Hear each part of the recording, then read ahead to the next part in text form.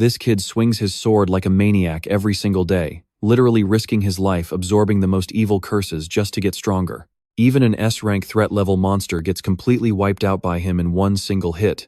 Trust me, you and I know that is not enough. He needs payback for his past life.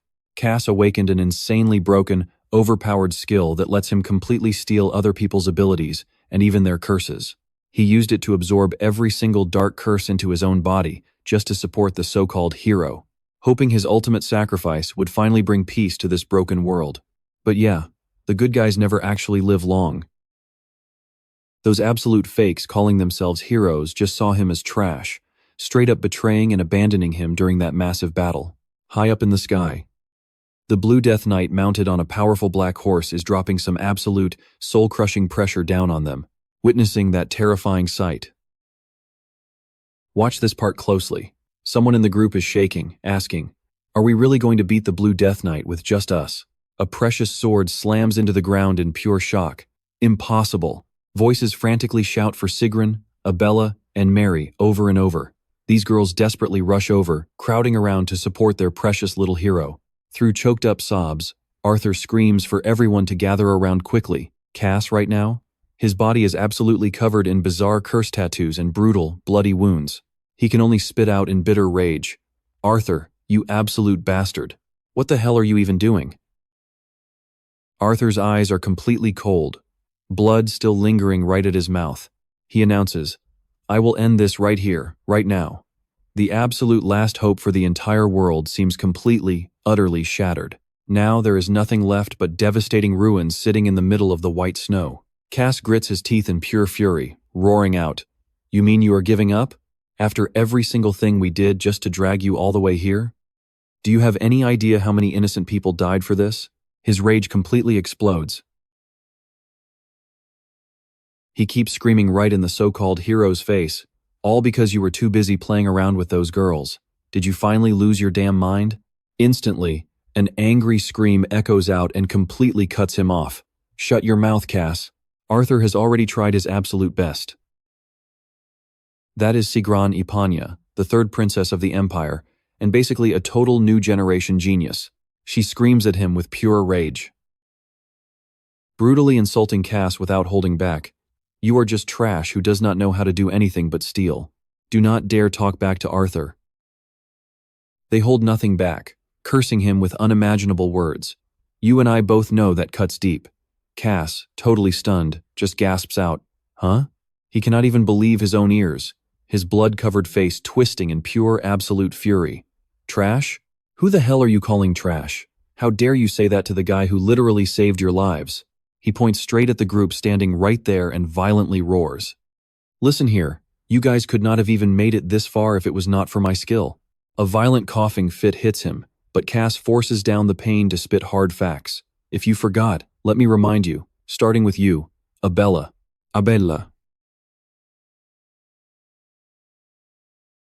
The famous Red Witch of the Magic Tower. Right now she is anxiously hovering next to Arthur, but Cass completely exposes her true colors. "You were the one who said you could not use magic if you lost your voice. Did you not literally beg me on your knees to take away that curse? When they needed him, they begged, but when they didn't, he was just trash."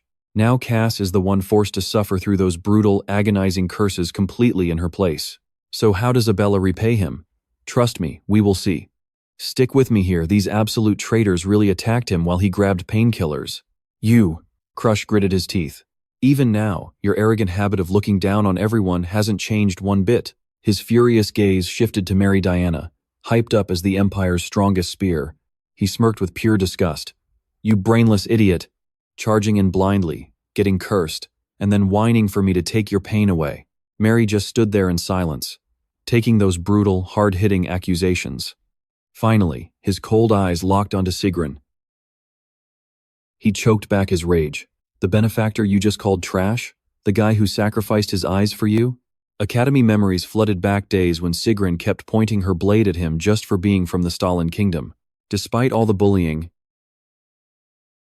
being beaten entirely defenseless, and mocked by everyone as a pathetic failure, Crush silently endured it all. He swallowed massive physical and mental torment. And now, These backstabbing traitors were biting him back. He took all that painful humiliation just to find a way to heal Sigrun's eyes. Crush laughed at his own naive loyalty. You feel that too, right? He trusted this Generation A to save their dying country. Meanwhile, the entire kingdom absolutely despised and rejected him, simply because he lacked combat abilities. I've cleaned up every massive mess you guys made this whole time. What was it all for? Dark blood kept constantly seeping from his battered mouth. He glared at Arthur, his most trusted ally, and screamed, "But you guys were supposed to save the world. Arthur, you have to lead these idiots." Flashbacks hit hard days when Crush literally knelt at Arthur's feet, watching him stand proudly at the front of Generation A. Back then, he swore to fight beside him until the bitter end, only to be left with absolute despair now. So why the hell are you giving up so easily now? The massive hope he once had instantly turned into crushing disappointment. Arthur quietly stared down, his cold expression not shifting a single millimeter. Even covered in battle scars, he calmly declared, "I can finally tell you the real truth now. Like I said, this current world is totally finished, so I will restart everything from scratch." Crush's eyes went wide, cold sweat sliding down his face as pure shock warped his expression. Restart? What crazy nonsense are you even saying? Facing that total disbelief, Arthur maintained a terrifying, ice-cold level of calmness. Now watch closely, this is insane. He's seen the apocalypse before because his hidden skill is regression. Arthur's brutal confession acted like a jagged blade, stabbing right through every single effort Crush ever made. He casually kept explaining the details of his ruthless plan. "I will cast memory storage magic right now, allowing us to jump back into the past, perfectly intact." Arthur's calculating gaze swept over Sigrun, Abella, and Mary, the only pawns he actually deemed necessary. He genuinely believed that starting over with their current combat experience would heavily skyrocket their chances of preventing this apocalypse in a new timeline. "I will hit the reset button alongside these three people." Every single word from Arthur mercilessly crushed his bleeding heart. Trembling while clutching his deeply wounded chest, he stammered out in utter horror, "The four of you? What about me?" He only counted his squad of 4. Crush simply didn't exist in his eyes anymore. A highly meaningful smirk crossed Arthur's lips, yet his eyes remained absolutely bone-chilling and totally dead. He dropped those harsh words, officially discarding the single teammate who sacrificed everything for him. "I don't need you." Total betrayal. Trust me, you'll want to see what's next. Alright, you and I are about to watch the ultimate betrayal unfold right here. Arthur smirks. He tells our guy that his black hat skill was actually super useful for stealing even the most untouchable and deadly curses out there. He stares down at Crush, who is completely collapsed with blood pouring out. Then he just mocks him. What is the point of regressing with someone who is basically a broken mess? Honestly, what good are you now? He casually throws out the most twisted idea ever. He wants to completely wipe his memories so he becomes a totally different tool. Wouldn't that be better in the new world? Crush's eyes just shake with absolute pure shock. He finally realizes the brutal, crushing truth. "So, I was just a disposable item to you?" This massive jerk saw him as nothing but trash to throw away right from the very beginning. Arthur just keeps that fake smile plastered on. He turns his back with his girls and drops one last parting message. "Do not worry, I will put you to good use in the next life, and the one after that. See you later, Crush." Crush can only scream out in total desperation. Wait, hold on. His legs totally give out in the freezing snow as he watches the backs of his so-called teammates slowly disappear into the absolute distance. Let's pause. You and I both know this dark realization hits him incredibly hard. Whenever the others ignored him, Arthur would just stand there and watch without ever stepping in. He knew all along this guy never really saw him as a real comrade. In peak rage and absolute fury, Crush screams out, "Take me with you, you bastard." He collapses entirely. Breathing heavy, his mind is fading fast because all those curses he hoarded are finally eating his body alive from the inside. One shaking hand desperately tries to grip the freezing white snow beneath him. My life is going to fade out before this ruined world even fully collapses. That grim thought flashes through his mind as he feels death closing in fast. But then a crazy spark of madness flares up. He grits his teeth. No way. I refuse to let it end like this. And then he reveals an insane secret. The Black Hat is a skill that does not just steal curses, but it can steal other skills too. Crush makes a hard choice to become the absolute strongest, the main character. throwing away all his pride to solo dragons and defeat the 4 heavenly kings himself. Even though he never tried it on Arthur, since his power is not a simple curse. Don't blink, because he risks it all, and pitch black energy just violently erupts. Crush officially activates his ultimate black hat skill. He refuses to give up in such pathetic humiliation. A brilliant, glowing light surrounds Arthur completely, as he prepares to trigger the time loop and regress to the past. But right at that split second, a massive shadowy hand covered in creepy purple eyes suddenly reaches out of absolute nowhere. It completely grabs the so-called hero right from behind. Even with a face covered in blood and nasty wounds, Crush flashes a wildly insane smile. Wait a minute, that pitch-black shadow is the literal physical form of the Black Hat. It starts slowly devouring the entire space right around Arthur. Seeing his old teammate's crazy stubbornness, Arthur gasps for air and glares at Crush, with eyes full of absolute exhaustion. Deep down inside, Crush bitterly responds, "Arthur, you have already lived through countless apocalypses, and every single time my value ran out, you threw me away like pure garbage. You abandoned me in doomed, collapsing worlds over and over again without a care. Dark memories of dead bodies piled into literal mountains come rushing back. It serves as proof of the brutal cruelty Arthur caused in all those previous timelines. Makes you and me wonder exactly how many times he suffered that pure despair, right? But now the tables have completely turned. He makes a chilling, cold-blooded declaration. But this time around, Arthur, you are the one getting left behind. You and I are watching karma hit hard as he finally pays for his betrayals. He looks up at the blue death knight dropping from the sky. Crash points right at the pathetic traitor and smirks. Yeah, you probably deserve this. Standing right in front of the literal Grim Reaper, Crash throws Arthur's cruel words right back at him. Didn't you say this? This entire world is completely doomed. He glares straight into Arthur's terrified face and spits out, "If you don't want to die, try fighting for once." In a flash, the Blue Death Knight swings his massive blade down, unleashing an absolutely devastating slash packed with deadly blue energy, completely swallowing Arthur in an earth-shattering, massive explosion. I will be the savior of this new world. Blinding light suddenly cuts through the fog. Crash slowly wakes up, totally confused. His eyes shoot wide open as he feels his life energy returning. He shoots up with a terrified scream, staring blankly at a massive, fancy chandelier hanging above him. Crash holds up his tiny hands, trembling violently as he completely rejects reality. Where even is this place? He panics, looking around at the super fancy, oddly familiar bedroom furniture. Wait, is this his childhood home? Did he actually regress all the way back? The system confirms it. 13-year-old Crash Valheim. Regression process completely successful. Crash stares at himself, completely stunned. He stammers in pure, undeniable shock. I am really young again? The world erosion phenomenon. Now pay attention here, because another dimension is literally eating their world alive. When this insane erosion fully hits, the entire environment instantly transforms into an absolute living nightmare. But the absolute worst part? Freaky monsters from the other side start flooding the entire continent. Among them, the human-looking ones are terrifyingly known as the World Invaders. These wildly overpowered beings drop straight down, spreading pure terror literally everywhere they go. Citizens run for their lives in total despair, screaming out loud, "It is an invader!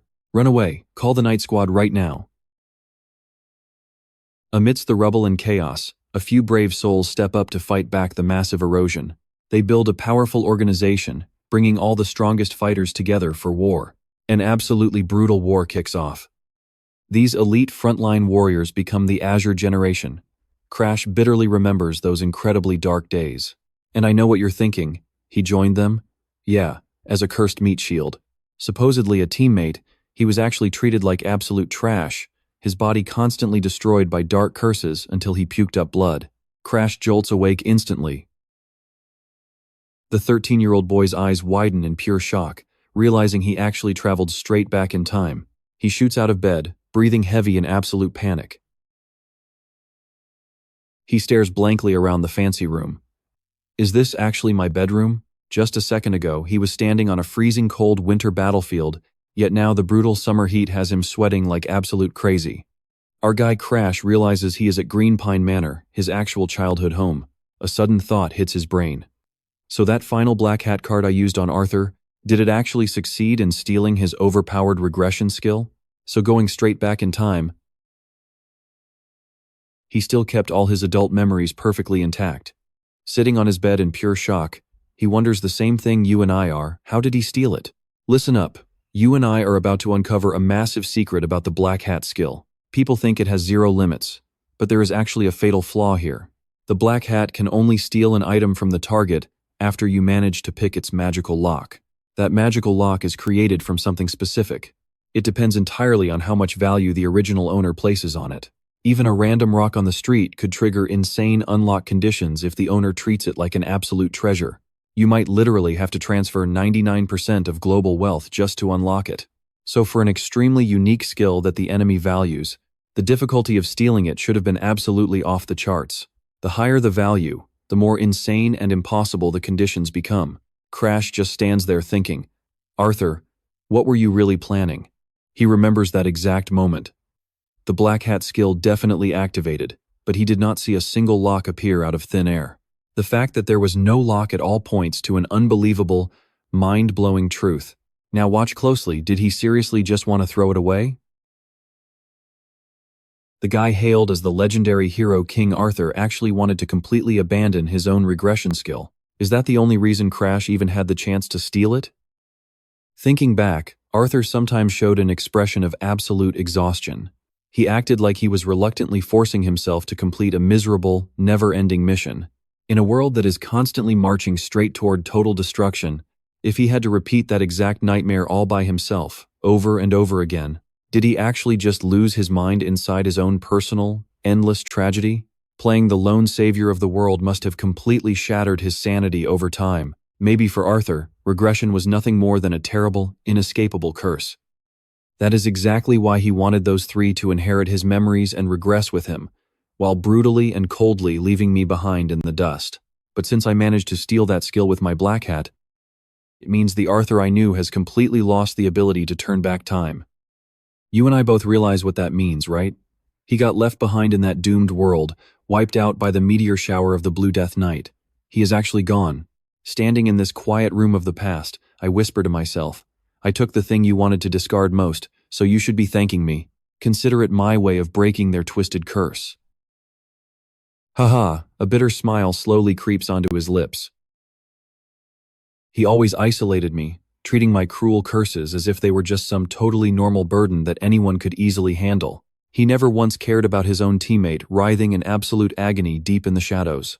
Looking back at the memories of being heavily injured and broken, collapsing miserably while they calmly turned their backs on me, my heart just boils with pure rage. Serves you right, you absolute trash, I mutter. A cold, sharp glare flashes across the face of a literal child. Stepping out into the Green Pine Manor hallway, I suddenly realize how incredibly tiny my body is now. Right before leaving the room, I stand in front of the mirror, studying myself. I look like I am only about 10 years old, short but packed with surprisingly solid, toned muscle. This is the result of endless days of brutal sword training just to survive the Vanhem family, the strongest martial arts clan in the Sterling Kingdom. He really had to train his guts out since childhood to build this physique. If I am at the Green Pine Manor, that means the 10th birthday proving ceremony has just finished up. Crash thinks deeply. It is a mandatory, brutal ritual for the Vanhem family where every single member must prove their true worth. Trust me, you are going to want to see the god he contracted and the skill received.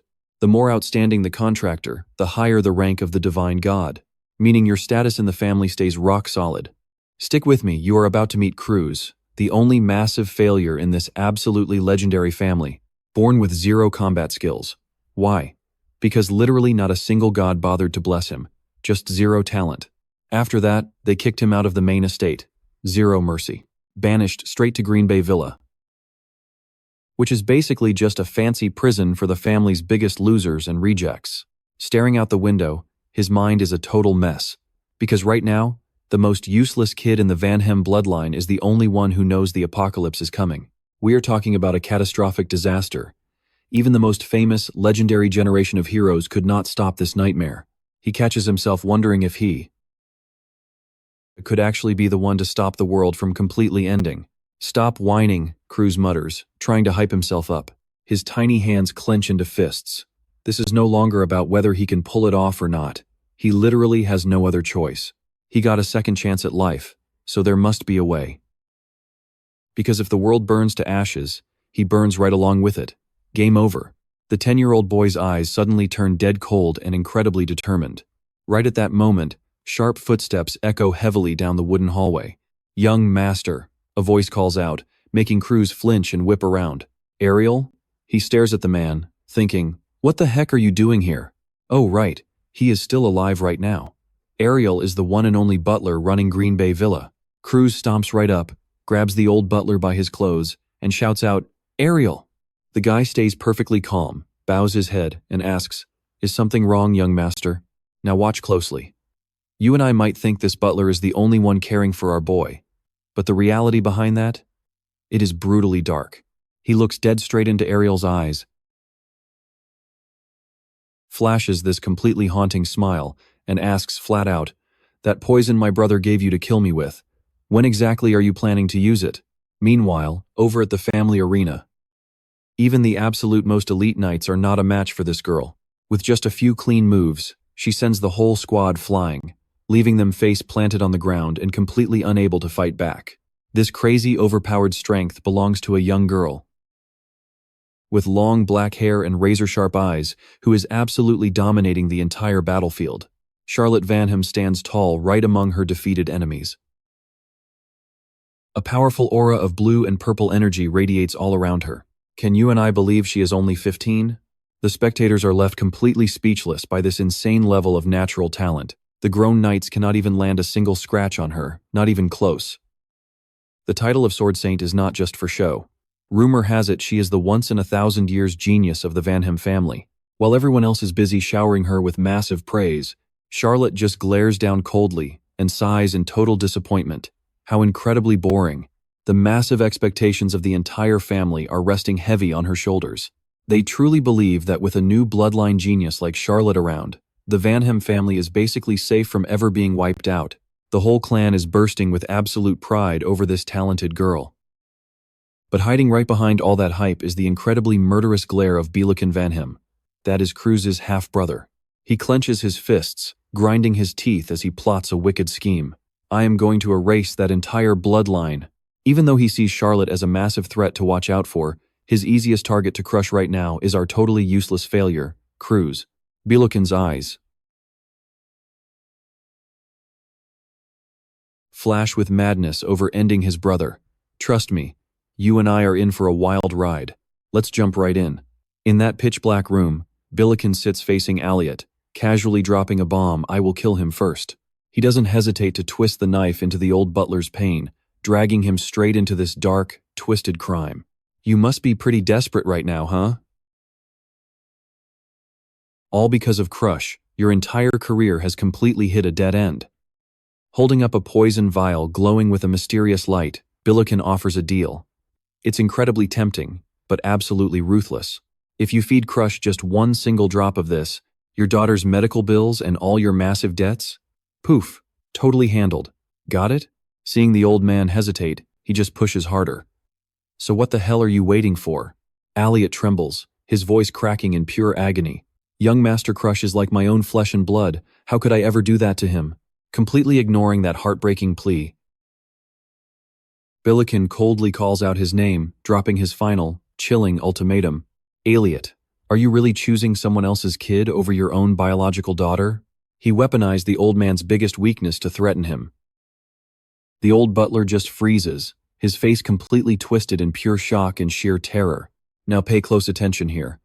In the brutal memories of the previous timeline, Aliot acted cold, but the actual reality played out in the most heartbreaking way possible. When severe, bloody wounds suddenly stained the entire plate of food red, Crush screamed and cried in pure despair next to Aliot, watching the person closest to him slip away into critical condition. I am so deeply sorry, young Master Crush. Those weak, final words echoed out through Aliot's fading, broken breaths. Before Crush regressed, this very butler actually accepted the order to assassinate him, but at the last second, deep love totally overpowered logic. Choking on his tears, he gasped, Young Master Crush is as precious as my own son, yet, what have I done? Aliot's hand went completely limp, dropping onto the freezing floor. As his life force completely faded away, it turned out he couldn't handle the crushing guilt. He ate that poison soup himself, ending his own life instead of harming the boy he truly loved, quietly dying right in front of Crush's eyes. Snapping back to the present reality, you and I need to watch this pivot carefully. Crush shoots Elliot an ice-cold glare that pierces his soul. That poison my brother gave you to kill me. When exactly will you use it? That blunt exposure leaves Elliot violently shaking, cold sweat pouring down his face. He stammers in absolute sheer panic. What? What poison? Crush doesn't even let him make excuses, growling, "Are you seriously playing dumb? You were planning to kill me for your daughter's sake. I'm just a failure anyway. Did you honestly think I didn't know?" Crush's brutal question forces Elliot to bow his head in pure silence, too terrified to face the harsh reality that just got exposed. Staring at the completely broken down old butler, Crush thinks to himself, "If I keep this up, I'll push him into a dead end again, just like the last life." Holding back a heavy sigh, he coldly declares, "Whatever. If you really want to keep up this fake act, that is entirely on you." Right before turning around to walk away, he drops one last bitter comment. "If I wasn't a total failure from the start, you would have never accepted that order anyway." Elliot stands completely rooted to the spot, dead silent. He's stunned by the terrifying change in the young master he assumed would be crying in fear or raging at this betrayal. But he never expected the kid to be this insanely calm, like a grown adult. Crush walks away ice cold, leaving Elliot behind in an absolute mess of chaotic emotions. The stunned butler wonders, has Crush actually changed? Trust me, we're about to find out. He leads him straight to the massive study right inside the grand Elliot mansion. Stick with me here. The butler had no idea why he was dragged along, until Crush called his name, Elliot. Standing in front of a perfectly normal wall, Crush coldly gave his order. "Cut this wall down." Elliot was absolutely stunned. "What?" But Crush just gave him a mocking smirk. "If you are the Von Heim family's butler, a task like this should be incredibly easy, right?" Unable to refuse, Elliot bowed. "Of course." He drew his blade and took a battle stance. Then he unleashed a devastating strike, glowing with a brilliant surge of blue and purple energy. The perfect strike brought the entire wall crashing down, instantly revealing a dark, hidden passageway right behind it. Crush gave a small nod of approval. "Wow, that was a really clean cut." Elliot was completely shocked, because even he had absolutely no clue this hidden path actually existed. A secret passage hidden right here? Totally ignoring his butler's absolute disbelief, Crush just calmly stepped forward into the darkness. Right before heading in, he even threw his butler a quick compliment. "Great job." Elliot could only stare at the young master's small back. Sweating bullets, he realized Crush was completely different from the kid he knew just yesterday. Calmly pulling out a glowing gem to light the way, his intense, majestic aura suddenly reminded Elliot of the powerful family head. They ventured deeper inside until they hit a heavy door locked completely tight with thick chains. "Watch closely here." Crush just froze as old memories flooded back. He clearly remembered how, in his previous timeline, by the time he finally found this exact place, everything was already burned to absolute ashes. But this time around, he actually made it here before that disaster could even happen. Standing before the heavy door bound by those thick magical chains, Crush made a fierce, silent vow to himself. Seeing this, Elliot stepped right up and offered, "Young master, should I cut these chains down?" But surprisingly, Crush coldly stopped him. "No, you definitely won't be able to slice through these magic chains. You and I know what's coming." He wanted to use this chance to truly test his own power and limits here. Instantly, a massive wave of violent dark energy erupted everywhere as he suddenly shouted, "Shadow skill!" A freakish demonic hand, completely covered in terrifying purple eyes and rows of razor-sharp teeth, reached out from the void, smashing straight into the chains with the overwhelming, devastating raw power of the dark hand. In just a split second, the crisp sound of shattering iron chains echoed loudly. Crush calmly caught the massive falling lock in his hand and silently judged the result. "So my skill's raw power hasn't faded at all?" Meanwhile, a totally panicked Elliot rushed right over, quickly taking the heavy object from his hands. "So heavy." The utterly shocked old butler quickly asked, "Young master, did you actually form a sacred pact with a god?" Crush suddenly realized that right at this exact point in his past timeline, he hadn't made any pacts yet, so he smoothly lied to cover it up. "Yeah, I actually just signed with a totally unknown god. He calmly gave his next order. As for the library incident, feel free to report it all to my father. Elliot stood completely frozen, his wide eyes unable to hide pure shock at the young master's absolutely insane transformation. Deep inside his mind, he thought to himself, just yesterday, Crush's hollow eyes looked exactly like someone who had completely lost every single reason to even exist in this world. And yet, after just one night, he totally transformed himself thanks to this brand new pact with a god. Elliot truly believed Crush must have definitely received an insanely overpowered new skill from it. Because after all, he carried the mighty Von Heim family bloodline, sharing the exact same noble lineage as the great genius Charlotte. He quietly thought, even if he couldn't ever match Charlotte, the current Crush was absolutely no longer the useless failure from before. Trust me, you're going to want to see what happens next. Elliot swallowed hard, hand on his chest, bowing with deep respect. Young master, at least, until you finally accomplish whatever it is you are planning to do, I promise not to breathe a word of this to anyone. Seeing the butler act so completely different now, Cross stays quiet, just watching this sudden shift in his attitude very closely. And right here, you and I are about to see the craziest hidden flaw of going back in time. Because his own actions changed the timeline, Elliot is clearly changing right along with it. Even so, his eyes still flash with pure caution when he looks at the man standing right there. Because Elliot is still a traitor. That bloody image of Elliot falling in his past life, burned into his memory forever. Staring coldly at the old butler, he seriously wonders if Arthur had to suffer through this exact same timeline paradox, which is why he forced him to learn regression. His eyes go totally dark. He starts calculating. Think about it, if he cures Elliot's sick daughter, the guy will probably pledge absolute loyalty to him, right? He definitely needs to collect way more useful chess pieces if he plans on surviving in this crazy place. Cross coldly turns away, dropping one simple and brutal line, do whatever you want to do. He decides curing the butler's daughter can definitely wait until a bit later. Because right now, the secret library comes first. Stick with me as these heavy wooden doors slowly swing wide open, radiating an insanely heavy blood-red energy that just crushes the air. Cross completely freezes as a massive pillar of pure light and wild magic fire violently erupts from the inside, literally trying to incinerate any trespasser on the spot. His eyes go wide in absolute shock at the massive scale and raw power of this place. He honestly never expected a legendary spot like this to get burned down to total ruins. Despite surviving so many world-ending erosions, Cross actually shivers the second he steps his foot inside this crazy room. No mistake about it, that guy's legendary secret technique is definitely hiding right here. He mutters to himself, staring up at those massive bookshelves reaching into the sky. Finally, he smirks with total satisfaction. Found it! This spot is the secret library of the Blue Pine Pavilion, where the literal failed ancestors of the famous Van Hem family were dumped. They recorded every single one of their hidden techniques and lost memories right here. This isn't just basic skills.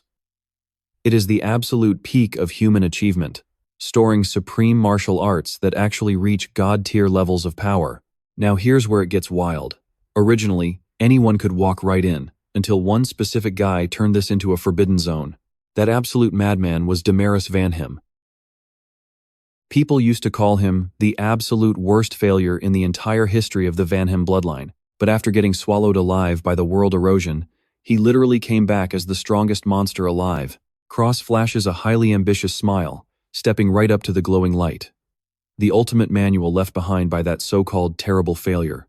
Cross reaches his hand out, grabbing the violently blazing skill book, and softly whispers, "Sorry for showing up so late, my dear ancestors.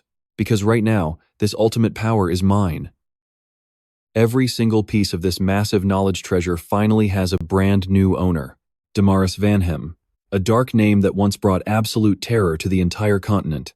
Known as the biggest loser in the Van Hem family, but at the exact same time, he was the most overpowered warrior to ever walk this land.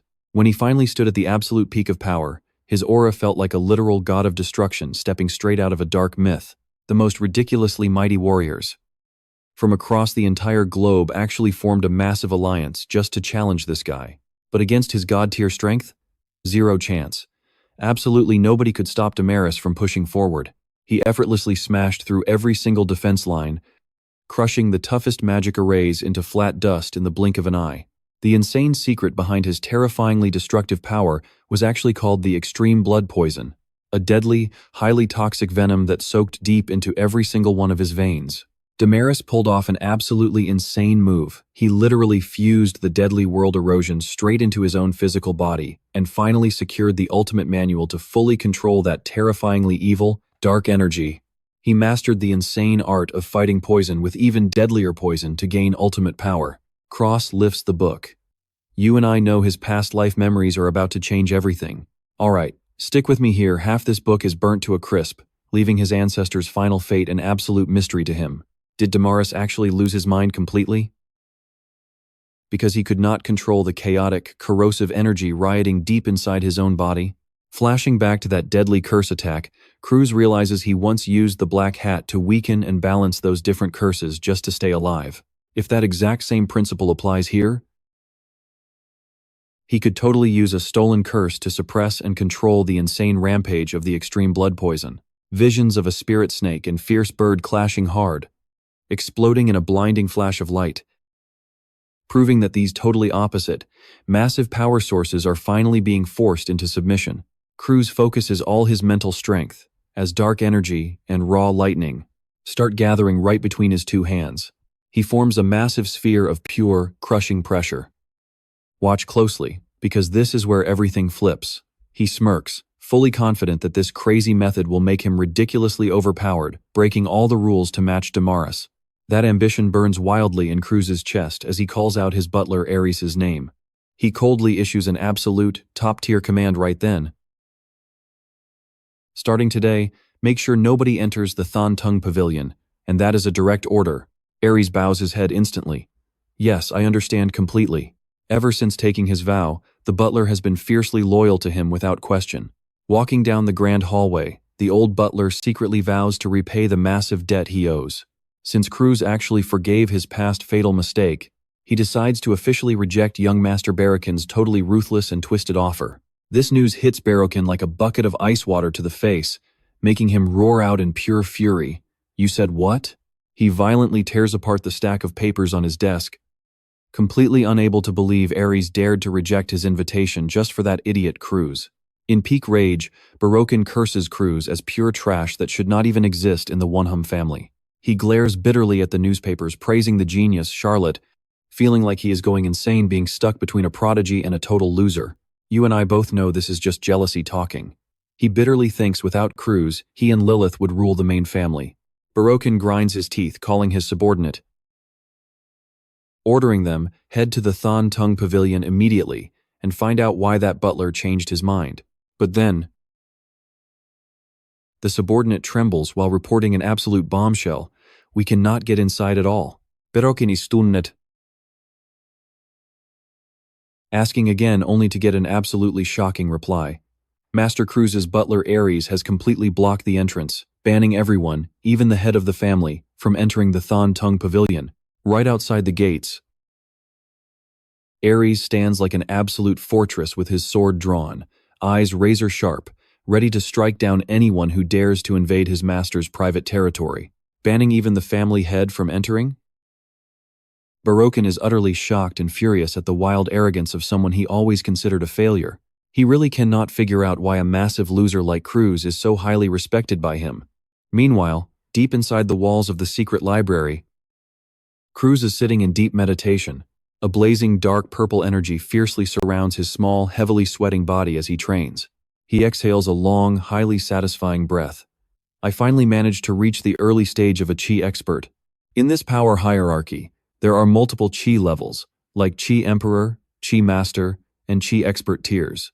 Now Cruz officially enters the beginner Qi stage. Trust me, you are going to want to see what he does with this insane new power.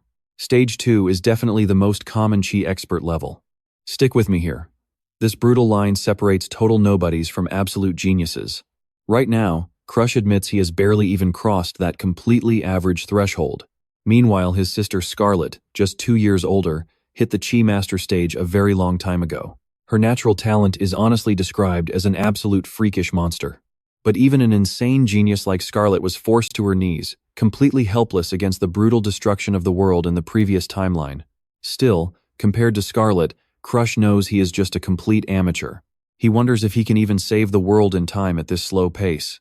He quickly shakes off those doubts. He has to try, because complaining will not fix anything here. He remembers his tragic past life.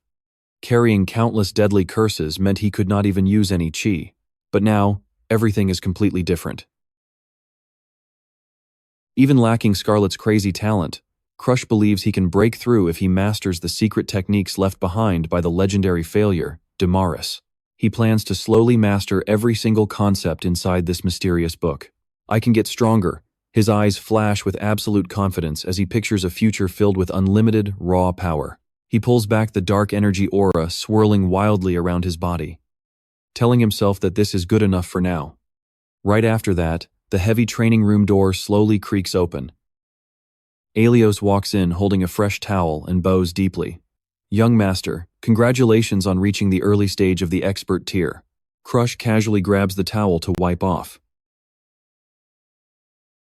It is nothing special, he replies, but more importantly, why are you waiting out here in a place like this? Now pay attention, because this old butler drops an absolute bombshell here. Your fiancée, Lady Bianca Haydenhart, has just arrived at the Thon Tongue Pavilion. Crush freezes, his eyes going completely wide. The white demon Bianca?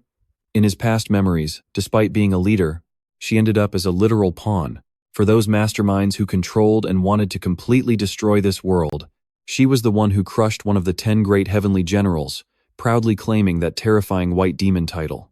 Even though right now she is just the youngest daughter of the Haydenhart family, this is actually nothing more than a strict political marriage arrangement. Ha! The Wonham family gets the perfect chance to dump their totally useless failure, while the Haydenhart family becomes Lords of the North, teaming up with the strongest martial clan. Crush bitterly realizes the harsh truth. You and I both see it, right? He realizes they are just two pawns getting completely played in their family's twisted games. But then, he flashes a highly calculating smile. I actually needed to see Bianca anyway. I never expected her to come straight to me. Bianca Haydenhart, the youngest daughter of the Northern Lord family, carries an incredibly cruel, tragic fate. Because her mother was heavily affected by an awful erosion curse, way before she was even born, Bianca came into this world completely lacking any physical sensation. The curse is baked deep into her soul, completely immune to any basic exorcism spells. With such a corrupted body, she cannot even form a basic contract with the divine spirits.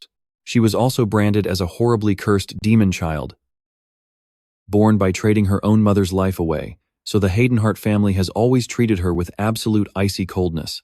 Crush wonders quietly to himself, does Bianca actually hate me? But he quickly brushes that thought right out of his head. As long as it does not ruin his plan to steal her curse, it is totally fine.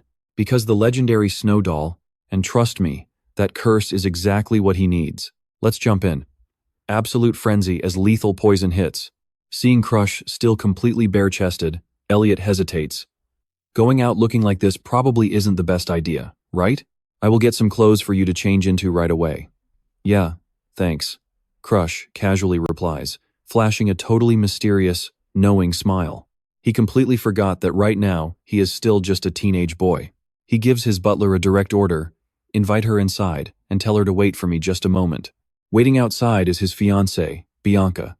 She stands there dead silent, rocking silver hair and a snowflake hairpin, her face completely emotionless as she waits for their meeting. Flashback to 5 months ago. In a blind rage, Crush didn't hesitate to scream right in Bianca's face, "Just get lost." He glared at her with eyes full of pure hatred and absolute humiliation.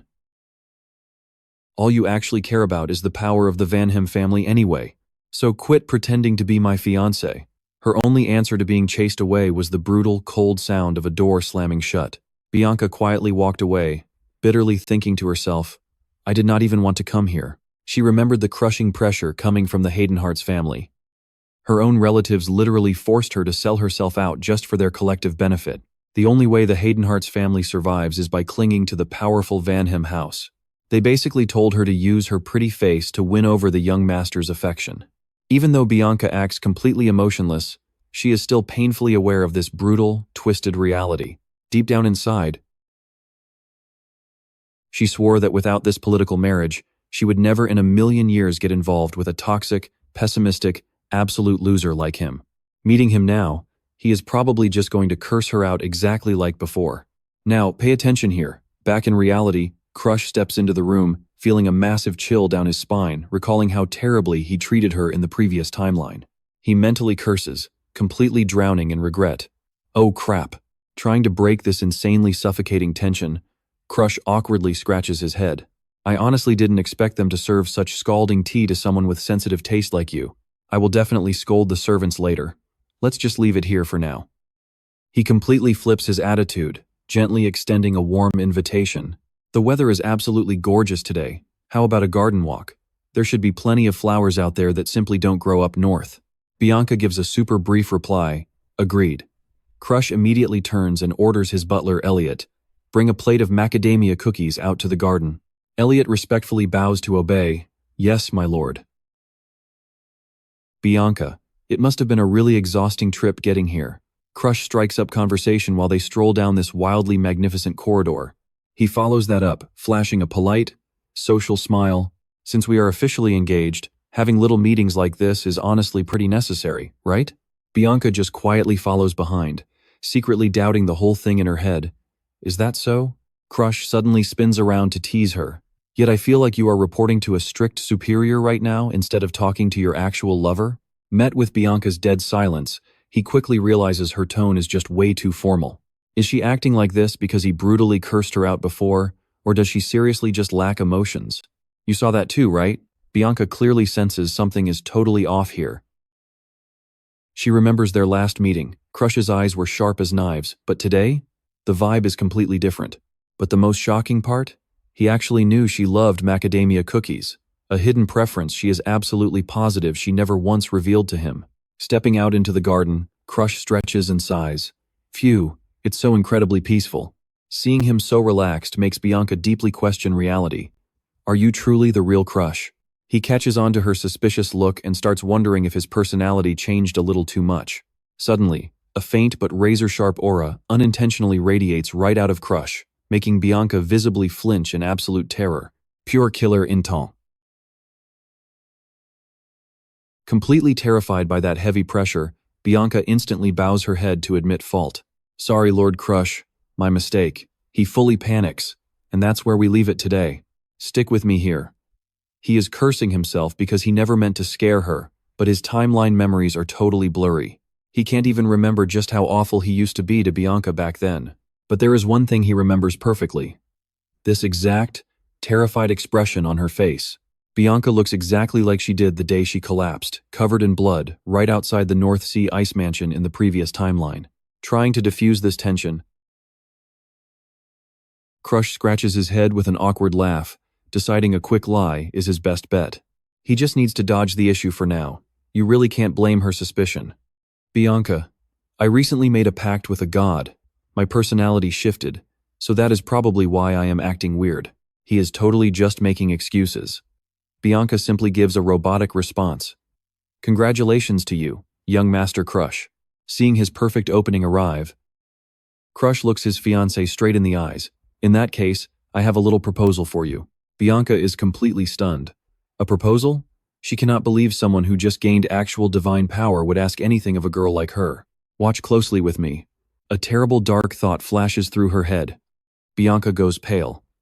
Is he breaking off the engagement? Catching her panicked reaction, Crush just blurts out in shock. Why would you even think that? Crush hesitates awkwardly.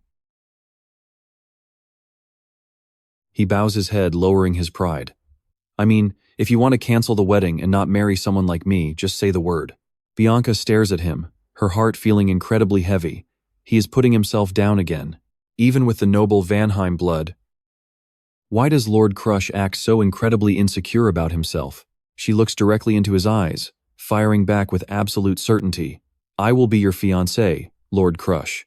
That is never going to change. Crush is totally stunned, freezing up at this little girl's fierce and unwavering declaration.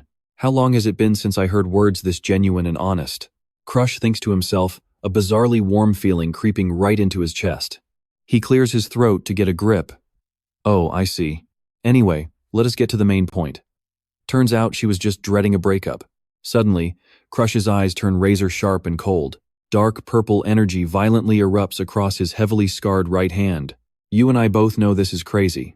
But he asks, "Want to give me that curse even top experts could not dispel?" Bianca is utterly shell-shocked. She cannot believe her ears. Did he just say to hand over that totally unbreakable curse to him? You mean you actually want to take on this curse? Crush just nods and confirms. Yeah, I really need to use it. If you hand it over, I will grant any wish you want. Even pure destruction, if that is your choice. Bianca ponders for a second. She realizes her emotionless curse is actually giving her a massive upper hand right here. She knows that Crush is constantly treated like a failure and is definitely clashing hard with the main branch family. Looking at his completely exhausted state right now, Bianca starts guessing internally. Maybe Lord Crush is just so worn out that he became like this, so completely drained that he actually wants to erase all his own emotions? She suddenly remembers what a psychological mage told her back when she was just a kid. When human beings hit their absolute mental limit, they finally break down to the disease of the heart. That old mage's terrifying warning flashes with crystal clear detail right inside her very mind. Once infected by this darkness, they might take their own lives, or suddenly turn incredibly gentle, almost like they became a totally different person. He warned her very seriously. So, what do you and I make of this? It is the ultimate warning signal for a truly heartbreaking end. Bianca, if someone close to you is going through a hard time, stay by their side. Stick with me here, because she becomes completely convinced he's hitting rock bottom. Without warning, she reaches out and tightly grabs Crush's hand, the one covered in scars and calluses. She looks at him, eyes full of pure determination and comfort. It will be okay. I know you can get through this, Crush. You just need to control your feelings. You really don't have to rely on the curse. Bianca's words completely catch Crush off guard. He stammers. Huh? Bianca, I think there's a massive misunderstanding here. Ignoring his absolute confusion, she just keeps going. From now on, I will visit you regularly. If my father allows it, I might even move closer so I can be right near you. Wait, seriously? Crush is stunned. Why say that all of a sudden? Hold on, don't you hate me? You don't actually want this engagement, right? Bianca just grips his hand tighter. Her gaze doesn't waver. Even so, I could never abandon someone standing right on the edge of despair. Crush instantly realizes something. She didn't deny hating the engagement at all, but she is exactly the type to dive headfirst into something once she makes up her mind. He thinks to himself, I really feel like she's misunderstanding this entire situation on a catastrophic level. Now pay close attention to this move. Since talking won't work, Crush secretly activates his skill to steal the curse. A wave of dark purple energy instantly surrounds Bianca as he calls out his signature move, Black Hood Skill. Instantly, a massive magic circle appears beneath them, trying to meet the unlocked conditions to officially hijack her curse. But there's a problem. Her curse is completely locked down. Condition 1, become Bianca's friend. Crush winces at the headache. A double lock? This is incredibly annoying. He realizes that since Bianca was literally born carrying this heavy curse, it's treated as a part of her body. That gives it an insanely high value. Befriending her? That's going to be way harder than just acting as her fake fiancé. Since Bianca naturally lacks any real emotions, she almost never shows actual interest in anything around her. Crush worries that sending her back to Haydenheart means she'll inevitably turn into the cruel white demon. So he decides to keep her close by and wait for a chance to unlock it. It kills two birds with one stone, preventing her white demon awakening while getting his hands on the snow doll. That makes me incredibly happy. I am truly grateful to see my lovely fiancée so often. Crush hides his tricky schemes, flashing a bright smile right back at her plan. She gives a tiny nod. I will confirm with my father and return. See you later. Crush stands there, watching Bianca's figure slowly fade away into the beautiful sunset, thinking he has at least a month to cram as many secret magic books as humanly possible. He breathes a deep sigh of relief. Phew, things are going to get super busy soon. You and I both saw that coming, right?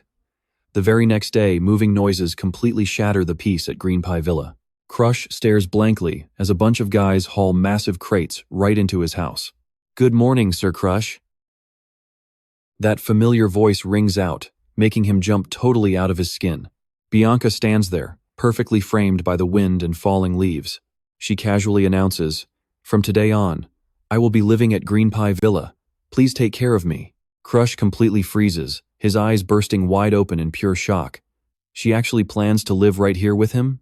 Was she being completely serious yesterday? How in the world did she come back so fast? Wait, Bianca, is she seriously sleeping in this exact spot again? He sighs nervously at his sleeping fiancée. And that's where we leave it, trust me. The real chaos is just beginning. Let us jump right in. People might misunderstand us, Bianca yawns, barely keeping her eyes open. She glances at him. Good morning, Lord Crush. Wait, why are you even here? Crush immediately snaps back. I should be the one asking you that exact question, Bianca. Time flies by quickly, and thick white snow completely covers the massive estate. Despite the freezing, bone-chilling cold, Crush is training like an absolute beast, completely drenched in sweat. A blazing blue aura erupts around his entire body. He takes a moment to reflect. It has already been several months since he actually started living together with Bianca. He still perfectly remembers the exact day she moved in. Looking incredibly elegant, Bianca coldly announced, "Starting from today, I am officially moving into the Azure Pine Pavilion. Please take care of me." Crush just stared, completely stunned. He stammers, "You are moving in right now?" She casually replies, telling him her family instantly agreed to this arrangement without a single problem. Looking at her, Crush feels secretly worried. Is she really okay being away from her home like this? She is literally only 12 years old. Or maybe she just hated staying in that awful house. The family that constantly pushed her away? He realizes. Since Bianca completely lacks emotions, her connection to her family is extremely weak. She simply cannot even begin to understand basic feelings like sadness or loneliness. But Crush thinks to himself, maybe that is actually better. He wants to genuinely be her friend. Their relationship develops in such a weird way. Honestly, it is like a mother hen and her chick. Wherever he goes, she follows right behind. Seriously adorable. Snapping back to the present, Crush is still pushing his limits. A massive burst of raw energy explodes. He realizes she moved in during the summer. Now it is winter, and the year is quickly coming to an end, which means the opening day of the prestigious La Henner Academy is fast approaching. This elite place was built through an alliance between the 4 major kingdoms and the Empire, designed to train talents to stop the world's decay. They only accept students aged 15 to 20. Before Crush regressed in time, this exact place trained countless powerful figures of the current generation, fighters with top-tier skills. Crush aggressively grits his teeth in pure rage. Now, here is where it gets crazy.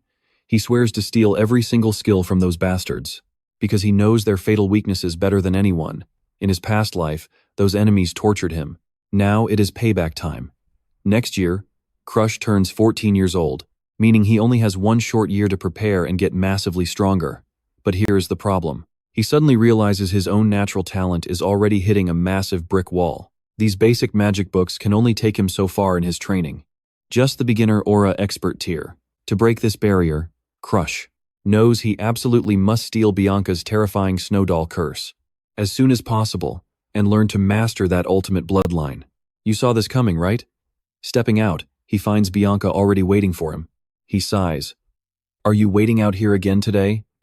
The girl casually replies, Yes, I simply cannot leave you all alone. Ever since the summer ended, she has literally stuck to him like a shadow. Even when Crush gets annoyed, asking her, Are you going to follow me into the bathroom too? Bianca blankly asks if that is somehow forbidden. Crush can only let out a heavy sigh. When will Bianca, ever, actually see him as a real friend so he can finally complete his ultimate goal? He quickly tries changing the subject. Do you want to go out for a walk? That is where we pause. Suddenly, a butler approaches. Young master, let's dive right in.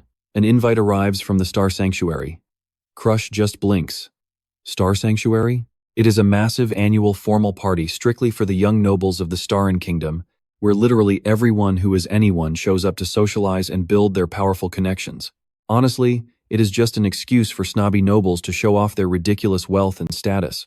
Holding the fancy invitation in his hand, Crush quietly mutters to himself, Ah, now I remember. Thanks for the quick reminder, Ariel. In his past timeline, he locked himself away in the Blue Pine Pavilion, so his memories of this exact event are honestly super blurry right now. But he knows for an absolute fact that scumbag Belokin will be there. Crush's eyes turn ice cold. He decides he absolutely must go to keep his promise to Ariel. He tells himself, this way, that jerk will not have a chance to repeat his past mistakes. meaning he is fully planning to stop the brutal tragedy that happened to the old butler's daughter. Crush hands the letter back to Ariel and firmly announces he will attend immediately.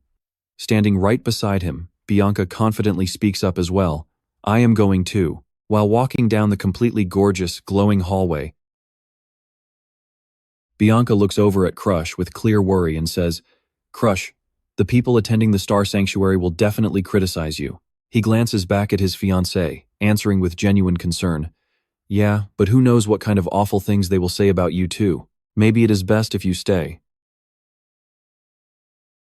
Meeting his worried gaze, Bianca looks him dead in the eye and firmly insists, No, I am definitely going with you. Crush just smiles softly at her,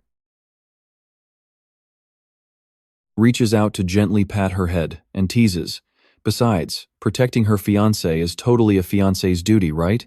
Realizing he might have joked a bit too much with the poor girl, he quickly corrects himself.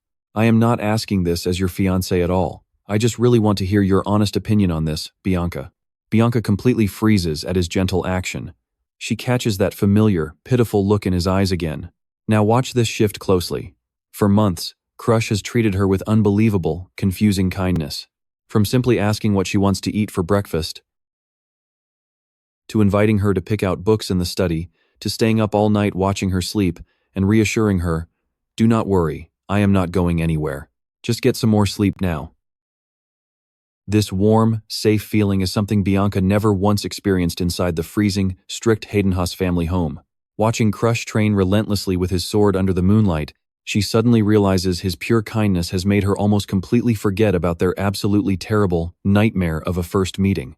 Deep down, Bianca tells herself, that is exactly why I do not hate Crush anymore. She looks deep into his eyes and firmly repeats her bold statement, I will go with you. Not as your official fiancé fulfilling a duty, but choosing to go entirely as myself. That is my true, honest feeling. Crush is totally stunned by her sudden, raw sincerity. He can only manage to blurt out, I understand. The carriage rolls out under a glowing sunset. Can you feel that electric tension building up? As the massive grand castle appears before their eyes, Crush looks out the carriage window and mutters, So this is Gararyu, truly the most famous spot around here. Wait, they rented out the entire venue? Just how insanely rich are these people? Crush cannot help but be amazed seeing the massive scale of the party location. These snobby nobles, they live in pure luxury, throwing money around like water.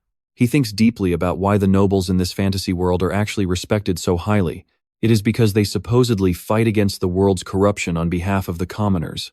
Yet looking at these utter fools now, all they do is party all night long without even bothering to train once.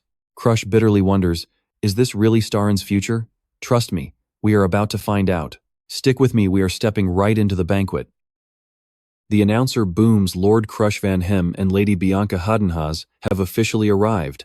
Instantly, a massive wave of nasty whispers surrounds the two of them. People sneer Crush Van Hem, the pathetic failure of his family, paired with the cursed girl from the north. Wow, what a perfect match made in absolute hell. Those fake, two-faced nobles stare them down with pure, unhidden disgust. They even warn each other not to look, terrified they might catch Bianca's curse. But right amidst this chaotic crowd, Crush spots some incredibly interesting faces, true nobles, who will later join the legendary Azure generation. There is Balak Hotma, the sharp-eyed teen tiger, Amelia, the mysterious spirit with glowing red eyes, and Annex Freezer, an absolute master with the wooden bow. These three make up the famous Starin trio, and their eyes are locked on him, looking at him with pure, icy contempt. Crush notices their heavy glares, and he knows exactly why his older sister, Charlotte.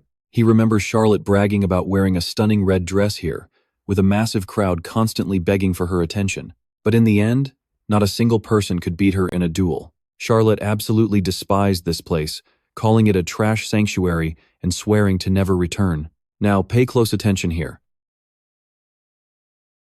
Crush knows for a fact his sister caused an absolutely massive, unforgettable scene. Suddenly, Bianca gently tugs his sleeve. Lord Crush, please do not listen to their cruel words. Crush completely freezes. This girl just got heavily insulted, yet she is actually worrying about him? He just smiles warmly and gently pats her head. I do not mind them at all, just thinking about Charlotte. Just as he wonders when that guy will show up, speak of the devil, right on cue. The announcer shouts again. Lord Derlin Danfolian has entered the hall. The noble with the absolute weirdest fashion sense walks in, flashing a ridiculously bright smile. He waves excitedly to the crowd. Hello there, everyone. You and I are looking at the legendary head alchemist, Derlin Danfolian. The guy zero cares about his looks, dressing like a total eccentric weirdo. A past life memory hits. Derlin gasped, Whoa, your body is fully cursed. What in the world messed you up this badly, huh? Derlin had screamed in pure shock back in the old timeline, staring at Crush's brutally scarred and ruined body. Rubbing his chin, he excitedly calculated aloud. For a corrosion curse, combine this and this. It totally works. Looks viable. Then, Derlin happily pitched an absolutely insane idea. Hey, want to be my personal test subject? I will heal you up. A blinding light erupted as Derlin forced his healing magic, leaving Crush screaming, Stop, stop, right now. Are you completely insane? Stay the hell away from me. He just intentionally teased Crush, finding the whole panic absolutely hilarious. That guy is Derlin Danfolian, lord of the highly prestigious Alchemy Castle. This was Crush's first time reuniting with the man destined to become the world's absolute greatest alchemy king. Derlin strides right into the banquet hall, overflowing with extreme confidence. He waves wildly with a massive grin. Hello, everybody. His entrance instantly sparks totally mixed reactions. Noble ladies scream in pure admiration. Look, Lord Derlin looks incredible today. Meanwhile, stuck-up nobles sneer and mock him as a total weirdo, showing up late just for cheap attention. As Crush watches from afar, you and I can definitely agree what a massive show-off. Alright, stick with me as our guy crashes the ultimate teen gathering. He turns to Bianca, who is totally distracted by her massive food plate. Bianca, stay right here. Still chewing happily on her snack, she obediently mutters back, Yeah, okay.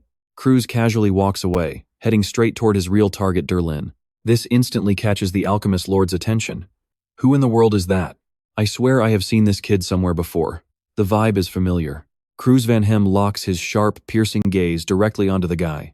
Derlin watches Cruz getting closer. He stares intently at the boy and suddenly gasps in complete shock. Wow, he really looks exactly like Charlotte. Curious, he asks if Cruz has something important to say, or if he is just captivated by his looks. But then, his tone shifts into something totally serious. Lately, it seems you have been digging up information about the world erosion. Is that right, Cruz? Completely unfazed, our guy smirks back with a challenge. I wonder if saying that makes you even more interested in me. Derlin flashes a seriously wicked smile. You really are one provocative little brat. Since you have successfully sparked my curiosity, you better mentally prepare yourself for what comes next. Watch closely now. He leads Cruz inside a sealed room. Admiring his collection of precious swords, he casually asks about the boy's age. When Cruz replies that he is only 13 years old, Derlin notes that despite looking young, the heavy aura radiating from him feels entirely different. Cruz holds back a deep sarhu. He boldly declares, Look, I really do not have much time, so I want to skip ahead to the main point. Derlin pulls his sword from its sheath and coldly replies, Go ahead, talk. Out of nowhere, he tosses a blade straight at Cruz with a totally mischievous smirk. Hey, catch this. The absolute second Cruz catches the weapon, Derlin dashes forward, launching an attack with terrifying, lightning-fast speed.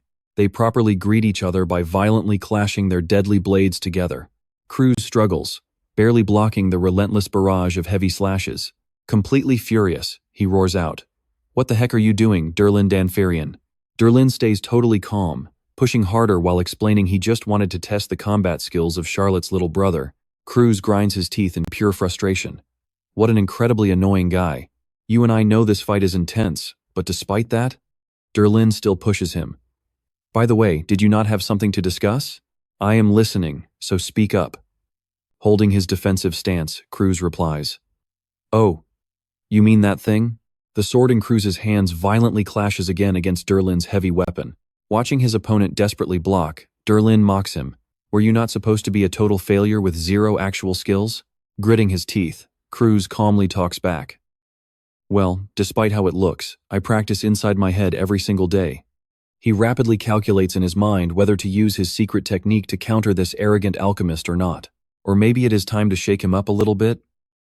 Suddenly, Cruz drops a massively tempting bait. That research regarding the nullification of curses? I can actually help you out with that. Those words leave Derlin completely stunned as he gasps out. What? Launching razor-sharp strikes to pressure him, he angrily demands to know what Cruz actually understands about alchemy to suggest a partnership. Dodging deadly kicks left and right, Cruz confidently explains the complex research methods needed to properly neutralize a heavy curse. He claims it is something unsealing mages still cannot break, but it can be achieved by using a completely different curse as a counterweight. He honestly never expected a known loser like Cruz to understand advanced alchemy so deeply. Derlin suddenly realizes that to become a truly first-rate expert alchemist, he absolutely must be the one to prove this exact research. He drops his stance. Trust me, we are just getting started. Let's dive right in. I will help you research. Suddenly, pitch-black aura violently erupts, completely swallowing Cruz's small body. He declares with pure arrogance, by using my curse-stealing skill. Witnessing this insane sight, Derlin is left completely shocked. Eyes wide open in pure disbelief. Aura, isn't this kid just a powerless failure? He thinks to himself, if what Cruz is saying is actually true, then this is the perfect chance to finally complete his own research. Trembling with absolute excitement, Derlin flashes a mischievous smirk and makes an offer. So, how exactly should I repay you for this? Be my boyfriend? Cruz gets massive goosebumps and instantly rejects him. What the heck are you saying? This guy is a total weirdo with his fashion, and his personality is equally bizarre. He gets straight to the main point, demanding Derlin use his potion-making talent to craft medicine that suppresses the curses he will be collecting in the near future. Cruz quietly thinks, relying solely on his skill-stealing ability definitely won't be enough for him to survive in this incredibly brutal world, even in the current generation. Now pay attention. Even those with god-tier skills couldn't stop the world's absolute destruction. Since Cruz understands this harsh truth better than anyone, he knows a failure like him must use every single method available, whether that means using potions or absolutely anything else. Standing before Cruz, Derlin carefully observes his cold, sharp expression and quietly evaluates him. I heard he lost all motivation because he was constantly being compared to Charlotte, but that is clearly not true. He realizes he is facing an overwhelming genius and a truly unpredictable wildcard. Both of the Van Hem siblings completely leave Derlin in absolute awe. Cruz breaks the silence with a question. Can I ask you something? Derlin gets curious. What is it? Hearing Cruz ask about the soon-to-be-established Rahen Academy, Derlin's attention is immediately fully hooked. Looking toward the majestic academy, Cruz flashes a highly calculated, plotting little smirk. Of course he is going. A brand new master plan is already brewing inside. There are tons of incredible skills for me to steal there. But mostly, I need an official excuse to roam freely. Derlin gets so incredibly thrilled he can't hide it. Then perfect, I'll do anything, whether it's making potions or whatever else you need. He strongly insists that as long as it involves curses, he is totally game, while also making sure to demand a permanent spot right beside Cruz. We both saw that coming, right? Cruz thinks, this crazy guy hasn't changed at all, past or present. He suddenly shifts to a way more serious topic. You know about the discoloration disease? It is a terminal illness that turns skin dark blue and leads straight to death. Cruz looks dead at Derlin and orders, create the cure for that exact disease. Derlin is totally stunned, gasping in complete shock. Huh? He reacts super intensely. Don't you know what terminal means? Even for a genius like me, that's literally impossible. But Cruz just keeps a completely calm face. Because he knows for a fact, in the distant future, Derlin actually perfects this very cure. Clenching his fist, he looks at the alchemist with absolute trust. You can definitely do it. That single sentence instantly sparks massive pride deep inside Derlin. He smirks. Hearing you say that really pokes right at my ego. The provocation was a total success. A massive show-off just took the bait perfectly. Cruz and Derlin fist bump. Trust me, it gets crazier. Alright, let's jump right back in. The deal is officially sealed, and Crush tells him to contact Thon Tung Pavilion once the potion is done. Darling is absolutely hyped. Okay, I will personally deliver it right into your hands. But suddenly, Crush stops dead. One question has been bugging him. He asks straight up, "You have a crush on my older sister, don't you?" Darling doesn't even try to hide it, yelling, "I love Charlotte so much." Crush still isn't buying it though. He presses him about what Darling said earlier, about the spot next to him being open, and bringing up a boyfriend. Darling acts all shy, explaining that Crush is just too young to understand how it works. Then comes the wild confession. "I actually like guys too, you know. I can fall for both men and women." Absolutely terrified by this sudden truth bomb, Crush screams out loud, "Well, I certainly do not." He instantly sprints away for his life, while Darling calls out after him, "Hey, wait up, my beautiful future lover." Running out of breath, Crush thinks to himself, so that alchemist is actually that kind of guy. Now watch closely. When he gets back to the banquet hall, he freezes at a sickening sight. Some random guy is violently grabbing Bianca by the wrist, totally ignoring how much she is trembling in pain. Bianca glares at him with pure anger, but she is completely helpless. She has been silently begging for Crush to save her this whole time. The second he leaves her alone, she gets bullied this badly? Not on his watch. Without hesitating for a split second, Crush dashes forward and lands a massive, brutal kick right to the noble's head, sending him flying and crashing hard into the floor. The guy grabs his head, groaning in absolute agony. A pitch-black, suffocating aura suddenly erupts and completely wraps around Crush. His face goes dangerously dark, absolutely consumed by pure, unfiltered rage. He growls with terrifying menace. "You dare force yourself on my fiancée? What exactly do you want?" Facing down that monstrous anger, the man stutters in total fear. "Force myself on her?" Crush stares at him with absolute disgust. The noble caves immediately. "Fine, I will leave." The cowardly noble only manages to spit that out in panic, hastily stumbling backwards away from Crush's horrifying pressure. Not giving him a second to breathe, Crush coldly states that instead of meeting the two princesses as requested, he is going to find Anis. The idiot just looks confused and asks, "Why?" But Crush has already seen right through this entire setup.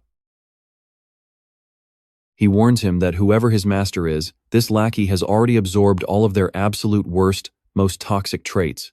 Crush calls for Bianca to walk away, leaving the pathetic guy completely dazed on the floor. Just a weakling copying his master to bully a girl. We all hate guys like that, right? Striding down the luxurious, red-carpeted hallway, Crush silently wonders why Bianca actually dared to refuse a direct order to meet the princess. Based on everything he had lived through in his past life, he could easily guess the identity of the mastermind pulling the strings from the shadows. However, the catch is, what confuses him is that at just 12 years old, Bianca should not be sharp enough to grasp this kind of incredibly complex political situation yet. Crush stops and softly calls her name. He looks his fiancée straight in the eyes and asks her for the real reason. Why did she disobey the princess? Bianca lowers her head, her silver hair gently hiding her face. She answers quietly with absolute, pure sincerity. "Because you told me to wait for you, Lord Crush." This incredibly innocent answer, packed with such complete and total trust, leaves Crush absolutely stunned in his tracks. He smiles softly, gently patting her head with real affection as the two of them continue walking down the long corridor. "You did great." He steps up to a massive set of doors. Luckily, with some help from Anis, Crush and Bianca step into the room behind it together. But the very second those doors shut, Anis shows off a seriously excited expression. He blocks the path. "So, how about this? Let's find out together. Let's dive right into the madness." The guy smirks. "I am curious about you, Cross. Fight me." Cross suppresses a heavy sigh, completely exhausted by this. He really didn't expect to run into yet another absolute weirdo itching for a pointless fight today. Is it really going to come down to this? Aren't fights strictly banned in the Star Sanctuary? But Anix won't back down. He steps up with a totally provoking smirk. "But you already fought Charlotte. So fighting you should be fine, right? You're way weaker than she is anyway." Cross suddenly remembers the wild rumors about this guy. When he fought Charlotte, he actually lasted way longer than Abarax did, an expert who is actually slightly higher level. But the thing that makes Anix truly terrifying is his raw, animal-like combat sense. He is so utterly unpredictable that opponents can never guess where his next sword strike falls. Deep down, Kra really doesn't want to waste his time brawling with this psycho. But looking into those burning, crazy eyes, he knows there is zero chance he can just walk away from this mess easily. Kra coldly accepts. Fine. Instantly, the guy flares up his bright blue magic aura, gearing up for a massive head-on charge. He launches a lightning-fast strike straight at him, but yeah, it does absolutely zero damage. Our boy dodges it smoothly, clenching his fist tight for the heavy counter. Now watch this closely. One punch packed with cursed black energy sends him flying. He just clutches his stomach in pure agony. Kra stands his ground, quietly looking down at his defeated opponent. Annex groans, clutching his chest. Kra, you are incredibly cruel. Kra coldly adjusts his collar and fires right back without missing a single beat. You're the one who challenged me first. Even while he is in this utterly pathetic, broken-down state, Annex still tries to bargain. Yeah, but wait, can I go grab my weapon first? Kra just smirks and hits him with pure sarcasm. Is a weapon really more important when you can't even stand up right now? Annex tries to force himself up, but his body is totally shattered. He just collapses flat on the floor, absolutely completely drained of energy.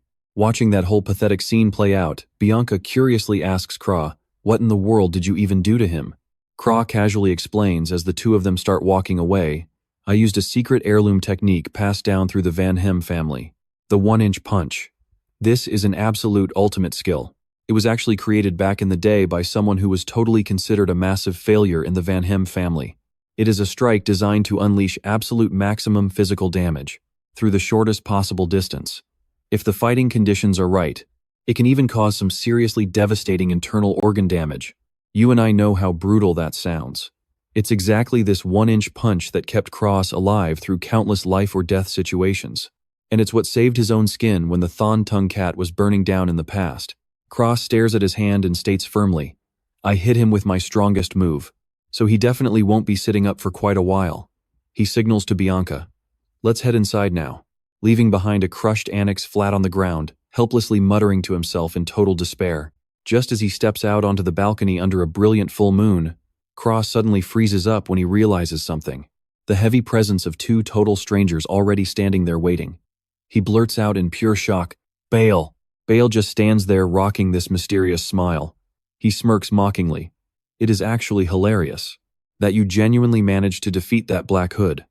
But Kra doesn't flinch at all. He instantly calls out the enemy's scheme.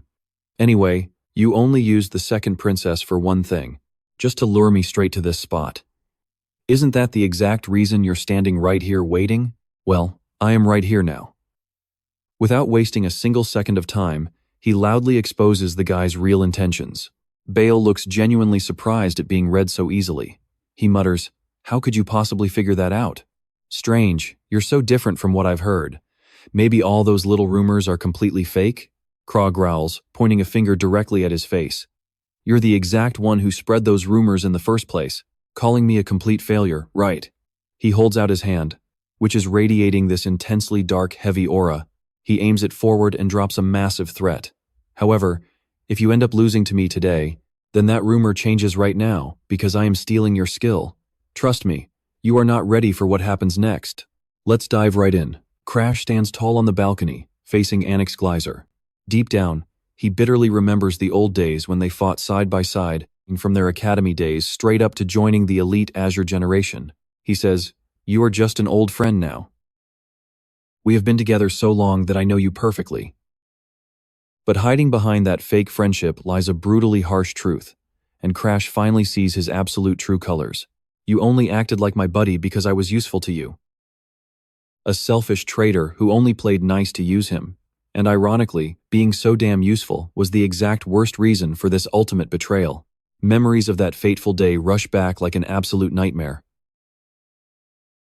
Amidst the ruined battlefield, with all allies down, Crash struggles, clinging to a cliff edge, breathing heavily in total despair. Damn it, is everyone really taken out? Annex, are you up there? Help me out here. Replying to his desperate cry, Annex just stands above, looking down with a chilling, dead-cold stare. He calmly calculates. Crash, if they find out this trap was my fault, I will definitely lose my spot in the Azure generation, right? But if I survive out here completely alone, nobody will ever know the truth. Now watch closely. That cold-blooded statement leaves Crash absolutely stunned. Even while hanging on the brink of death, he screams out, Hey, do you think it is that easy? Internal war is brutal enough. You will definitely get kicked out for this. But Annex just smirks like an absolute demon. He already planned this cruel scheme. No worries. I will pin everything on you. Since everyone around here already hates you, they will believe me, and the real truth of this disaster will stay buried forever. He leans down, dropping a totally fake goodbye. Thanks a lot, Crash, for being my friend until the very end. Saying that, he walks away without even looking back. Between life and death, Crash feels his strength draining away. His bloody hands slowly slip from the freezing cliff edge. Is this really how I end? That hopeless thought flashes in his fading eyes, right before a hand suddenly reaches out and grabs him. Arthur appears like a total savior at the last second, asking right away, "Hey, are you all right?" He quickly pulls him up from the abyss. Back in the present, Crash silently remembers. Arthur only saved him simply because they were on the exact same team. You and I both know that rescue just sparked a long, tragic new nightmare. After that whole mess, Annex was kicked from the Azure generation, thanks to Arthur's testimony. Crash used to get furious watching him desperately try to marry the royal princess. But now, facing Annex in this timeline, he realizes this guy hasn't changed one single bit. Annex gives a wicked, arrogant smirk. Crash, your face and the way you talk really remind me of Charlotte. That strikes a major nerve. Furious, Crash growls out, "Hey, do not say her name so casually. Are you really saying that she and I are alike?" Dark energy from his black hat skill erupts with massive force, swirling completely around Crash as he prepares for absolute war. He coldly states his ground. That is right. Just like her, I am the type who never backs down from a fight. Despite Annex's calm stare, Crash charges in like a dark shadow, launching a devastating, high-powered strike. Suddenly, a massive, giant tree root forms a heavy shield. Trust me, you'll want to see Crash's counter. Reacting instantly, he kicks off the trunk hard, twisting his body to grab a thick branch, and uses that momentum to launch himself forward. Stick with me, we are about to watch this arrogant guy get completely humbled. Massive tree roots lash out wildly, aiming right at Crush. Despite his best efforts to dodge, wooden tentacles tightly bind him, whipping him through the air before slamming him down right beside Bianca. Holding back an annoyed sigh, he mutters, "What an absolute drag." Annex smirks in triumph, the roots slithering around him like deadly, venomous snakes. He proudly flexes his heaven and earth wood art technique, the Gleaser family's signature skill, letting him use aura to completely control and enhance nearby plants. By constantly using his unique recovery skills to multiply the flora, he easily covers up all the weaknesses of this heavy technique. Annex completely mocks him. Is that really it? You better use a weapon. Crush casually grabs a dead branch from the dirt and replies, "You want me armed? Fine. Then I will use your own wood to beat you into the ground." Seeing Crush challenge him with a literal twig. Really now? Then try blocking this attack with that pathetic little branch. Annex roars, sending a massive storm of sharp roots flying straight ahead.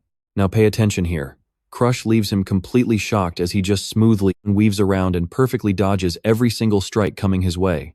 Stunned, Annex wonders how a known failure like Crush could possibly possess such god-tier, lightning-fast reflexes. He even starts doubting, did Crush actually awaken the mind's eye? That absolute peak sense meant only for rare top-tier geniuses like Charlotte? Crush's eyes flash with this deep, mysterious purple glow. He coldly declares, "To someone like you, I am literally a natural predator." Deep down, Crush knows he already saw right through all of Annex's abilities. He got totally sick of them in his previous timeline. Seeing his opponent still completely distracted thinking about Charlotte, Crush lands a heavy hit with that simple branch, blasting Annex backward with pure force. Furious at being disrespected, Annex screams, "Crush, watch your damn mouth." He immediately unleashes his deadly fifth form, Heaven and Earth Wood Giant, summoning a massive demonic wooden entity to crush his enemy. You feel that tension, right? That is pure killing intent. Flashing a sinister grin, Annex glares down at Crush like absolute trash and threatens, "Better be careful now." But right then, a terrified girl rushes over, screaming out in panic, "Lord Annex, you cannot do this." She knows perfectly well that if this insanely destructive attack Hits Crush directly. The aftermath will be totally beyond saving. The giant's massive wooden fist slams down with terrifying pressure, ready to obliterate everything underneath. Facing almost certain death head-on, Crush just calmly closes his eyes, ignoring all the leaves blowing violently around him. His mind flashes back to the thinnest manual resting quietly inside the secret library of the Blue Pine Estate.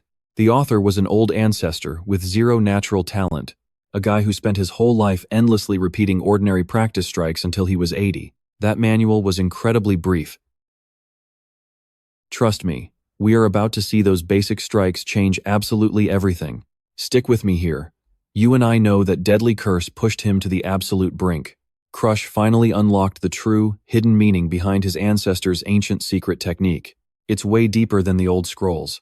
The blade is me, and I become the blade. Crush swings the dry branch in his hand. As long as he visualizes what he holds as a real blade, that incredibly simple truth creates an absolutely limitless amount of raw, explosive power. A single vertical slash completely splits the giant wooden monster right in half. While the enemy watches in absolute shock, the massive titan completely crumbles into tiny pieces. Witnessing that insane sight, Bianca and everyone else nearby literally freeze in place, their eyes wide open in pure disbelief. Annex is violently shaking, his face going completely pale, sweat pouring down in pure terror, watching his absolute strongest ultimate skill get dismantled like it was absolutely nothing. Now pay attention to this absolute boss moment. Crush coldly steps up, glares at the groveling loser on the ground, and growls, "Hey, drop the arrogance!" He coldly tosses away the dry branch, looking right down at Annex, who is completely broken by the balcony. After suffering such an unexpected and utterly humiliating defeat today, the guy just lets out a pathetic groan and fully collapses, leaving all the stunned onlookers totally speechless. As Crush just stands there, breathing heavily, sweat pouring down his exhausted face after that intense battle, he internally curses to himself, "God damn it all. I wanted to save enough energy to easily steal his skills, but I poured absolutely everything into that one strike, and now I can't even move. Damn it, I can't even catch my breath to speak." His legs violently shake, consciousness fading out from total exhaustion. Right on cue, Bianca and Durling frantically rush over to back him up. Bianca anxiously calls out, "Crush, let me help you." Then Durling suddenly grabs him, making the poor guy groan in absolute pain. Seeing his incredibly exhausted and badly battered state, Durling nervously panics. At this rate Crush is actually going to die. Just leave him to me. Bianca nods in agreement. "I am counting on you." Then she lets Durling haul Crush onto his back. The shocked whispers of the snooty nobles immediately start spreading like wildfire across the entire banquet hall. What is all this crazy noise about? That utter failure actually beat Annex. You and I are hearing the exact same thing. Impossible, the useless Van Hem youngest son? As Durling walks away carrying Crush, he quietly thinks to himself, rumors really do spread at terrifying speeds. Those arrogant snobs who looked down on him before definitely have to change their tune now. He completely believes that once he wakes up, Crush will definitely become the absolute center of attention in the entire kingdom. However, a sudden, lingering sense of deep anxiety creeps into the alchemist's mind when he remembers the totally defeated guy's intense glare. Seriously, the twisted expression on Annex's face just now is making me incredibly uneasy. I have a terrible feeling that something really bad is about to happen. Walking beneath the bright full moon, Durling carries him and sternly warns, "Hey kid, you are absolutely not allowed to die before doing research with me. Got it?" The scene quickly shifts to Crush's intensely brutal training days back at the Grand Manor.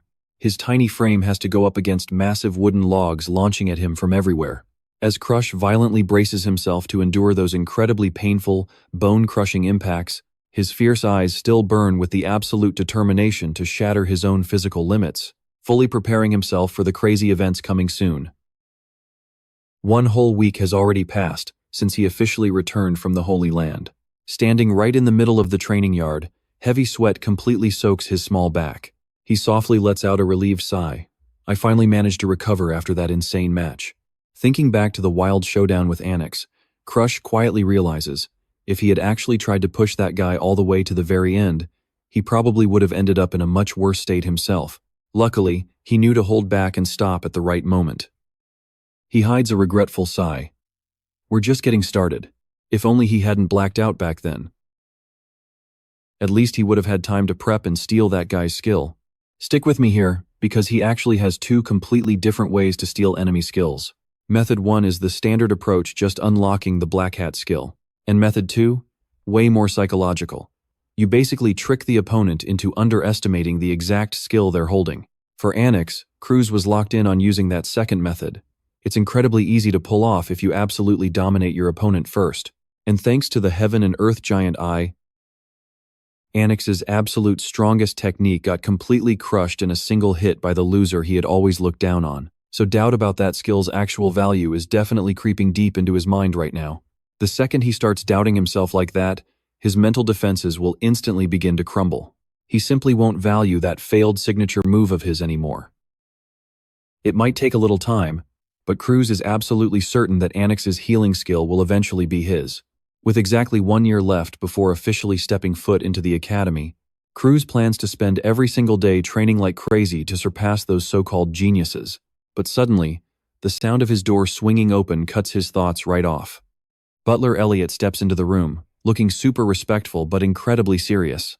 Young Master Cruz, Lord Belokin, has finally arrived at the Thon Tung Pavilion. Cruz just gives a cold smirk. Now, pay attention here. Billiken is definitely out of patience after Cruz rejected his invitations 22 straight times in a row. Can't delay this any longer. Cruz casually gives the order, go ahead and invite him in. Elliot bows deeply and steps out. Right then, Bianca walks over, gently handing him a cup of water. Cruz, please drink this. He takes the cup from her with a soft, quiet thanks. But almost instantly, Bianca scrunches up her face in concern. What's going on here? You are completely drenched in sweat. Cruz jumps back, totally startled. Wait, am I really? He wonders if this is just gross bodily waste getting flushed out from using his aura, or maybe his nose has gone totally numb from constantly smelling the world's decay in his past life. He seriously hasn't even noticed his own body's current condition. Seeing her fiancé all flustered like this, Bianca smoothly asks, aren't you going to wash up before meeting Lord Belokin? Cruz just clicks his tongue and shrugs it off. He decides he'd rather keep working out than care about looking good for an enemy. Then don't come anywhere near me. Bianca dramatically turns away, completely pouting, leaving Cruz standing there looking highly amused. He thinks to himself, oh, giving orders to your own fiancé now, huh? Bianca, you've really grown up. Looking at her tiny little figure, Cruz instantly pictures an angry fluffy penguin puffing up in a huff. Unable to hold back his teasing, he immediately chases after Bianca as she tries to run. Where do you think you're going? For Cruz, at this exact moment, Bianca feels exactly like a little sister, and he just can't resist the urge to mess with her. You and I both know this peace won't last. Suddenly, memories from his past life hit him like a haunting ghost. Cruz goes quiet, his eyes turning sad.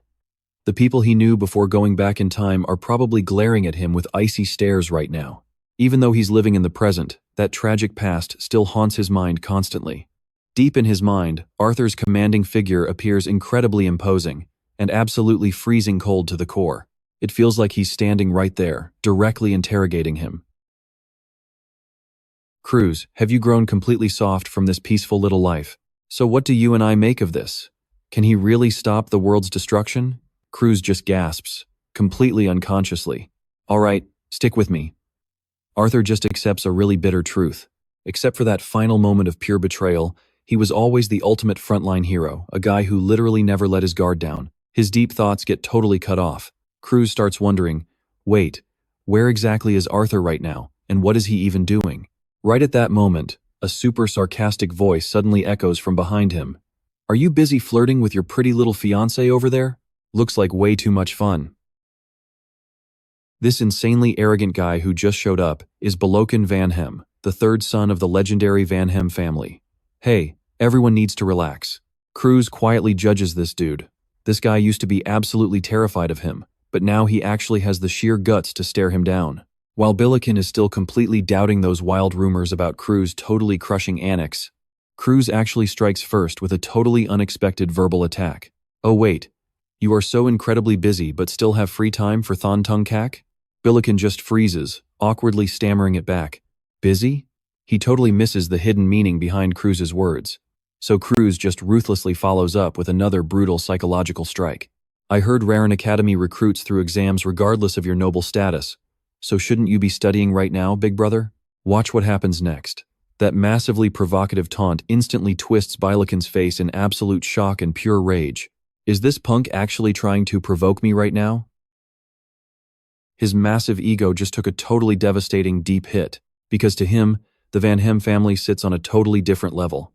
Even the absolute strongest empire has to respect their legendary power. As a direct descendant of the bloodline, being told he actually needs to take an entrance exam is an unbelievably massive, ultimate insult. He viciously grinds his teeth. Cruz, do not get cocky just because you managed to beat trash like Annex.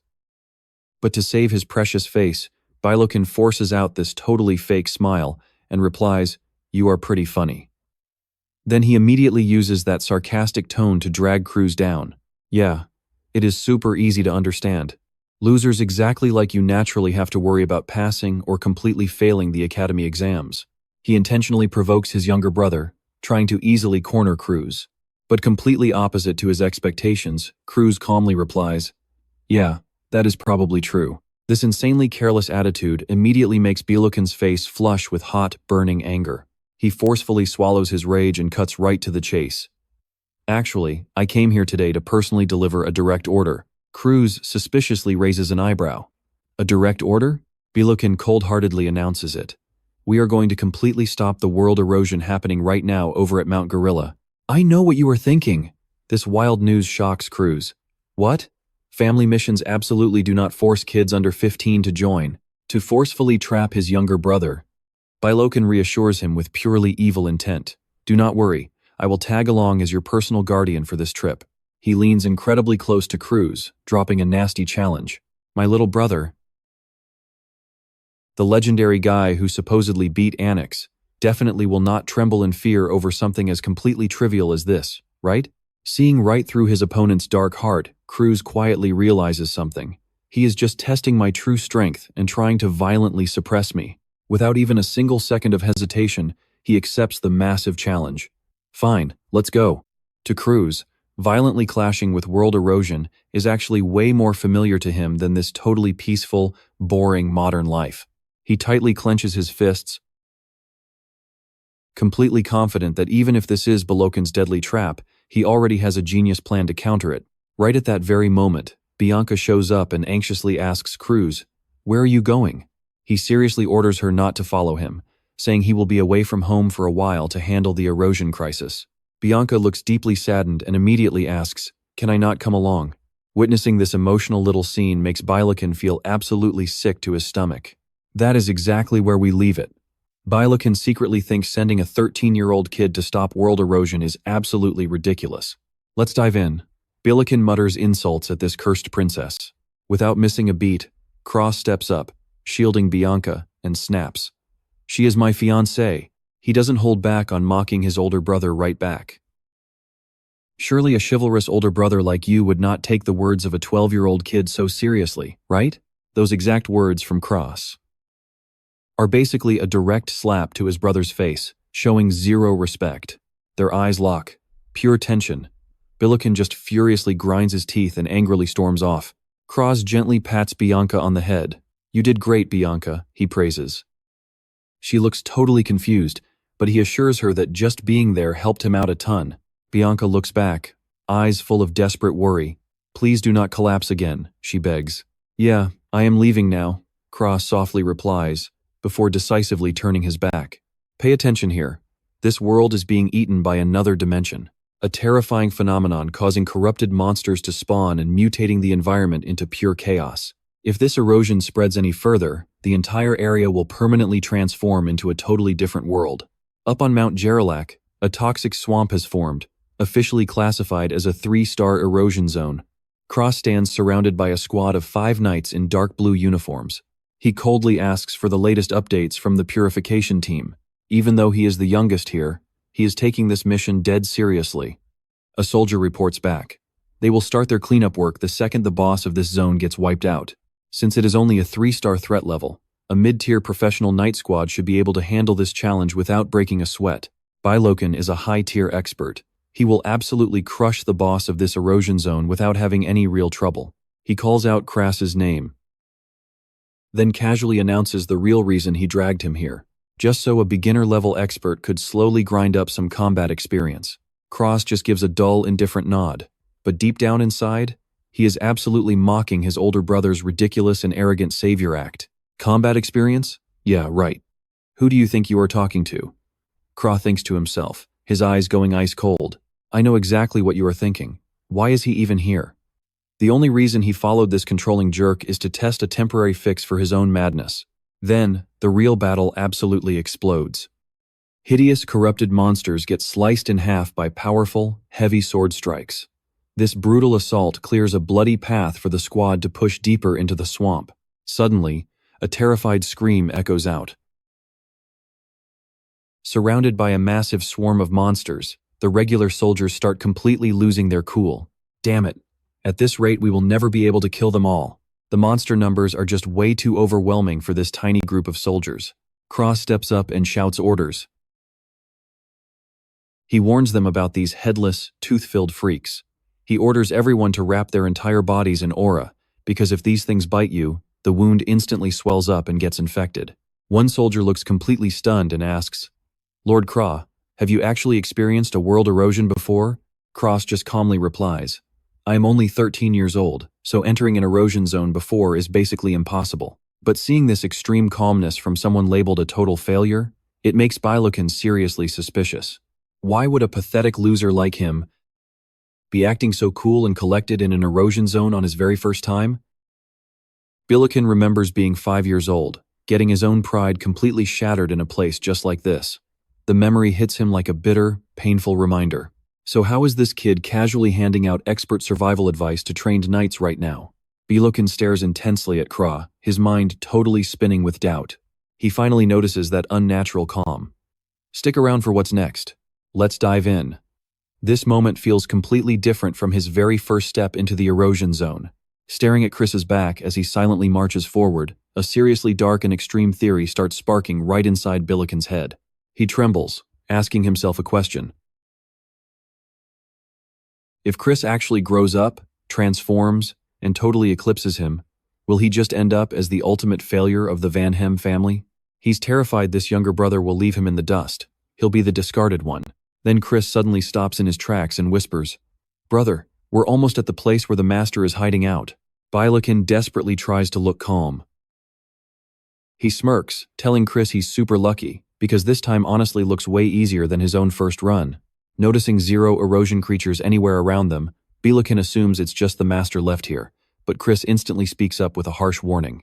That's exactly why we need to be on high alert. He explains that if a 3-star master is strong enough to maintain the entire erosion zone completely solo, its raw power is absolutely no joke. The knights behind them immediately start panicking, seeing the soldiers' morale taking a hit. Bilokan snaps, Hey, don't let yourselves get shaken so easily. It's literally just the babbling of a little kid. He tries his hardest to hype the nervous soldiers back up. Watch what happens next. He orders his team to wipe out the 3-star target quickly and head home. Chris just quietly observes the rushing crowd, thinking to himself, they'll realize the hard truth soon enough. He hyper-focuses on his objective, his cold, sharp eyes scanning the area. He can feel the heavy erosion energy violently surging deep underground. Thanks to the toxic poison already soaked into his bloodstream before the regression, Chris realizes his senses right now are actually way sharper than in his previous timeline. Now, he just needs to swallow it down. Chris grips the medicine bowl, his heart hammering as the ultimate deciding moment arrives. Without hesitating, he downs every last drop of the dark liquid.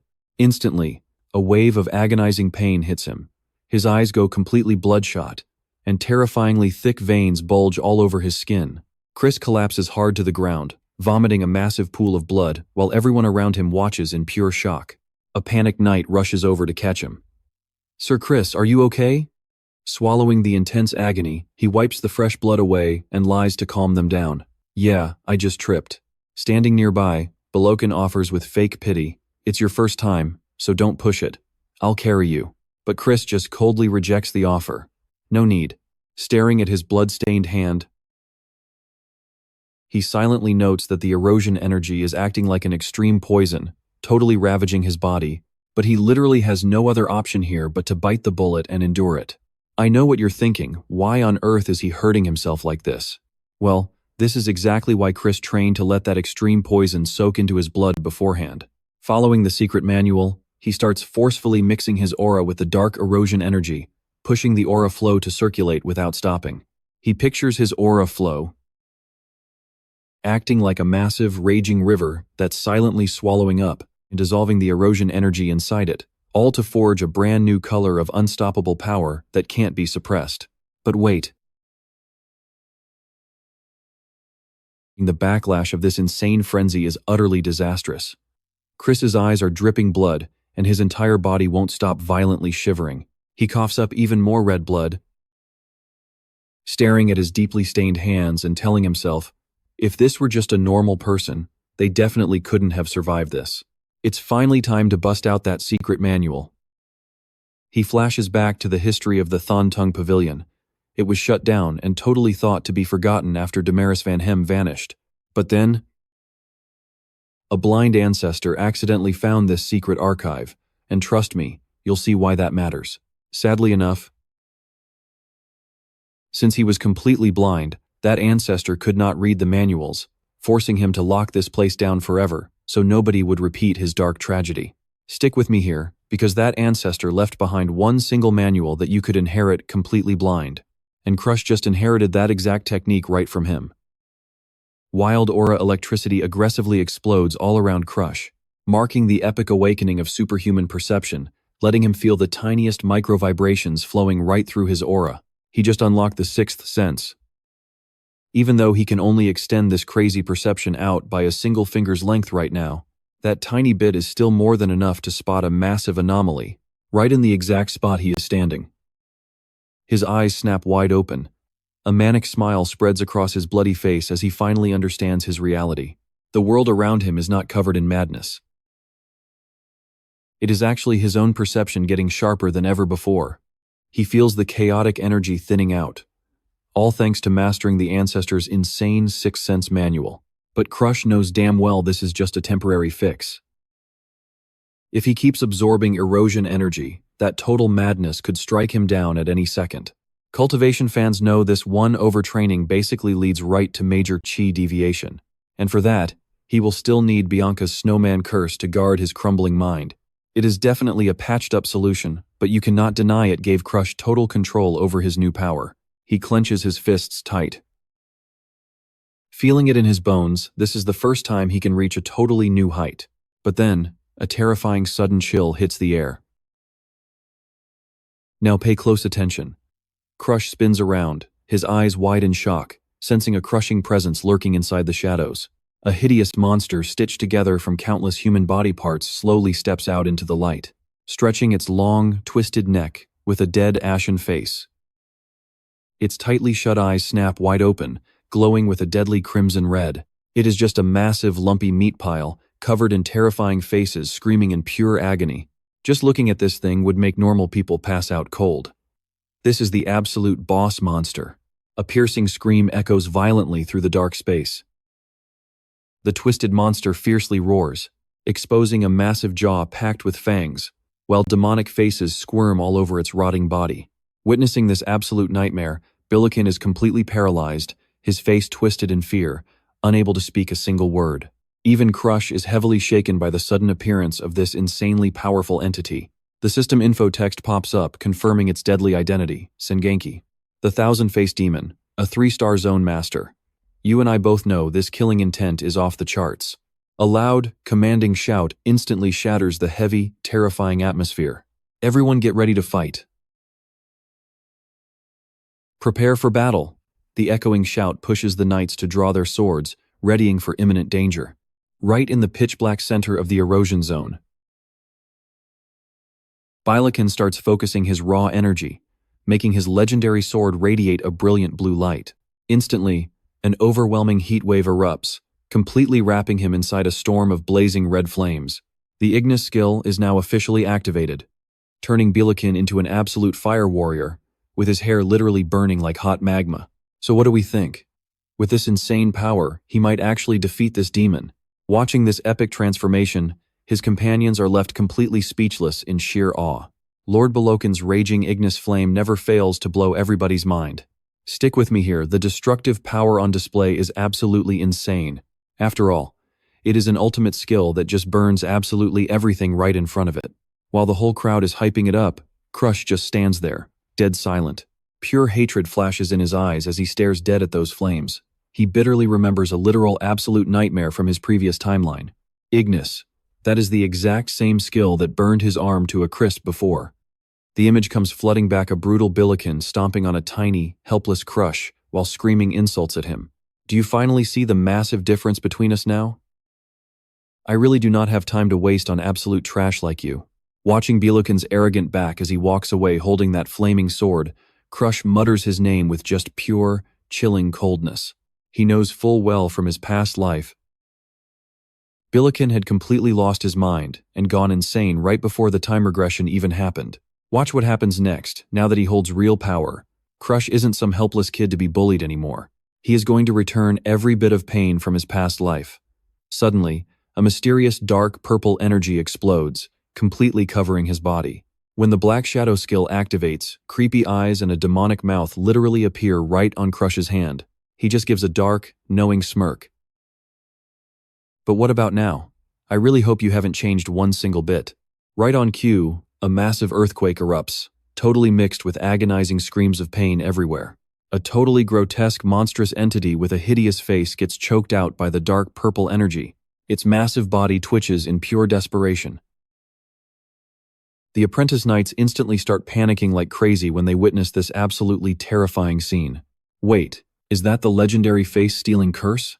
The entire situation turns into pure chaos as the monster stretches out 8 massive arms, frantically attacking and just brutally crushing absolutely everything around it.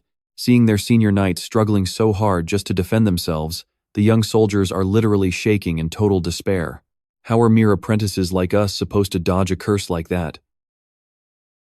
If it has really come down to this, our only option left is to run away. A soldier's desperate, terrified scream echoes right through the middle of the chaotic battlefield. You and I can feel the total panic here, some guys screaming to fight, others begging to run. Suddenly, a loud booming roar completely shatters the heavy air. Attack, now! That is Billiken, completely engulfed in the blazing flames of his Ignis skill. He charges straight at the monster like a literal fire arrow. His brutal sword strikes carry absolutely terrifying blazing heat, slicing right through the hideous body of the thousand-faced demon, creating blinding streaks of fire in the dark swamp. Watching from a safe distance, Crush is actually pretty stunned. He is actually targeting the thousand-faced demon instead of aiming at me. He narrows his eyes, closely tracking every single frantic movement of his older brother. But then, the whole battle shifts into something super weird when the faces on the monster's body start leaking this dark, creepy liquid. Crush freezes up and gasps out loud, "Blood tears?" Pitch-black streams of blood pour down from the hollow eyes of those masks, creating a seriously chilling and deeply haunting scene on the battlefield. Something is definitely very wrong. If this keeps up, it is going to be incredibly dangerous. Leaking like this, it is going to swallow absolutely everything in no time. Crush silently calculates the danger as he watches those blood tears endlessly pouring out from the terrifying, demonic masks. But despite that terrifying warning sign, Billiken just recklessly charges in, relentlessly raining down blazing hot attacks onto the absolute massive body of his giant opponent. But then, an unimaginably terrifying pressure suddenly erupts from the monster, instantly making Billiken's face turn completely pale with pure horror. What is this insane pressure? We will find out.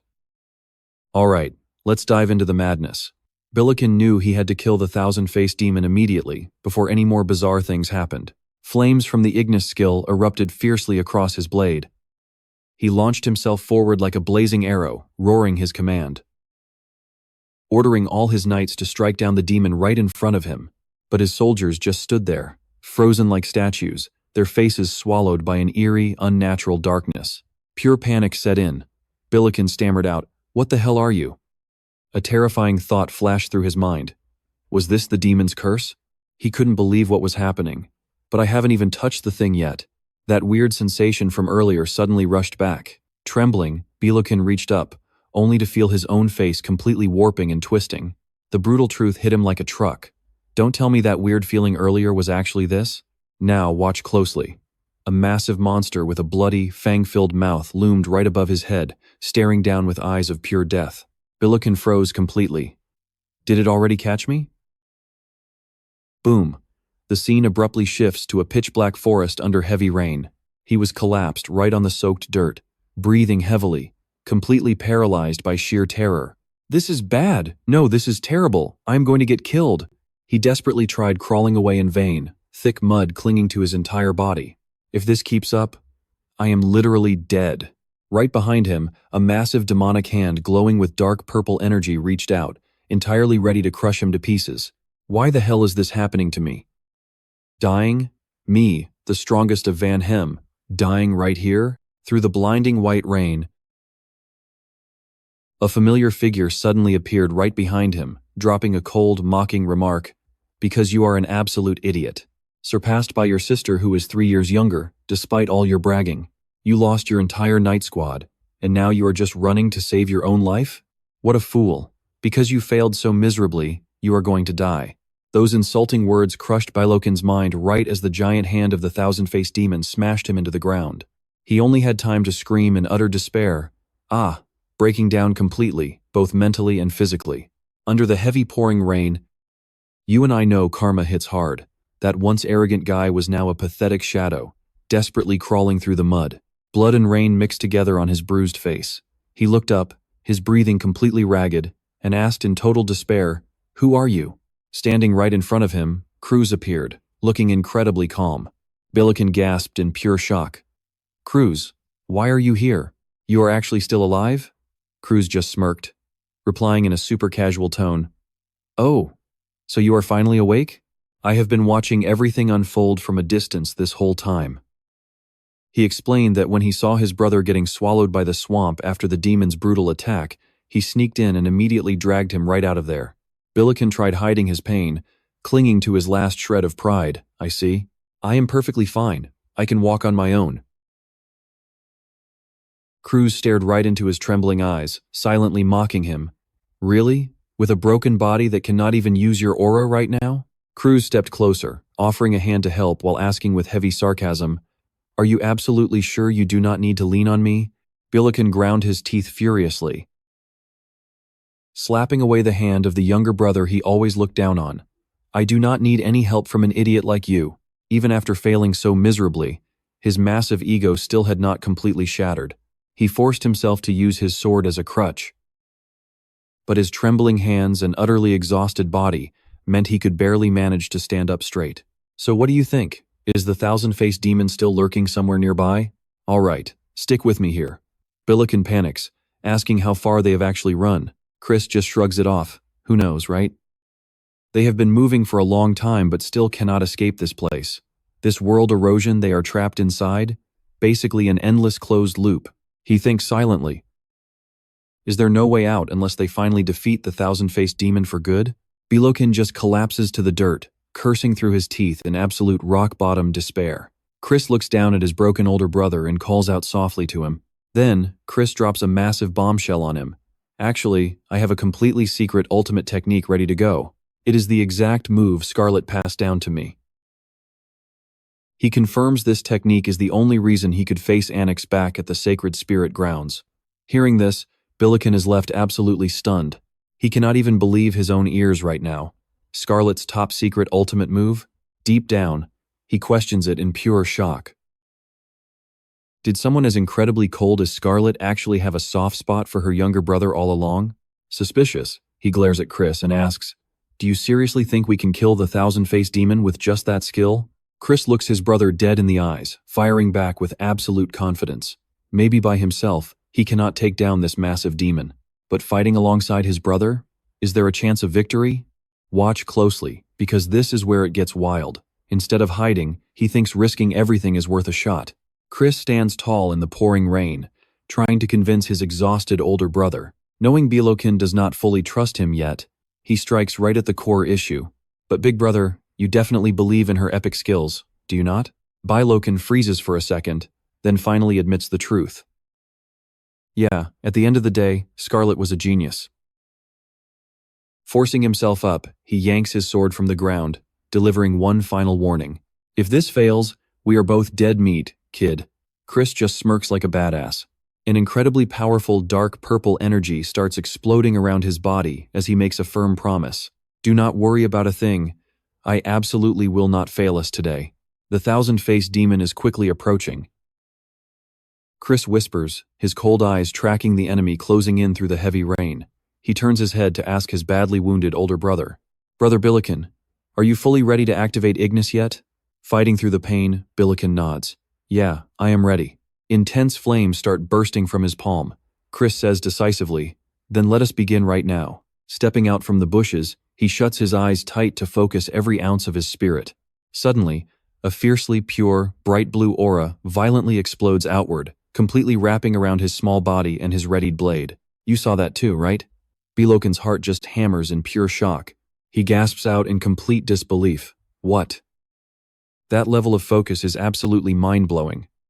Staring wide-eyed at this completely transparent aura he has never witnessed before, he feels its absolute purity radiating off him. Deep inside, a totally awestruck Billiken finally admits the truth. When he said to combine the Ignis flame with Scarlet's secret move, I totally doubted him. But now I am seeing it clearly with my own two eyes. He just cannot understand how the exact aura he failed to master after years of brutal training is being used so effortlessly by Chris right now. Brother Billiken. Chris calling his name snaps him right back to harsh reality. He orders him, use the Ignis immediately. Billiken stammers out, all right, got it. Shaking off his shock, Billiken focuses on transferring his roaring flames into his brother's sword. The two massive power sources begin merging perfectly, transforming the sacred blade into a blazing rocket lighting up the dark night. Gripping his sword tight, Chris locks his fierce gaze straight ahead and calmly asks, do you have some sort of problem? He asks this because Billiken is frozen. Trust me, you will want to see what happens next. He casually continues, no, do not worry about it. Looks like I will make it on time. I do not need your help anymore. Verokin is stunned. Stick with me here, because his brother, the guy he always despised, is suddenly oozing confidence. Wait, what? Looking straight into Cruz's fiercely glowing eyes, he realizes with pure shock that the flames erupting from his brother's sword are way more intense and pure than his own power ever was. Trembling, Verokin has to admit it that Blade actually packs enough raw power to completely annihilate the thousand-faced demon. In a flash, humiliating memories flood his mind. He remembers that disastrous battle where he totally lost his entire squad and had to run away in absolute disgrace. Watching all those knights die back then, it was his own blind arrogance that caused such a massive disaster in the first place. Now, a crazy wave of pure jealousy hits. Verokin asks himself if Cruz actually takes down this absolute monster, does that make him even worse than the family failure? Right at that moment. Watch closely now. Cruz shoots forward like fiery lightning, swinging his blade for a massive critical strike right on the demon's hideous body. A gigantic pillar of fire erupts, incinerating absolutely everything in its terrifying, incredibly scorching heat. Verokin just freezes. Sweat pours down his face, completely twisted in shock as he watches that wildly powerful entity get wiped out of existence. The corrupted zone completely fades away, bringing back a clear blue sky and lush green grass right under the brilliant sunlight. Cruz stands tall right in the middle of this peaceful scenery. He turns back to look at his older brother and casually announces, "Hey brother, I just finished taking care of it." Instead of feeling grateful, Verokin's face just darkens with pure, bitter resentment. Was it really that incredibly easy? Gritting his teeth, he suddenly draws his sword and charges Cruz from behind, screaming like a maniac. Then just die. But Cruz is way faster. He spins around, perfectly blocking the strike, leaving the backstabbing traitor in absolute, utter shock. You and I both knew he was going to stab him in the back eventually. Verokin is completely stunned to realize he cannot even use his Ignis skill anymore. Gone. He has zero clue that his entire power is literally getting swallowed whole by Cruz's dark purple energy. Cruz looks him dead in the eye and sarcastically drops the hammer. Thanks for everything, Verokin. As Cruz glares at Verokin with those ice-cold eyes, his body gets wrapped in this incredibly sinister, dark purple aura. He casually throws out a bitter truth, because you have not changed one single bit.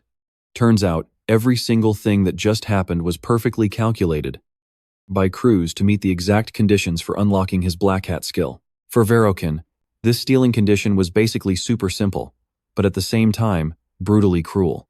Step 1. The target has to willingly hand over a piece of their Ignis. Step 2. They must actually believe their opponent can control Ignis way better than them. And finally, the ultimate deciding factor is the complete and total collapse of their own pride. The second Cruz swung that sword, the entire power of Ignis officially became his to command. Verokin screams miserably in absolute agony as his core source of power is violently ripped away. Staring at the guy who tortured him, now totally bowing down at his feet, Cruz coldly calls his name. Verokin, payback time for both his past life and this one. Memories of those childhood days getting constantly chased away suddenly flash right back to him. Back when poor little Cruz just desperately wanted to get along with his older brother and family, but the only response to that kindness was always just nasty, venomous words of rejection. Do not butt into things that are not yours. Or, you are totally useless anyway. It was Verokin's relentless hostility that completely crushed any chance Cruz had at fixing things. That's where we leave it. Even treated like trash, he still held on to hope. Stick with me here, because all he really wanted was for his older brother Verokin to finally accept him today. Crush stares ahead, his eyes completely sad yet absolutely determined. Gazing into the empty void, he openly mocks his own pathetic innocence and foolish loyalty from the past. He foolishly clung to the desperate hope that simply because they were blood brothers, the family would eventually have to acknowledge him this time around. But harsh reality just slapped him right across the face. Turns out, even down to the very final bitter seconds, Verokin never actually held a single genuine or caring thought for his little brother. Even while bleeding out at death's door, right after being saved, this guy still tried to brutally kill him.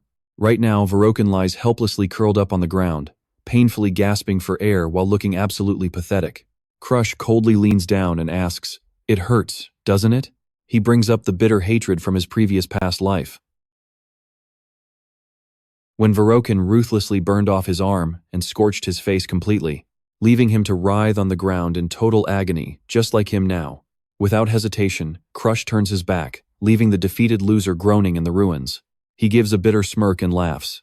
Man, this is incredibly ironic. You're probably thinking what I am.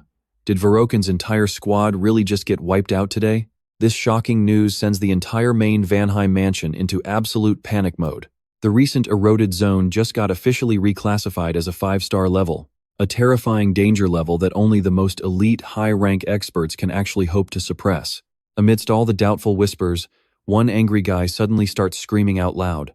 What does this mean? Only that useless failure managed to survive the mission. Instantly, the Vanheim head butler coldly shuts him down without missing a beat. You better watch your dirty mouth, you lowly servant. Lord Verokin bravely died while protecting his younger brother, so let us all properly honor his noble and tragic sacrifice. There is definitely a massive misunderstanding right now about who the real hero actually is. Standing at the funeral, Crush simply watches this fake spectacle unfold. He thinks to himself, they bought the story, so no suspicion falls on me. Honestly, thanks to Verokin finally disappearing from the picture, this latest mission brought back some totally unexpected and massive results.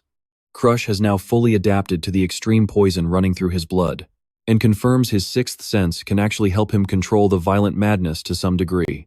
And get this, by using that stolen Ignis skill, he successfully unlocked a terrifying brand new power perfectly named the Black Flame. A mysterious dark purple fire erupts in his hand, ready to burn absolutely everything down. Touching the very core of world erosion resulted in this epic black flame. We both know it looks super evil, but this new trump card is incredibly overpowered. But since nobody else can actually see it, Crush feels completely at ease. However, the absolute only remaining problem for the family right now is conducting an investigation into this bizarre anomaly. Who exactly was the person that caused this massive incident in the eroded land without leaving a single trace behind? Approaching the meeting room, Crush hears a voice call out, "Come in!" He knows perfectly well that the dark truth behind these strange events is simply the terrifying work of those world invaders. The true body of an immortal being rests in an eternal slumber right now. It can only observe our reality through its loyal minions. The simple fact that they started moving means Crush could easily end up clashing with the Immortal's terrifying underlings at any given moment from now on. Stepping inside, he immediately meets Saphira, a rank 4 investigator from the Erosion Survey Bureau. She calmly announces, Lord Crush has arrived. We have been waiting for you. Trust me. Crush doesn't hesitate. Let's dive right in. Notice something weird on her neck? A solid black star. Didn't expect our paths to cross again this soon. While Sapphira just stands there confused, Crush coldly points right at her. Hey, immortal freak. Let us make a deal. I am going to completely erase your absolute immortality.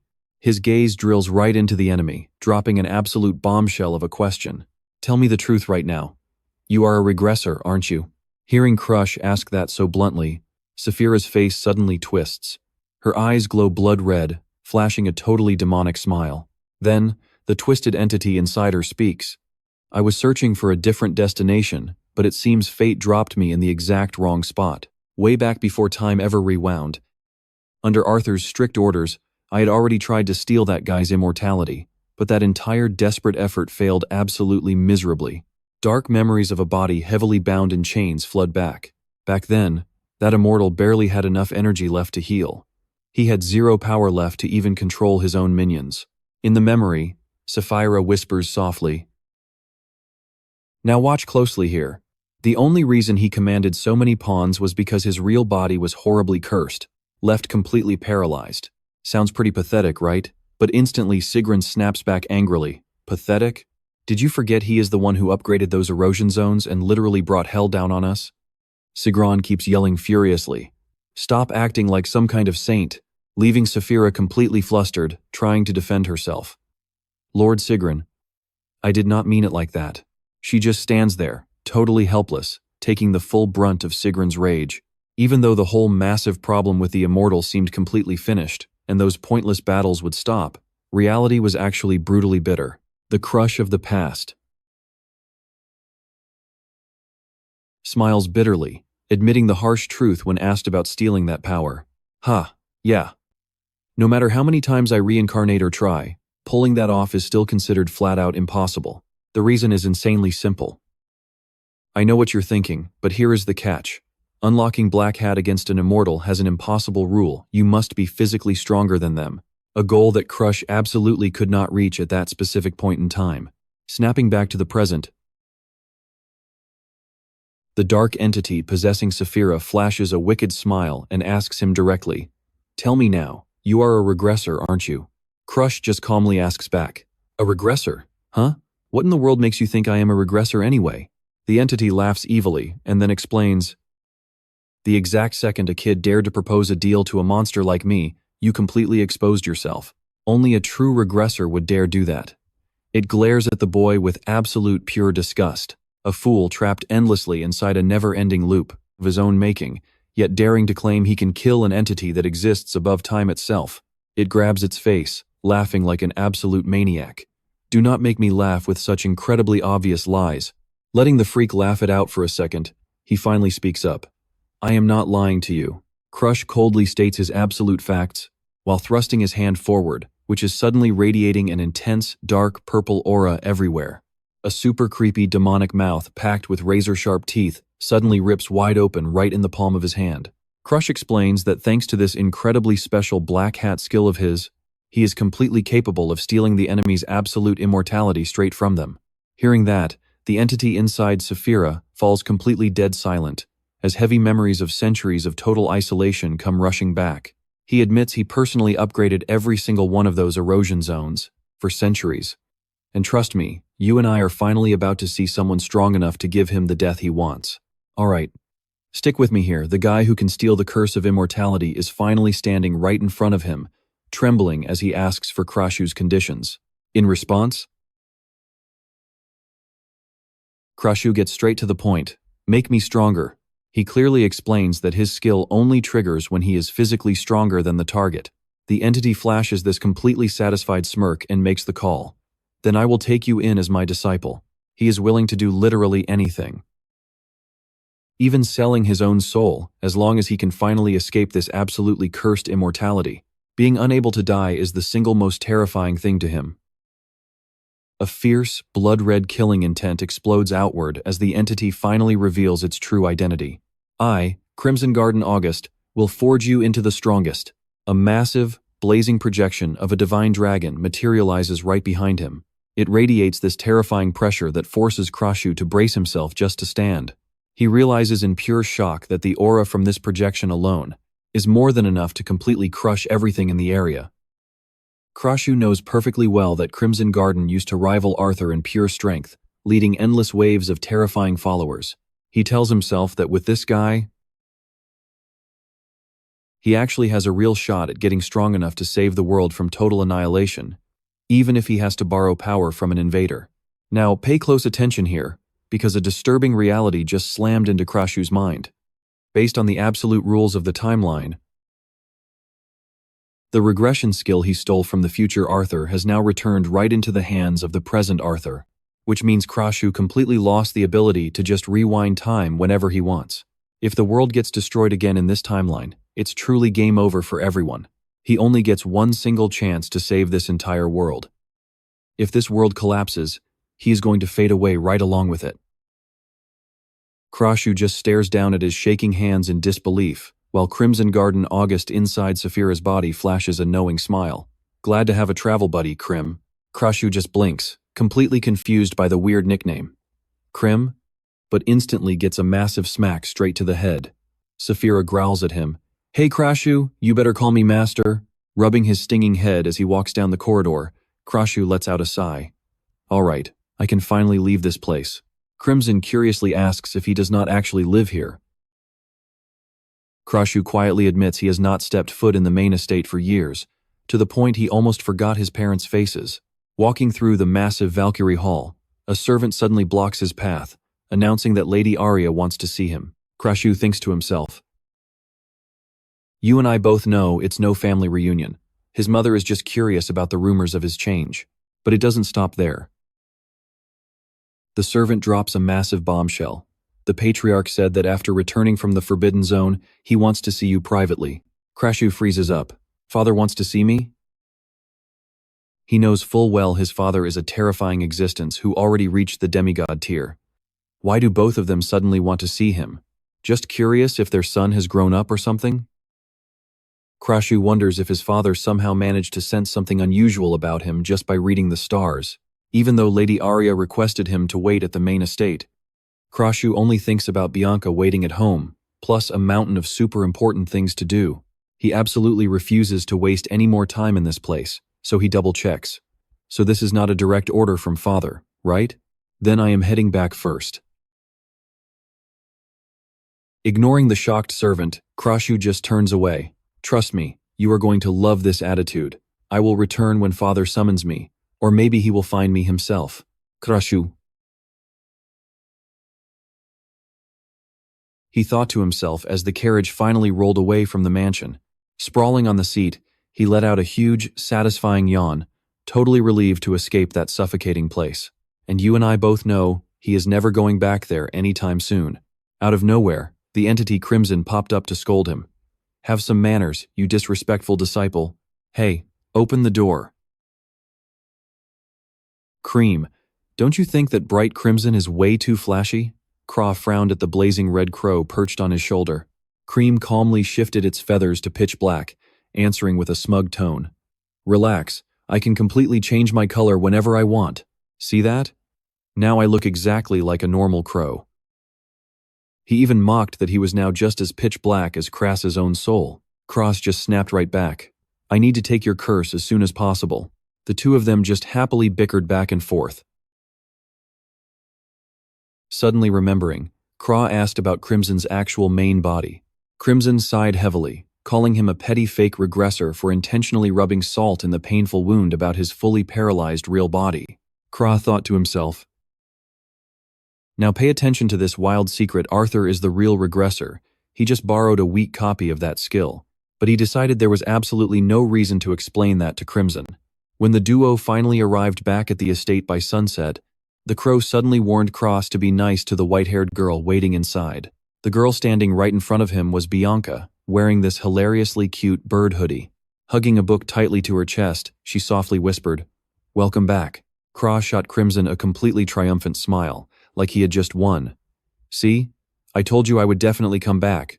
Just then, Ariel the butler rushed over, frantically announcing a letter from Darling had arrived. Curious, Craw opened the letter and was left completely speechless, seeing Darling brag that he cured the discoloration disease just by thinking about him, complete with a bright red lipstick kiss. He strictly ordered Ariel to treat Darling with the utmost care, since he was literally going to be their future savior. Ariel bowed down respectfully, then quietly revealed that Bianca had been so deeply worried, she actually almost drove a carriage herself, straight to the main estate to find him after hearing about the erosion zone. You feel that too, right? He honestly never expected her to care for him that deeply. He suddenly realized he had not checked the seal on her body in a while. Suddenly, the dark purple energy of his black hat skill violently erupted, projecting a magic lock with the strict condition become Bianca's friend. The very second their eyes locked onto each other, a brilliant notification popped up, confirming the first condition was officially met. Bianca's very first lock was completely shattered, leaving Craw standing there in absolute pure shock. He froze up, his eyes widening in total disbelief as he stared at the glowing prompt from the black hat skill. The first unlock condition: successfully become friends with Bianca. It all happened so incredibly fast, leaving him completely stunned as he asked himself, did Bianca's first key seriously just open? Seeing Craw staring right at her, Bianca asked innocently, is there something on my face? Startled, he awkwardly covered it up. Oh no, I just wanted to introduce you to a new friend. Craw held out the crow and introduced it. His name is Cream, a name that definitely sounds way softer and more approachable. Bianca gently took the crow, hugging it closely, and whispered softly, Cream? He really is as soft as whipped cream. Watching this peaceful scene, Craw smiled warmly. So, you like animals too, huh, Bianca? That simple word too clearly proved they had actually just found another nice piece of common ground. But stick around, because the real challenge is just getting started. Stick with me here, a second lock just popped up out of nowhere, and unlocking it will be tough. Purple text flashes a brand new condition: he has to become someone important to Bianca. Cruz thinks it over. Usually, an important person means being a parent, a kid, a friend, or a lover. He figures that since they are technically engaged, becoming her lover might actually be the absolute easiest option for him to pull off right now. But almost instantly, a wave of pure hesitation washes right over his mind. Could he really become the lover of an emotionless girl like Bianca? Plus, get this. Having the fully grown soul of a regressor makes the idea of flirting with a literal 12-year-old girl feel incredibly awkward, and it honestly just creeps him out completely. Right on cue, Crimson chimes in to tease him. Heh, looks like that pale little girl really likes you. Sticking to you like glue, she must seriously be fond of you too. Getting teased by Crimson like this just leaves him standing there completely embarrassed. Anyway, pay attention here, Cruz. Stick with me here. Crimson suddenly shatters the dead silent night. Cruz just turns and asks, what is it, Crow? Glowing red eyes instantly explode with this absolutely bone-chilling, terrifying killing intent. The bird coldly declares, I want to test your actual strength now. Playtime is officially over. Get out to the training grounds. Cruz freezes in shock for a second, then firmly accepts. Fine by me. Out on the completely shattered training ground, Cruz is just lying flat, gasping for air, totally and utterly exhausted. Crimson cannot help but brutally mock him. So completely pathetic. A regressor like you actually having such garbage tier talent. Cruz bitterly admits the harsh reality. I already told you, right? I am nothing but a complete and total failure. Crimson just keeps pouring cold water on him. He claims Cruz only climbed this high by using his past life experience and his personal secret techniques. But pay close attention here, every ounce of that effort will get crushed by a true genius in under 5 years. However, that only applies if we are talking about pure talent alone. Crimson hovers in midair, radiating this massive, glowing red pressure that completely dominates the entire space around them. He firmly states that basic talent means absolutely nothing when it comes to someone like Cruz, simply because he actually possesses a highly unique, special skill of his very own.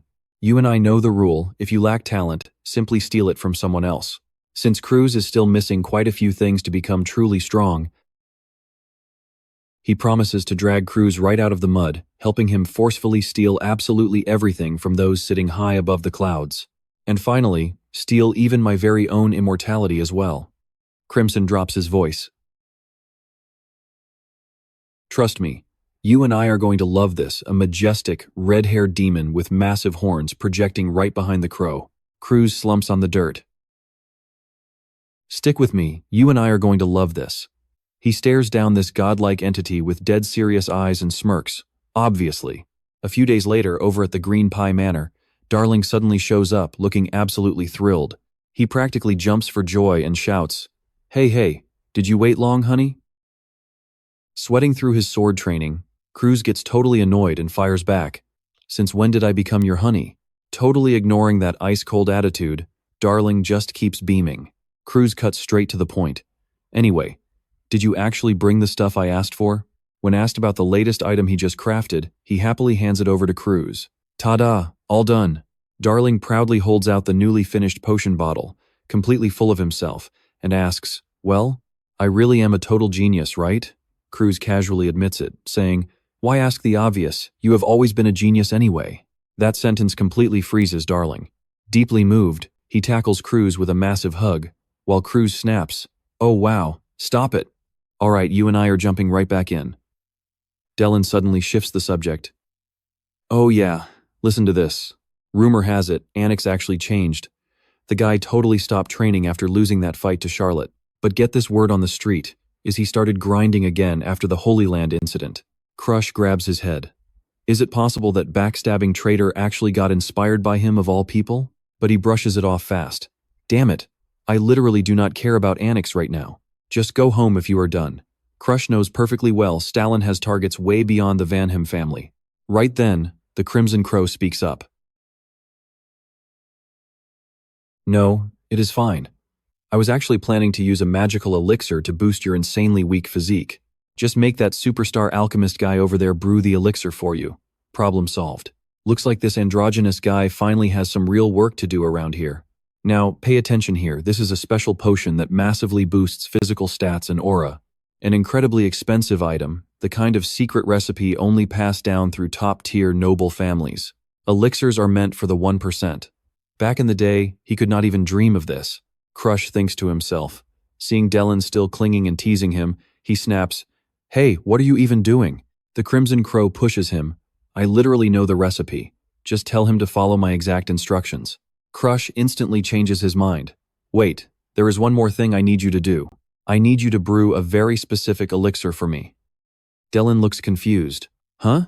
Did you not just tell me to go home a second ago? Why the sudden change? Did that news about Annex get you fired up?" He anxiously asks if Crush actually has the materials, because there is zero chance the Vanhem family will support him. Crush stares straight ahead, eyes burning with absolute determination. "Do not worry about it. I will figure it out. If I use my knowledge from before the regression, pulling this off is definitely possible." You and I both know exactly what he is thinking here. Crafting this legendary elixir is the absolute fastest way for him to get completely overpowered. With the Crimson Crow guiding him like a system, it orders, "Repeat after me." Crush starts listing out every single ingredient for the elixir. Dylan stands right there, eyes wide in pure shock, his hands furiously scribbling everything down in his notebook. "So you mix this one with that one, and then do it exactly like this?" He cannot help but gasp in pure admiration.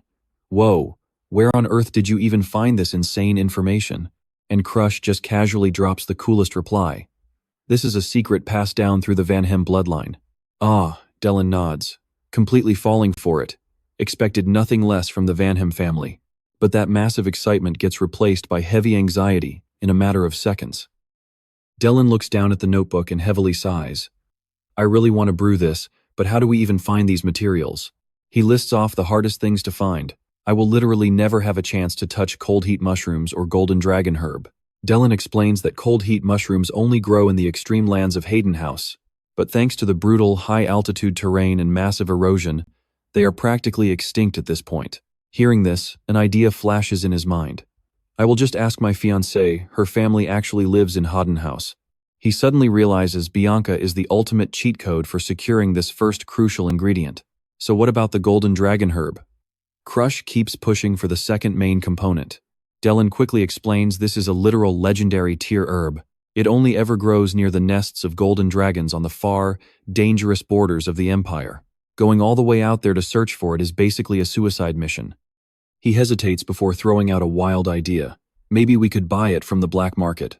But Dylan immediately gets terrified again. If the Empire finds out about this, we are going to be in huge trouble. So what do you and I take from this? Illegally trading these rare national treasures always comes with absolutely brutal, life-ending punishments. Crush just crosses his arms, his eyes locked in pure determination. If there is no other option, we are going to have to hunt down a black market dealer. Stick with me here. Derlin excitedly interrupts with a raised finger, saying he knows a better way. Cruz looks totally confused. A different way? Derlin reveals an upcoming under-15 youth martial arts tournament being held over in the Epania Empire. He confidently claims that all Cruz has to do is secure first place. The grand prize for winning is the Golden Dragon Herb. What do you think? Pretty amazing idea, right? Cruz grabs his head in absolute stress. Did you forget I am from the Vanhem family? He is super worried the Empire is totally using this martial arts tournament to target the Academy, and a Vanhem family member showing up would just mess everything up completely. But Derlin just gives a wicked wink and pulls out this strange, bright pink potion bottle. Obviously, I already have a genius plan figured out. Just leave it to this genius, babe. Heh, go ahead and drink this up. After saying that, Derlin shoves the weird potion right into his hands.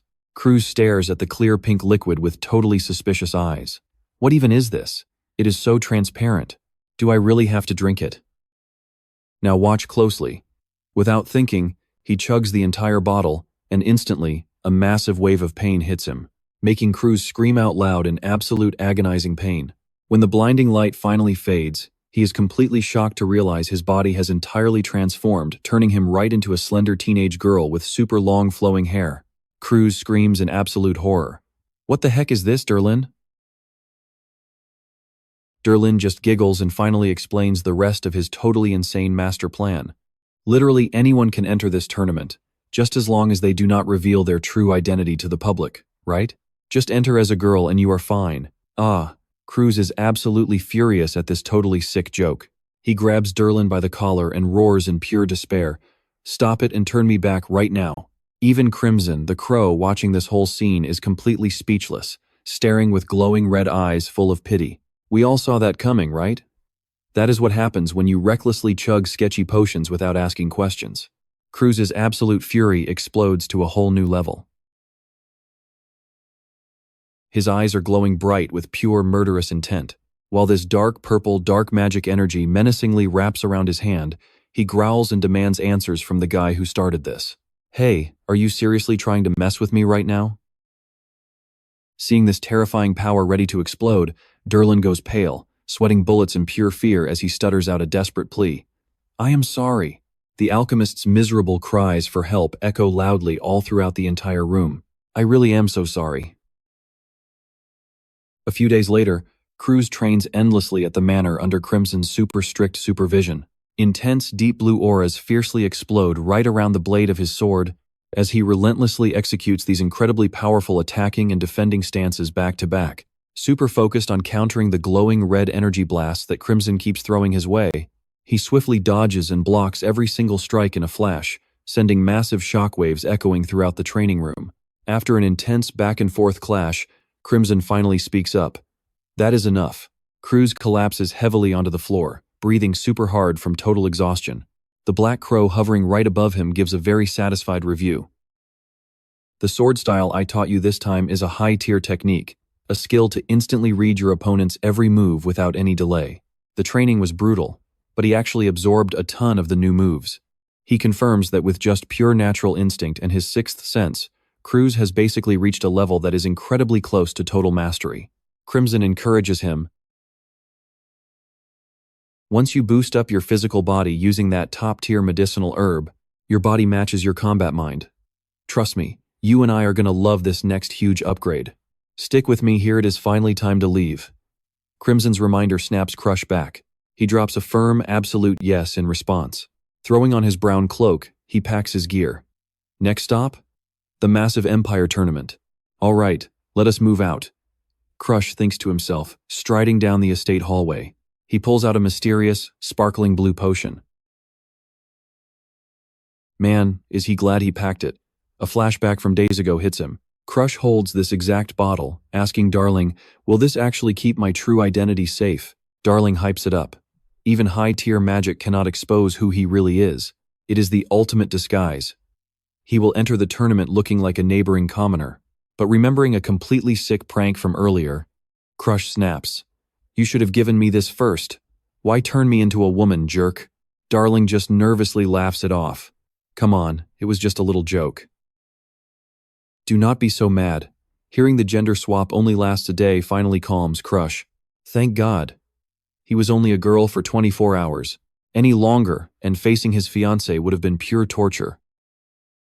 Now watch closely. He officially leaves Thongtung Cat, kicking off a wild new journey. Darling is definitely a reliable guy, but dealing with his endless troll personality, absolutely exhausting to be honest. Crush lets out a heavy sigh, gripping the disguise potion. Down at the estate gates, Butler Arios has perfectly prepped everything for his big departure. He bows respectfully. We have been waiting, Lord Crush. I have secured an erosion zone broker and a merchant for your secret infiltration. Please keep your identity strictly hidden during this entire trip. Crush is seriously impressed by the butler's planning. A merchant trading with erosion creatures? Nice. With prep like this, crossing the border is going to be incredibly easy. Classic Arios. Thanks to him, Crush can leave Thongtung Cat with zero worries about any unexpected trouble popping up. Arios bows, accepting his orders. His eyes blaze with a fierce, deep blue guardian aura. Understood. Leave this place to me. I will not let a single soul step inside, even if the family head himself arrives. This butler is now 100% loyal. You and I both know why. This absolute loyalty from Arios goes back to yesterday, right after Darling handed over the discoloration disease cure. The old butler collapsed at Crush's feet, completely breaking down in heavy tears. Thank you for saving my daughter. With this resolved, I have zero regrets left in life. Crush looks down at the broken man, replying with cold but undeniable authority. If you are truly grateful to me, then you need to keep living. I will ensure your daughter stays safe, so dedicate your entire life to serving me, until I finally decide to set you free. Crush thinks to himself, compared to his daughter's life, this price is honestly dirt cheap. Arios screams out in pure, overwhelming emotional gratitude. Yes, sir, I swear to live on and serve you. Seeing that pure devotion, Crush realizes he can finally forget about Arios betraying him in his past life. He turns to Bianca, completely hidden under a thick cloak, and softly says, Bianca, thank you for helping me. Knowing she is leaving on a mission, Crush adds, it has been a while since you visited home. Enjoy your time and get real rest. But Bianca instantly shuts down that warm, caring concern. She replies, no, not until I preserve the slime, and that is where we leave it. I'll be right back. I'll wait for your return at Thongtung Cat, Lord Crush. Bianca walks past Crush with a dead serious look on her face, completely catching him off guard. Let's be real here. You and I both know a 12-year-old shouldn't be acting this insanely determined. All right then, I promise I'll be back as soon as possible. Crush just smiles, waving goodbye with a woven rattan basket held tightly in his hand. Seeing those delicious sandwiches packed inside, it finally clicks. All that crazy noise from last night? That was just Bianca working insanely hard to prepare this perfect morning breakfast for him. He gives a small, thankful nod and promises to eat it later. Bianca pulls her hood down low, her sad eyes watching him as she whispers a quiet wish. Wishing you a safe journey, Lord Crush. He tells her to take care of herself, giving one last firm wave before heading out. The carriage finally starts rolling forward, heading straight for the Empire while that crow, Crimson, leads the way from high up in the sky. 5 peaceful days pass by. Crush completely uses this carriage time to grind out his intense training, making that pitch-black flame, and his raw erosion energy violently swirl all around his entire body. Crimson hovers right beside him, asking how that insane erosion power is holding up. Crush casually replies, thanks to my 6th sense, it's actually perfectly stable right now. Still, he feels a little disappointed because this merchant guy is playing it way too incredibly safe. Constantly taking the safest routes means he gets 0 chances to absorb any extra erosion energy while they're traveling. Looking at the blue-haired merchant girl, casually sitting in front munching on an apple, Crimson silently judges. Honestly, this just proves that your butler is actually a serious genius at his job. He carefully handpicked the absolute best guide for this exact trip. Suddenly, the apple in the girl's hand drops straight to the dirt in pure shock. The crow Crimson instantly goes on high alert, shouting, "Looks like this carriage is in deep trouble. Now watch closely with me, because a vicious bandit squad just ambushed this poor merchant girl." She only manages a terrified gasp as they completely corner her with zero way out. The masked boss steps up ice cold, while his thugs laugh evilly in the back, hyping up the totally bottomless greed of their horrible leader. A rough hand violently grabs the girl by her head, making her sob uncontrollably in absolute pure despair. She bitterly blames her own self for not spotting these bandits way sooner, terrified that her entire life is about to brutally end right here in this wasteland. But then, boom, a dark purple flash suddenly rips through the air, completely slicing down the bandits surrounding her. In the blink of an eye, Crush appears. His deathly cold stare leaves the whole bandit crew totally stunned. Who the heck is that scrawny little kid? Furious that someone interrupted him, the boss violently roars out a command, "Grab that brat right now." Instantly, the entire savage bandit gang swings their axes and spiked clubs, charging like madmen straight toward Crush. You and I know how this goes. They aggressively rush him, thinking he's too small to fight back. "Hey there, little kid." The bandit screams as they launch a massive coordinated attack right at Crush. Another guy just laughs mockingly and yells, "Is that all you've got left? You don't even have a single weapon to rely on." Surrounded by all these deadly enemies, Crush amazingly just keeps a strangely calm and unbothered expression. He just smirks. Dark purple energy explosively erupts from his bare hand, instantly forming an incredibly powerful, solid blade of pure shadows. "You mean a weapon just like this one here?" In a flash, Crush swings his sword. Those purple energy slashes are so insanely fast, the entire bandit crew can't even fight back. Crush locks his piercing, ice-cold eyes straight onto the bandit leader, making him visibly shiver. The masked boss grips his giant axe, and trust me, he finally realizes he messed with the wrong guy. "Turns out you're no normal child," he furiously roars out. Swinging that massive heavy axe, the boss goes for a fatal strike. "I'll end you in one single hit. Watch with me as he handles this insane force." Kra instantly brings up his energy sword to block. Boom! Sparks explode everywhere from the massive impact, leaving that arrogant boss with his eyes wide open in absolute shock. But Kraz doesn't just stop the attack. He immediately counters with a blazing, fiery slash that completely stuns the bandit leader. Did this kid just read my exact attack pattern? The boss can't believe it. The exact same move he used to crush others is now ripping right through him. Right after that, an intense burst of scorching flames violently erupts, completely wrapping around Kras's entire body. Recognizing those familiar flames and that overwhelming aura, the boss gasps. "Wait, are you the disciple of Berman, the Butcher Hound?" Berman is an absolutely unhinged, bloodthirsty killer.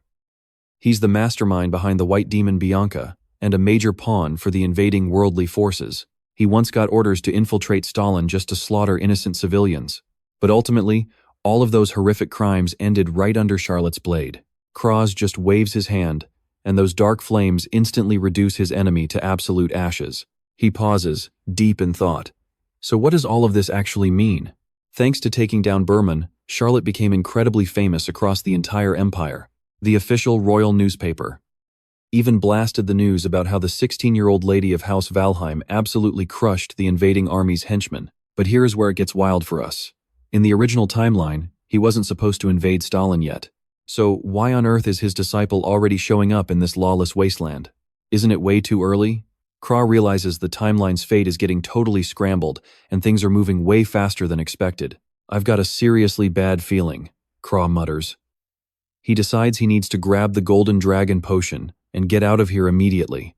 His journey then takes him straight to Zelan, the magnificent capital of the Epania Empire. The atmosphere here is absolutely electric for the opening ceremony of the martial arts tournament. Massive crowds are flooding in, and everyone is beyond hyped for the action. Just look at this massive sea of people. So many interesting characters packed into one place. Right in the middle of the crowd, a striking girl with pure white hair appears. Now meet Sydney Epania, the Empire's 4th princess. You and I need to keep an eye on her. At just 14, she's eyeing the arena with pure calculation. "Ah, my rough diamonds. I'm going to drag every single one of them to Rahin Academy." She's completely planning to use this tournament to snatch up top talents for the royal palace. Seeing the princess acting so wildly carefree, her attendant nervously leans in to remind her, "Princess, that really doesn't look elegant at all. If His Majesty sees you acting like this, he'll pass out." Just hearing about her dad, Sydney sighs in pure annoyance. Ugh, don't even mention the Emperor. Speak of the devil and he appears. Instantly, an image of the furious, raging Emperor pops right into her head. "Sydney, is that you causing trouble again?" Sydney Epania is actually the Emperor's youngest princess, an absolute prodigy who showed superhuman genius intellect since she was 7. After solving insanely complex math theorems, the royal officials were totally mind-blown, claiming she was destined to completely rewrite the entire empire's history. And they knew they had to report this legendary talent to the Emperor right away. A succession candidate? Sydney stares intensely at the paper in her hands, her eyes filled with absolute dread. She knows perfectly well that if a weakling like her gets dragged into this brutal, bloody war for the throne, she'll be dead in a heartbeat. So, just to stay alive, Sydney crushes the paper and decides to put on the craziest act ever. She throws her books straight into the air and starts laughing like an absolute maniac. She has to make them drop her as a candidate. And trust me, you and I are going to love watching this hilarious survival plan. Stick with me, you and I are about to enter a royal palace where siblings literally plot to kill each other. Since that day, Sidley used her absolute genius brain to carefully craft a brand new fake image. A totally rebellious, chaotic princess who just could not be controlled. She caused absolute chaos everywhere, making the poor old library scholars sprint after her. Stopping her was totally hopeless. Eventually, even her biggest supporters started losing their faith in her. They sighed and admitted they judged her totally wrong. The nasty whispers finally started up. Everyone started looking at her as totally unworthy to actually inherit the royal throne, lounging lazily on her desk with a super bored expression. Sidley listens to Sarah, the loyal maid who watched over her for years, giving a warning. Sarah straight up says she knows this bad girl act is completely fake, but she warns the princess that lately, her act is going way too far. Suddenly, Sidley jumps up, points right into the crowd and yells out, "Look over there, Sarah." Her eyes totally lock onto a guy in a dark cloak, walking silently with a crow on his shoulder. Sidley quietly sizes him up. Dark aura, super sneaky eyes, plus that creepy black crow chilling on his shoulder. In her eyes, every single thing about this brooding loner is just dripping with pure drama. She confidently declares that this mysterious stranger absolutely reeks of true villain energy from head to toe. Now pay attention, she bets he is from the Vanhem clan, the legendary sworn enemies of the Epania royals. Even though a Vanhem member walking around openly here is pretty much impossible to believe. But Sidley trusts her gut completely, boldly declaring she will uncover his true identity herself. Ignoring Sarah, totally panicking and calling out, Princess Sidley jumps right down and sprints forward, fully planning to rip the mask off this highly suspicious guy immediately.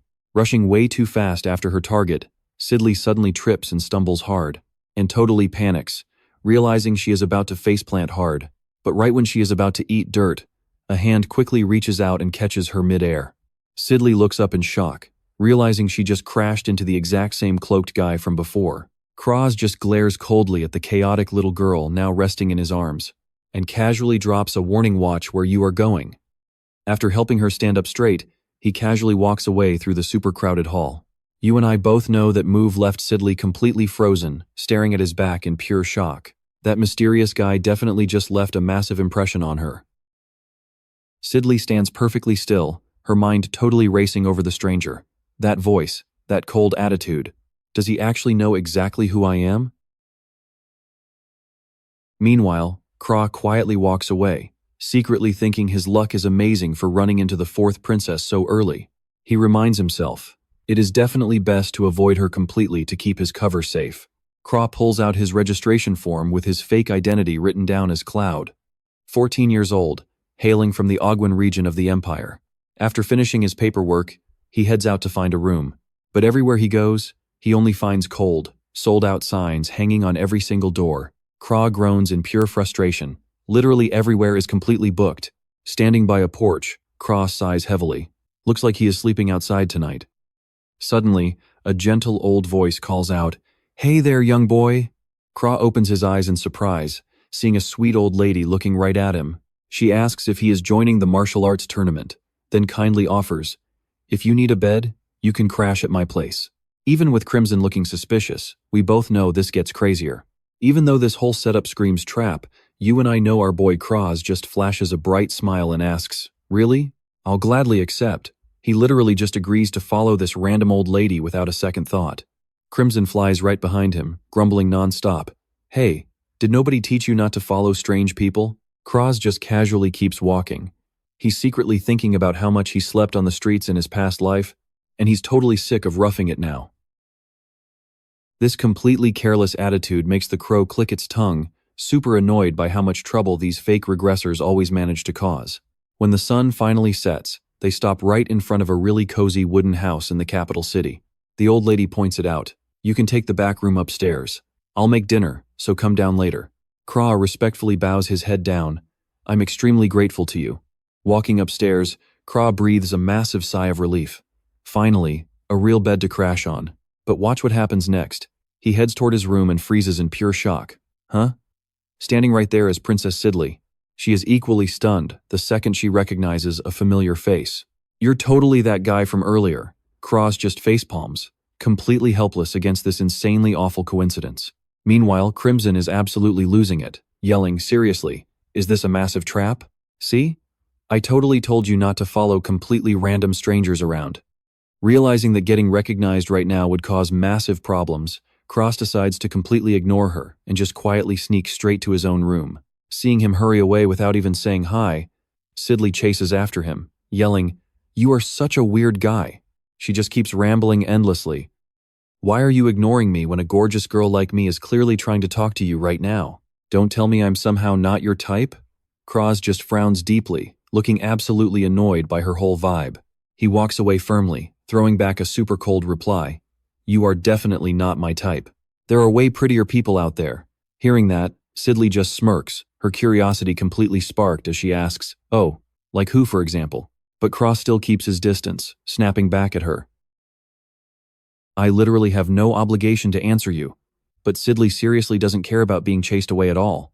She keeps laughing and bouncing right behind him, saying, "You really are as mysterious as you look." Her absolutely shameless persistence makes Kra even more frustrated, and he finally growls at her, "Stop following me right now." Despite his super grumpy and hostile attitude though, Sidley still excitedly suggests, "Come on, let's eat dinner together. I want to know more about you." His only response is a brutally blunt rejection from Kra. "I totally refuse. You are way too annoying. You feel that too, right?" The air suddenly gets incredibly heavy and tense. Sidley stops dead in the dark hallway, giving off a completely different, terrifying aura compared to her playful vibe from before. "You know I'm a princess. Do you really want to treat me like this right now?" Unable to talk back, she uses her royal title as a threat. Kra freezes, his eyes narrowing with pure caution. Even Crimson, the crow on his shoulder, starts feeling that something is seriously wrong with this girl. Sidley smirks with a hidden meaning, her eyes glowing brightly as she stares at his back. "Huh, Mr. from Staron?" Kra flinches hard, cold sweat dripping down as he realizes just how incredibly sharp this little princess actually is. If I keep talking to her, she is definitely going to find out I am from Vanheim. He gives a cold response just to cut the conversation short. "I have absolutely no idea what you are saying. Kids should really just go to bed after dinner." Wait, he is the exact same age as her, but he's calling her a kid? Getting called a kid makes Sidley scream furiously. "Who are you calling a kid? You are literally just a little boy yourself, you know." Seeing all this, the female official Sarah steps closer and asks anxiously, "Your Highness, is that kid really from Staron?" Sidley firmly confirms that it is absolutely true. She explains Staron shares the Empire's language but has a distinct accent. "Trust me, you and I foresee massive trouble. Trust me, you and I would recognize that exact voice anywhere." While Chris casually eats his dinner downstairs, Sidley does not stop watching and breaking down his every move. His tone sounds totally imperial, but he just cannot hide a few tiny slip-ups. Sarah completely marvels at her, saying, "Your Highness is incredibly sharp. Only someone like you could possibly notice such a super subtle difference." Sidley confidently smirks, claiming average people might ignore it, but her brain perfectly remembers and analyzes every single thing she has ever seen. She realizes something super weird. Even though she does not recognize his face at all, his reactions completely prove he knows exactly who she is. Sarah gets anxious and suggests, "Should we capture and interrogate him right now, princess?" But Sidley instantly brushes that off. She excitedly leaps right down. "No way, this is just getting really fun, so let us not interfere yet." She plans to track Chris closely. Why did he actually come to this totally forbidden land? However, her face suddenly turns dead serious when asking for updates on that other older sister. Sarah bows her head, confirming, "Yes, exactly like you easily predicted. Princess Siren, the third princess, has completely changed over the past year. Now pay attention, because this next report hits her like absolute ice water." A haunting vision of Siren flashes by a totally dark face, absolute crazy eyes, and blood staining her lips. Sidley realizes in pure shock she is definitely not the sister she used to know anymore. The situation is getting crazy serious now. Sidley tightly grips the handrail, her eyes literally shaking with sheer terror. My dark suspicions were totally right. If this keeps up, the first and second princesses will be in terrible danger. The royal palace will drown in blood.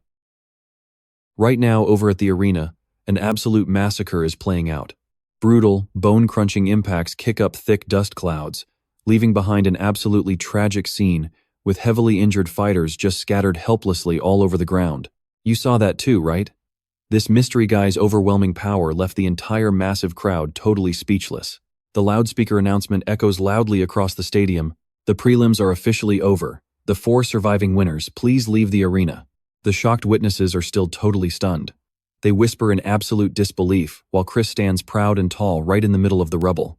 His dark hooded cloak hides half of his face, with that creepy crimson crow perched directly on his shoulder. Everyone is super curious about him and that totally weird black bird always following along. Countless rumors start completely surrounding him. Who the heck is that hawk-eyed guy anyway? Could he seriously be a hidden assassin? Their attention is fixed not just on him, but also that bizarre crow. Even that pet bird resting right on his shoulder is super creepy, constantly flapping its wings but absolutely refusing to fly away. Chris feels the heavy pressure from Sidley watching him, silently thinking to himself, has that annoying girl been stalking me since yesterday? Getting heavily targeted by someone this incredibly smart is making Chris feel seriously drained and tired. Even a few words feel super dangerous. She might actually squeeze real information out of me. This is just exhausting. But honestly, he manages to calm himself down, thinking at least the prelim round finished up without any massive crazy incidents blowing his cover. This entire preliminary stage was honestly just an absolutely brutal survival purge. 100 fighters brawled it out, but only the 4 strongest beasts advanced to the main bracket. So what do we learn here? Weaklings never survive. That is the brutal golden rule of this arena. While slowly walking down the super dark, empty corridors of the palace, Chris suddenly gets his path entirely blocked by a random fighter, with a body completely wrapped in bandages and covered in nasty scars. "All right, stick with me here," he looks him up and down, smirking. Just like the rumors. The crow on his shoulder, and that perfectly sneaky expression. Cross gets annoyed, wondering, what now? Then this guy drops a question that completely stuns him. "You are a member of the Night Crows, aren't you?" Why on earth would he ask that? Just hearing the name Night Crows puts Craw on high alert. They are literally the most notorious assassin guild in the Empire, known as the absolute deadliest underground group out there, and honestly, they were a huge reason the whole Empire collapsed in the original timeline. Cross quickly runs the numbers as an outsider.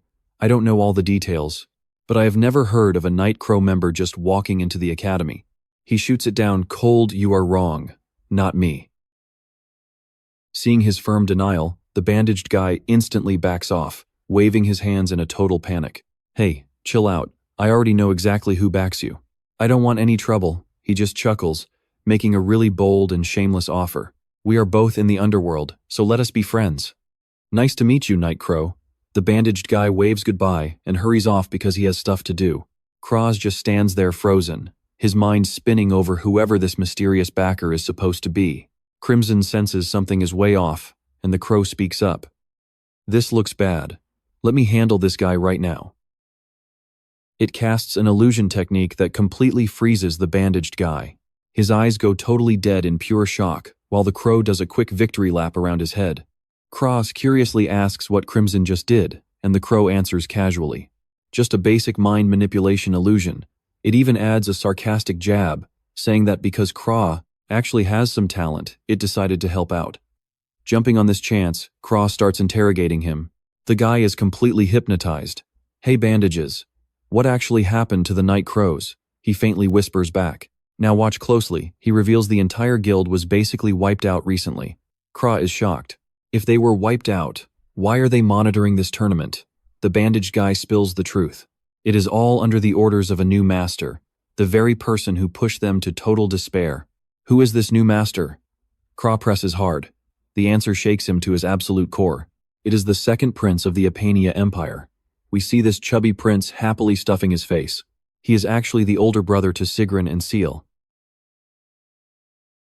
Kra thinks hard, because in his memories, the Night Crows were always just a simple tool, a total royal secret, used to constantly monitor and manipulate all the nobles.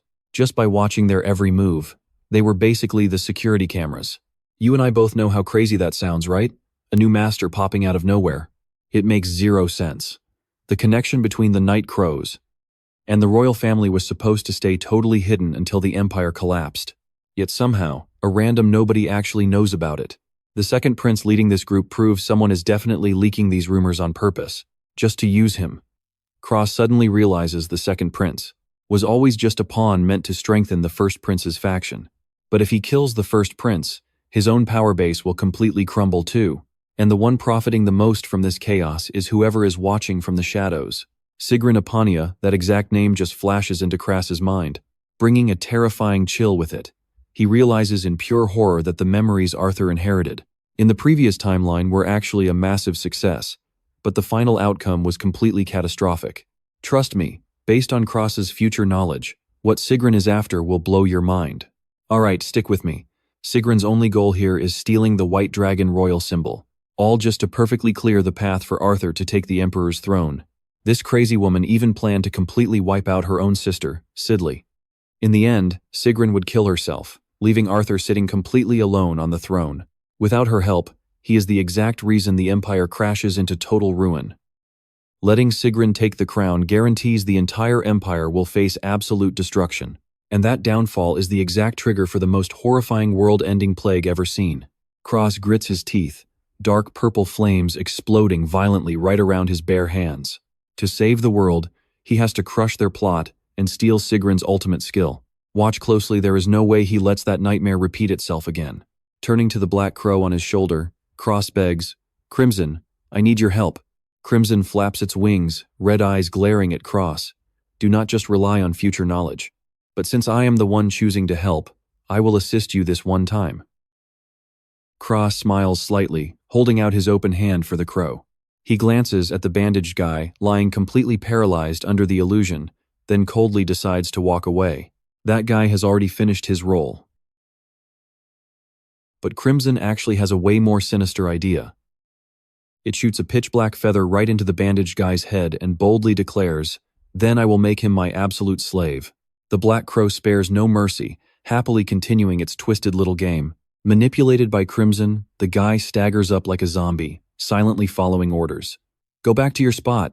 Watching his back fade into the dark hallway, Crimson asks about their next move. Cross adjusts his hood, eyes ice cold. Time to use the ultimate disguise. With this new identity, we infiltrate the main tournament and hunt the real 7 black crows. Meanwhile, far away, inside a dusty, dark library, a mysterious figure sits buried between massive, towering stacks of books. He flips through the old, worn pages. A raspy, killer voice echoes out, "That squinty-eyed bastard is named Cross, right?" He violently tears up the papers, clenching his teeth in pure, unfiltered rage. Terrifying red energy explodes straight out from his dried-up, mummy-like body. His bloodshot eyes flash brightly in the pitch darkness. He roars a hateful threat, daring to fake being a 7 Black Crows member. "I will make you pay." Here's the twist, this guy actually thinks Cross is just faking his group's infamous name. The official tournament begins, gathering the continent's top 32 elite fighters. In the fiery arena, Cross, completely hidden in his disguise, easily crushes a massive opponent. He tightly locks the guy's neck, making him let out only a single, weak groan, before collapsing to the arena floor, completely shocking thousands of watching fans. The loudspeakers boom across the stands. Match 32 winner is Ekamif. The wild crowd chants his fake name together in pure, absolute hype. Crimson quietly notes that everyone really gave it their all. But Cross showing up is exactly what made this fight so incredibly epic. As Cross silently adjusts the mask, fully covering his face, he thinks to himself, "Once everyone believes I am Ekimif, that is the exact moment the real character should show up." Leaving the arena, he immediately catches Sidley secretly watching him from high up above. He sighs. "Trust me, this girl will be a problem. Alright, stick with me here. I warned her about stalking, but right after qualifiers, she's still snooping." Sidley suddenly blocks his path in the hallway, totally buzzing with curiosity. "Hey, I heard you dominated the qualifiers?" Her constant probing just annoys him even more. Sidley narrows her eyes, staring right at Crush. With that deeply suspicious look, she's absolutely convinced he is definitely not just some ordinary, normal kid. Facing all that doubt, Crush just coldly replies with a simple, "Huh?" But she refuses to back off, pressing him about that extremely meaningful look he gave her earlier. Crush simply closes his eyes, calmly firing back with a response that hits surprisingly deep. "It's nothing. I just thought you must have been through a lot of brutal storms yourself." That hits the bullseye, leaving Sidley completely startled and absolutely stunned. Her face shows pure shock, like her very soul was just red. Seeing her still standing there totally frozen, Crush casually walks right past her, dropping one final warning. "I'll only say this once. Take care of yourself." He waves his hand, decisively shutting the whole conversation down for good. "Tomorrow's the main tournament. I'm going to sleep." The door slams shut with brutal coldness, leaving Sidley clutching her head in absolute chaos and maximum panic. She just can't wrap her mind around it. Pay attention here. You and I are wondering the exact same thing. How does Stranger get her secret info? He's from far away, so how does he know absolutely everything? "Sarah, is that royal spy you hired actually reliable?" Sidley asks with intense worry. Sarah bows down, replying with strict, serious eyes. "I'll double-check it again." Sidley sighs softly.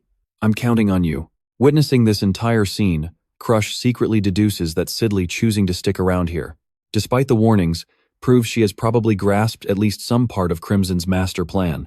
Sidley watches Crush walk away, flashing a highly meaningful smile. "Akathi, is it really you? You really are not simple at all, huh?" Crush ignores her, signaling his crow. "Let's move.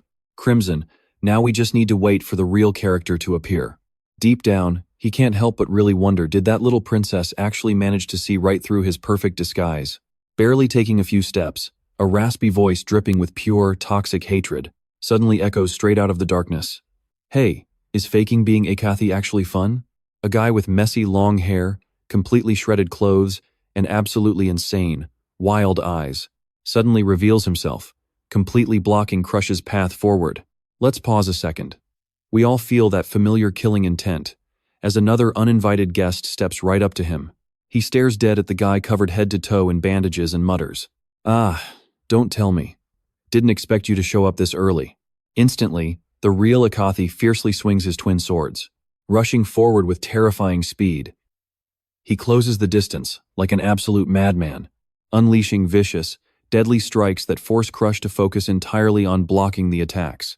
Suddenly he shoots his hand out, grabbing Crush and roaring out loud, "If I catch you, there are no more problems."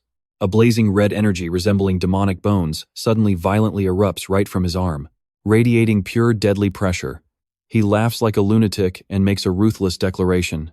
"Time to end this, kid." A massive blow carrying crushing, heavy weight smashes straight towards Crush. In a split second, he spins around and launches a brutal kick right into his avatar. "Totally useless. Your world invasion technique simply doesn't even affect me in the slightest." Crush coldly declares while looking down from above. Crimson the Crow's massive shadow envelops the space. Crush totally flipped the script, making his opponent suffer a brutal and shocking defeat. The defeated villain lies completely floored, in extreme shock right after hearing that name.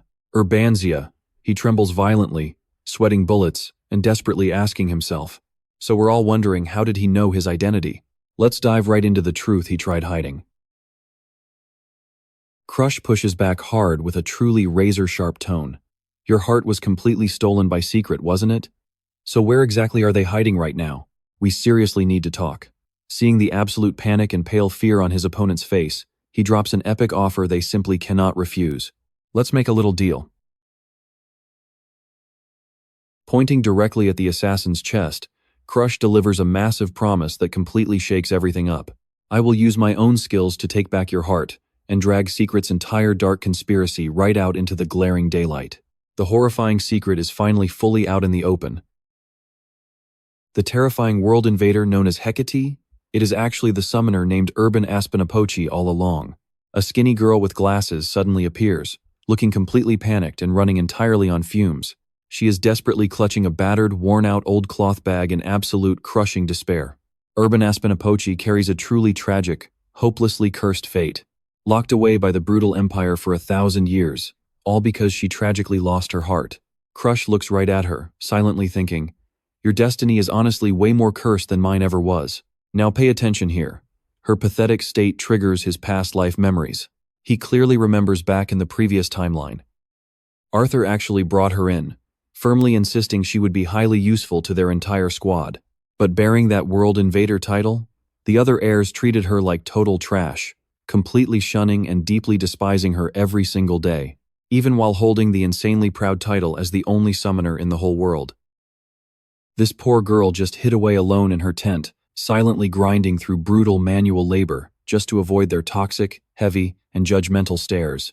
Because she stayed so completely isolated, absolutely nobody ever figured out she was actually the legendary Hecate. Crush silently walks right away. Dark memories of the legendary assassin family suddenly flood back into his mind. He knows dead men tell no tales. Sympathy gets you absolutely zero intel from a cold, lifeless corpse. But a necromancer?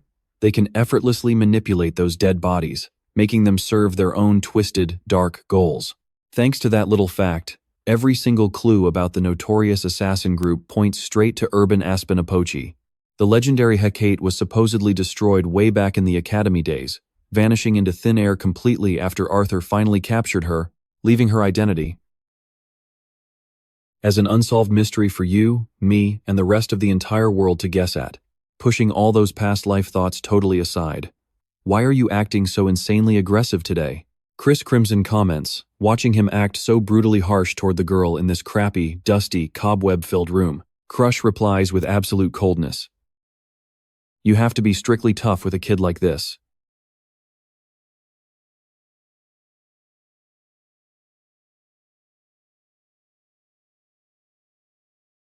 He violently grabs her chin, forcing her to look right at him.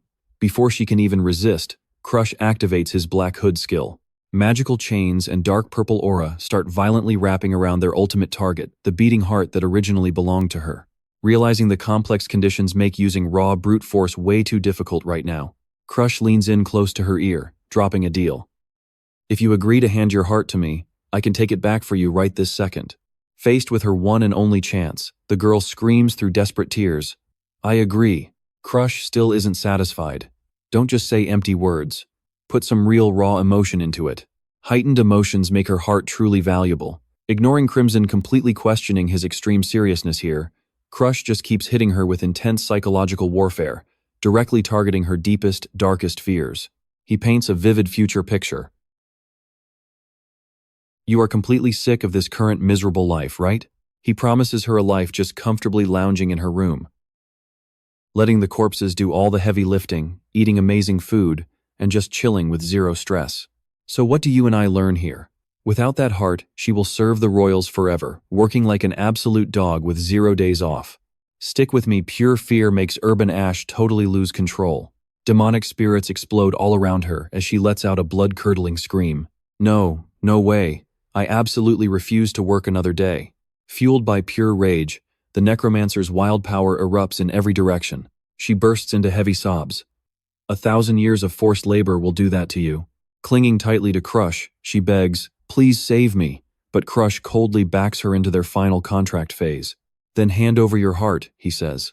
That is your only way out of a lifetime of slavery. What heart? I give up entirely. Fine. I will just give this heart to you. Just grant me my freedom, the desperate girl screams.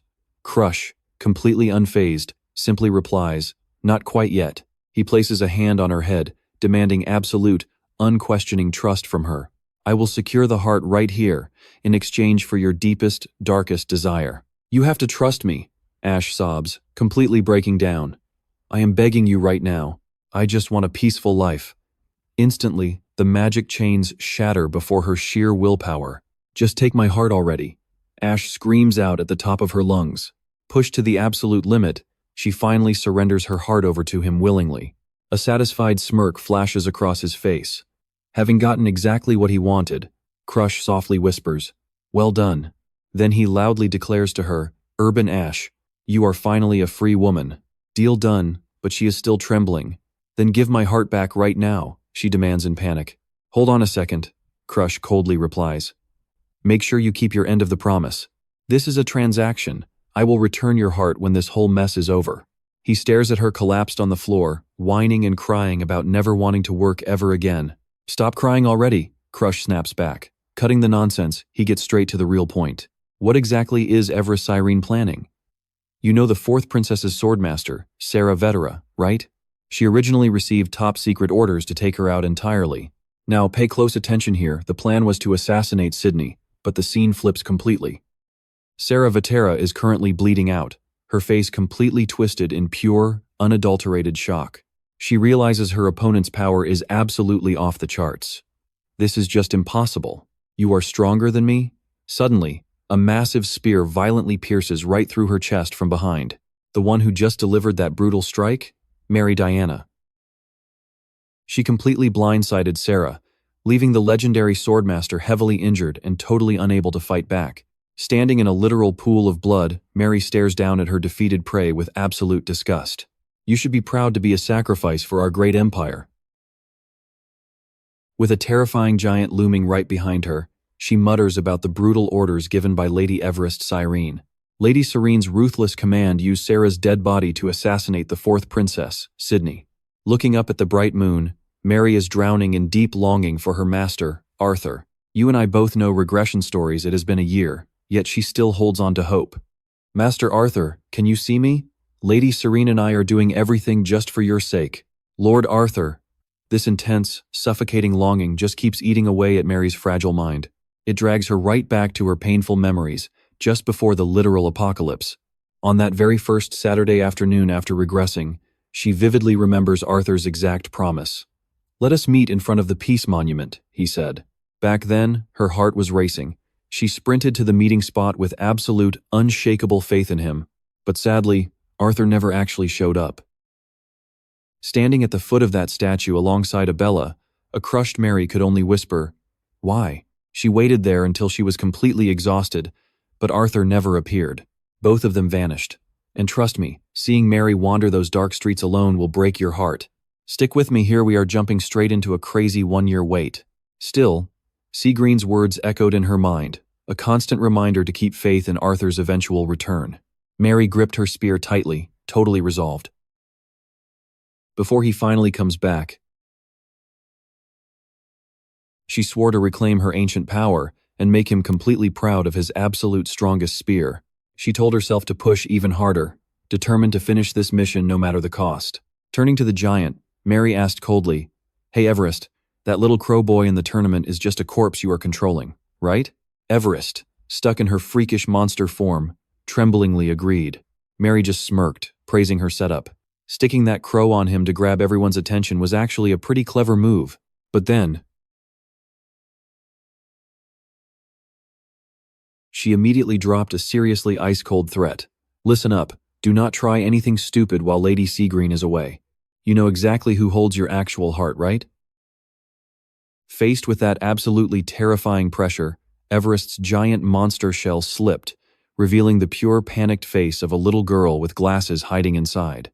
Stuttering in absolute terror, she managed to squeak out, "Of course, I will take my leave now." Spooked out of her mind and totally losing her cool, Everest quietly scurried away, carrying a massive sack over her shoulder.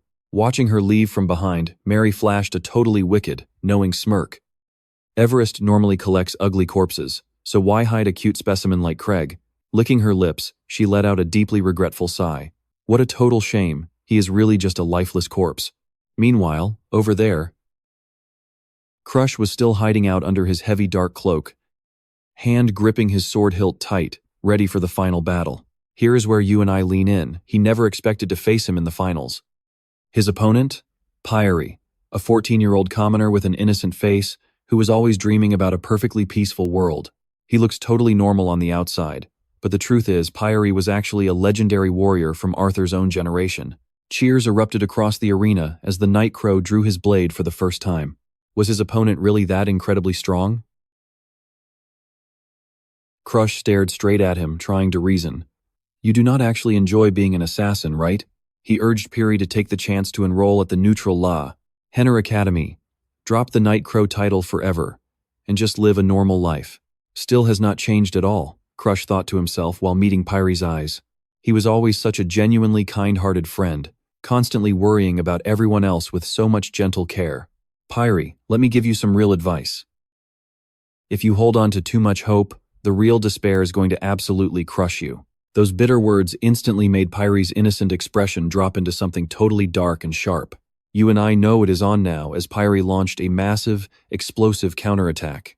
The second the ref shouted begin, he dashed forward with lightning speed to strike, but Crush easily and effortlessly blocked the incoming attack. He suddenly unleashed the crazy 10 shadow step technique, moving at terrifying speeds, creating deep blue afterimages that completely surrounded his target in the arena. Such a huge disappointment. Crush. Pyre roared out, swinging his blade in a frantic barrage, while Crush stood stunned, recognizing the intense familiarity in every single strike. What are those movements? They aggressively rushed right at each other. He was in total shock, realizing every single feint he threw was seen right through. He could not believe this guy had his sword style memorized perfectly, acting like they had been training together for a lifetime. And trust me, we are stunned as Crush countered every flawless strike, leaving zero openings. That look in Crush's eyes. The freezing, heavy aura right now is so intense it literally makes Pyre violently tremble. You and I both know these two have a crazy connection from a past life, right? Because honestly, nobody in this entire world understands Pyre better than Kratz. He knows exactly how Pyre grew up in those harsh, snowy wastelands, training his footwork to flow like water, just to invent that legendary 10-step 10,000-mile technique. Pyre's brutal, hardcore training easily rivals even a powerhouse like Annex. But every single habit, every fake-out, and every finishing move, Kratz already has them memorized in the palm of his hand, all thanks to his regression memories. Kratz quietly thinks to himself he has been watching this guy for ages. He actually knows Pyre way better than Pyre, even knows his own damn self. Pyre roars in absolute despair, throwing everything he has, but his strongest attacks cannot even graze his opponent's clothes. Right at that moment. Now watch this closely. Kratz channels blue energy, using a counter technique that strikes last but lands first. He literally uses his own blade to forcefully awaken the dormant, sleeping potential hidden deep inside of Pyre. Kratz desperately needs Pyre to become even stronger right now, so that even if all hope shatters, this guy can still stand up and fight. He refuses to let his friend be controlled by some absolute scumbags just because he lacks enough raw power. Sure, it is a rescue mission, but punching his bro still looks insanely painful. The loudspeakers echo across the giant arena, officially announcing Kratz as the ultimate winner. Amidst the totally wild, roaring crowd, Kratz raises his sword high alongside his Crow Crimson, claiming absolute dominance.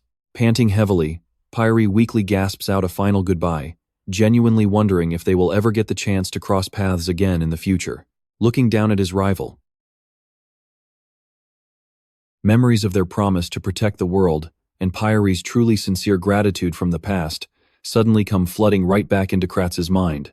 He freezes up completely, suddenly realizing this is the very first time in 2 entire lifetimes that anyone has ever thanked him for anything. Yeah, I will see you back at the academy. Kratz drops this cool farewell as Pyre lies totally defeated on the floor. His old friend responds with fierce, unshakable determination. All right then, we will officially meet again at La Henner. I know what you are thinking meanwhile. Second Prince Xiphon Apania is busy gloating over his fake victory. He is laughing like an absolute maniac, seeing that the Night Crows controlled by Everest did not disappoint him. This fool firmly believes Kratz is just some mindless zombie totally under his strict command. In his twisted head, he has already pictured using this assassin group to manipulate all the nobles and violently seize the throne. Good attitude. Just remember, I literally hold your beating heart, so stay obedient like a good, loyal little dog. Everest just trembles and bows, whispering, "Yes, Your Highness." But that toxic arrogance gets instantly crushed by the heavy sound of rushing footsteps, ignoring the absolute screaming from the royal guards. Questioning their insane audacity to boldly storm the second prince's private residence, the brutal executioners from the Black Dragon Knights menacingly march forward, radiating an absolutely terrifying, overwhelming pressure through the suffocating heavy killer intent. An ice-cold woman declares Xiphon Apania, second prince, you are under arrest for the attempted murder of the fourth princess, Sidley Apania. Xiphon panics, desperately denying that he killed that idiot Sidley. But the ironclad proof is undeniable. An official order bearing his own signature was found right inside the Night Crows' secret base. He screams out like a complete lunatic, impossible. I never wrote that. In a total panic, he orders Everest to wipe out these traitors who dare to falsely frame him, but the little girl right now can only mumble helplessly in the knight's grip. They had completely restrained her while he was too busy throwing his tantrum. Right at the peak of tension, a crystal-clear voice suddenly echoes out, cutting through all the absolute chaos. Wait, who exactly got killed again? So what do you and I make of this? Sidley, Apania, and swordsman Sarah appear, completely healthy. She smirks casually. Hey, Sarah, since when did I actually get murdered? We haven't even spotted the assassin yet, let alone been attacked by anyone. Seeing these two people who were supposed to be dead, Sigran Apania is absolutely shaken. She literally cannot believe her own eyes. As the mastermind who was absolutely certain they died, Sigran is reeling in total shock. She just keeps asking herself what in the world is happening right now. Stick with me, let's rewind to the exact night Sarah was supposedly assassinated. Sidley's intuition was completely spot on when she anxiously asked that night, Hey Sarah, can we seriously trust this royal spy that we just hired for the job? Pushing down her anxiety, Sarah replies with a promise. I will double-check everything right now. Back then, they had no clue every single spy hidden in the palace had already betrayed them. Sidley bitterly wondered why she, of all people, someone who gave up the throne years ago and played dumb, was still being targeted like this. Sprinting through the pitch-black night, Sarah felt a seriously bad feeling creeping up. She decided she needed to get back to the princess immediately. But right then, this pitch-black dark energy completely surrounds her out of nowhere. A deep, heavy voice echoes directly right inside of Sarah's own mind. In exchange for your life force, I will grant you temporary immortal power for a short time, so just play dead. In absolute shock, Sarah realizes it is Crush's voice. Is he seriously talking directly inside of my head right now? That dark power completely swallows her whole. To her absolute shock, an eerie, glowing red eye with a star inside suddenly appears. Waking up, Sarah is still reeling from what Crush just did, and his crazy demand to play dead. Now watch closely. Right then, a freezing killer intent creeps up directly behind her. The exact second she thinks, is someone standing right behind me? Mary Diana suddenly materializes out of nowhere with her deadly spear. A brutal thrust pierces clean through Sarah's body. Mary Diana just drove her spear straight through my stomach. If it weren't for the temporary immortality from Crush's crow, both Sarah and the princess would have absolutely perished right there. Back to reality, Sidley boldly declares. The real deal has returned. Get ready for a beatdown. Squad 4. Arrest the Black Dragon Knight's vice captain for suspected espionage immediately. Her fierce declaration cuts right through the insanely heavy, tense atmosphere, leaving the vice captain shaking violently, sweating absolute bullets out of pure terror. Standing nearby, Sigran is stunned, her heart racing in sheer disbelief. What the heck? A spy? Sidley gives a totally sarcastic smirk, her glowing eyes locking straight onto her completely dazed sister. Did you come for our funeral? Too bad. We are still very much alive.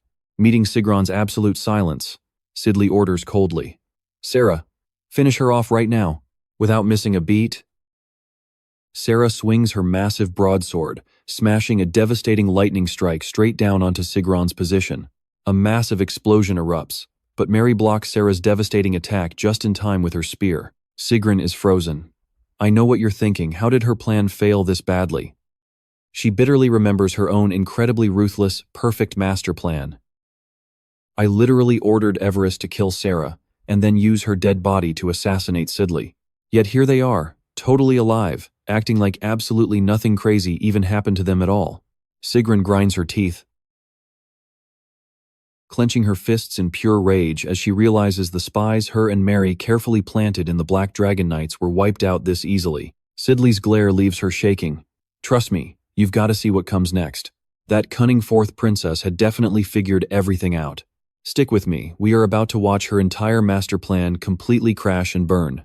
That is exactly why Sigrun wanted to wipe her out permanently. Sigrun gritted her teeth, a pure murderous glare flashing in her eyes. Leaving Shirley alive meant letting a massive threat destroy her grand scheme sooner or later. She could not wait any longer. Sigrun roared out loud, I have to kill her right here and now. Reaching into her pocket, she yanked out a pulsing red object, the literal heart of Evelus. Sigrun crushed it tight, activating the glowing red magic seals around it. She snarled her command, Evelus, take down the fourth princess right now. Evelus was completely mind-controlled, her eyes locked wide in pure agony. What do I do? Crush still has not stolen the heart back. My body is hijacked, moving totally against my own free will. Evelus screamed in pure despair as the magical seal completely hijacked her physical movements. Furious at the delay, Sigrun screamed like a maniac. Evelus, what are you doing? Now watch this part closely. The red energy exploding out of Evelus is absolutely terrifying. She is an absolute monster. Hurry up and protect the royal family. Pushed to total despair, Evelus silently begged for her one true savior. Crush, please save me. Instantly, a massive surge of dark purple energy erupted out of nowhere, completely locking down the arm holding the beating heart. A brutal strike smashed into Sigrun's wrist, violently forcing her to drop control in a split second. Sigrun stared blankly at her empty hand, screaming out in utter disbelief. The literal heart was gone. Refusing to accept reality, she finally realized she had absolutely nothing left. Failing to assassinate the fourth princess, missing the second prince, and now even losing the heart of Evelus, an absolute total disaster. Her master plan totally shattered, leaving Sigrun screaming in raw fury as all her hard work went completely down the drain. But pure madness quickly overpowered her logic. Gritting her teeth in rage, fine, I will just butcher the princess myself. You and I both know she is not done using this exact distraction to totally flip the script. Pushing her speed to the absolute extreme limit, she launched forward like literal lightning, screaming at Shirley, if magic fails, I will tear you apart with my bare hands. A devastating strike carrying mountain-shattering force crashed down, but right at the absolute last second, Crush warped in and completely blocked her deadly attack. Dark purple aura violently clashed against Sigrun, triggering a massive shockwave explosion right in front of Princess Shirley. Sigrun froze in absolute shock. Wait, he blocked my ultimate technique like it was nothing. While Mary Diana stood there stunned by his sudden arrival, Crush locked his grip tight around the tip of her weapon. Crush glared right into her eyes, dropping that classic sarcasm. Just like always, your basic way of thinking has not changed one bit. Those words left Sigrun completely shaken, desperately wondering who this guy was to know her so well. Grabbing the chance, Prince Sifong barked at his guards. What are you all doing? Hurry up and arrest her right this instant. Someone suddenly reached out and snatched away Sigrun's weapon completely. Trust me, watching this royal assassin finally get locked down is the exact payoff we were waiting for. Pinned down by heavily armored knights, she thrashed around, screaming her absolute lungs out.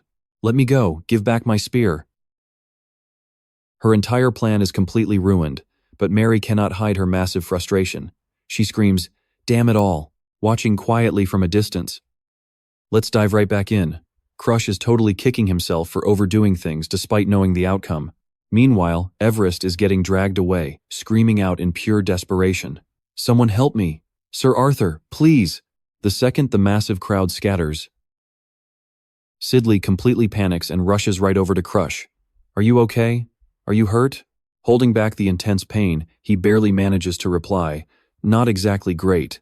He realizes he barely managed to block that absolutely terrifying, heavy attack from Sigrun in time. Even after going all out with his black fire, Crush bitterly accepts the harsh truth. He is still nowhere close to hitting that true master level yet. And yeah, that is the heavy price you pay for daring to clash directly with the divine cult. Sidley quickly reassures him, showing off that she has her royal defensive necklace ready to go. This makes Crush Quietly respect this princess and her crazy preparation skills. Rich kids really hit different when fighting. He gives her a soft reminder. As long as you are safe, that is really all that matters here. While the royal guards are frantically hunting down any accomplices, Crush shoots Everest a quick signal. We need to use this crazy chaos to get out of here right now. Now, watch this epic escape. Pitch black energy suddenly erupts from the ground, swallowing them both completely into the shadows. Just before completely vanishing into thin air, Crush makes sure to drop one final warning. Take care of yourself, Sidley, and seriously keep a close eye on those brothers of yours. Sidley and Sarah loudly shout out, desperately trying to stop him so they can treat his nasty wounds. But Crush just ruthlessly turns them down. Do not worry about it. I am pretty used to this. Just make sure you take good care of your own self. Staring at the empty space left behind, Sidley feels awful that she never even properly thanked him for saving her. She makes a hardcore promise to follow Crush to the academy and repay that life debt. Meanwhile, the carriage carrying Crush and Everest is speeding away extremely fast. Crush quietly thinks about how incredibly overpowered this teleportation skill is, even with its annoying limitations and crazy heavy drawbacks. Everest quickly explains the catch. She can only teleport living people, and only across a fairly short distance. Right after that, she pulls out a super glowing herb and tosses it to Crush. Here, take it. This is the legendary golden dragon grass you specifically asked for. I literally almost died getting this weed, so you better pay me extremely well. Crush happily accepts the loot and honors his end of the deal. You and I both know a deal is a deal. Here is the promised beating heart. Take it. Everest is completely stunned as she catches the pulsating heart. She genuinely cannot believe she is actually allowed to keep something this incredibly valuable. Hugging the precious heart super tight,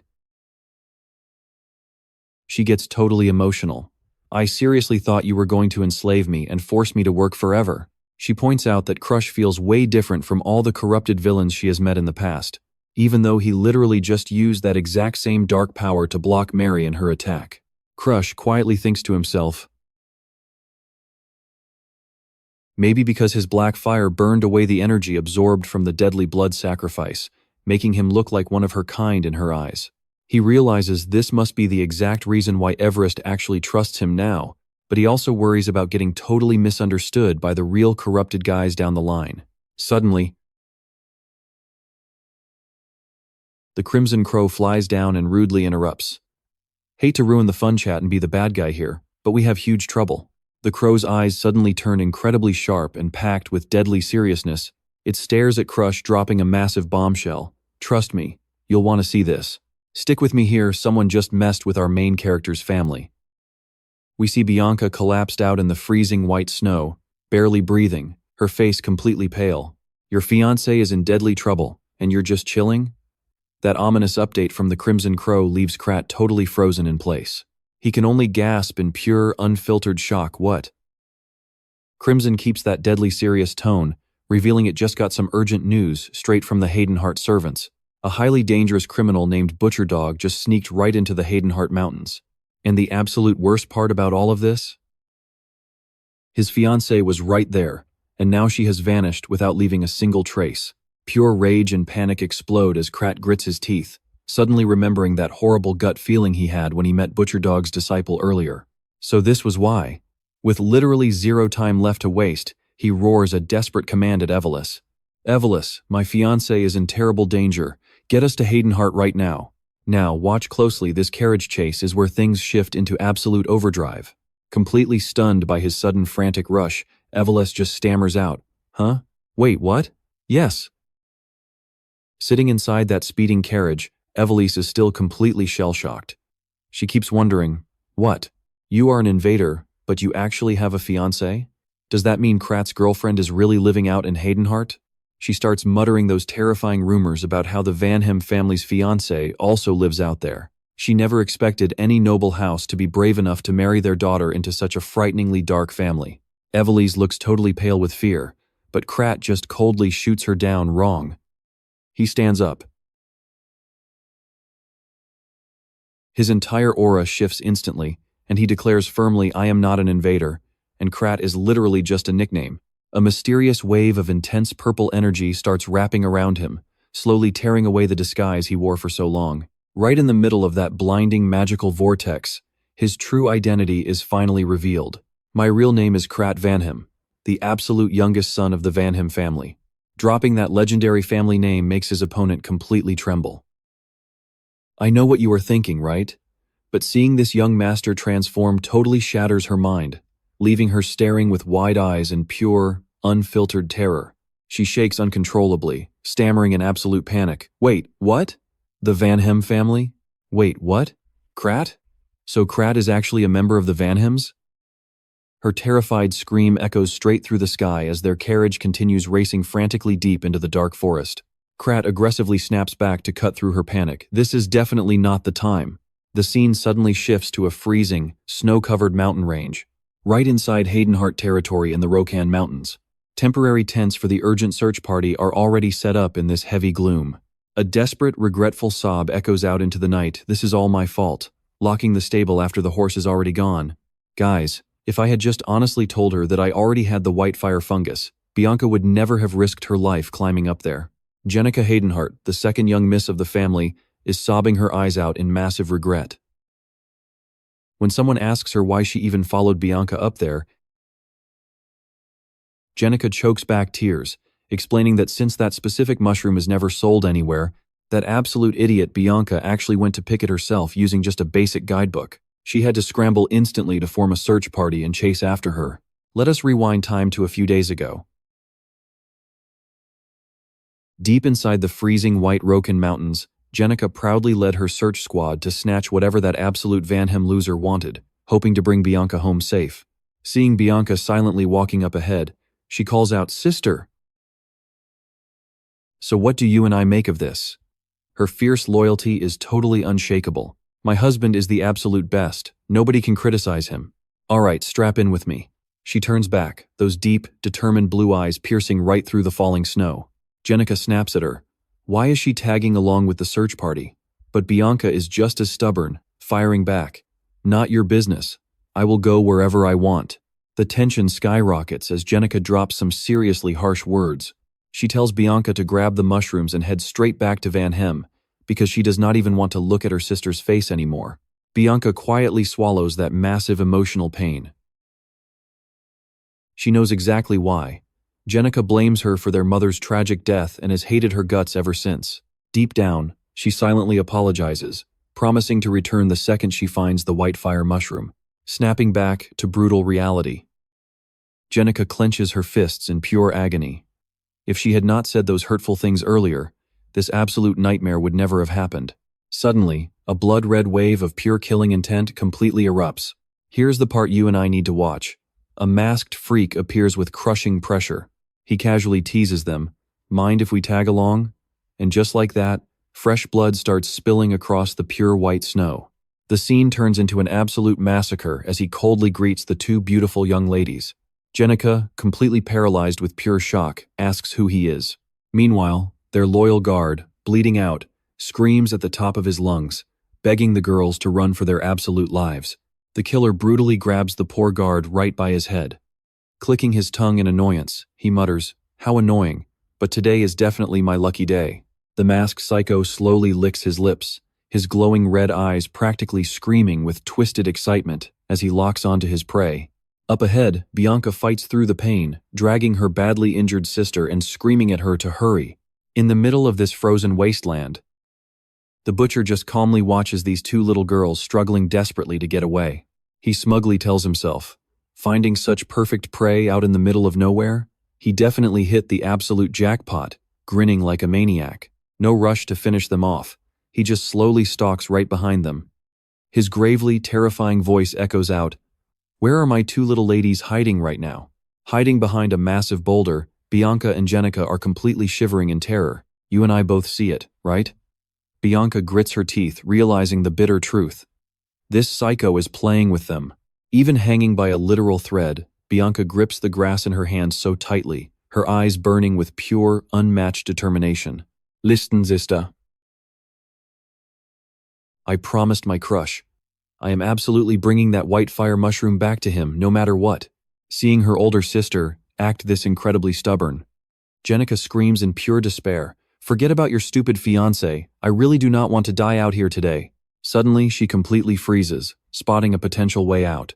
Wait a second. Jenica comes up with an insanely bold plan. She whispers desperately, Bianca, I have an idea. She explains that, thanks to the ancient relic they have equipped, they can move through the deep snow way safer and faster than that monstrous killer. Pointing at the treacherous ice cliffs, she suggests, if we can just reach the icy ravine area, maybe it will slow him down. But every single calculation these girls made, the butcher saw right through it immediately. He stands right on the cliff above, looking down with a demonic grin. Pretty smart, little ladies. Go ahead and try to run. He steps right up to the very edge of the ravine. Jenica totally collapses from pure exhaustion. Sobbing uncontrollably, she begs, My legs are done, just leave me here to die. Standing right before that bottomless, terrifying abyss, Bianca looks over at her younger sister and asks, You ready? Jenica is clueless, having no idea what is happening. Bianca coldly gives the absolute insane order, We are jumping across. Jenica violently protests in a total panic, because if they fail, they are definitely dead. But Bianca calmly replies, We are dead anyway, and that is exactly where we leave it. Stick with me, we are jumping right into chaos. The killer catches up, swinging his massive axe, completely mocking them. Hey ladies, standing on that edge is way too dangerous. Come over here with me. Just as he reaches out, Bianca screams her lungs out, Now! Without warning, Bianca shoves Jenica straight off the cliff. The murderer freezes in absolute shock. He only has time to spit out, Wait, what?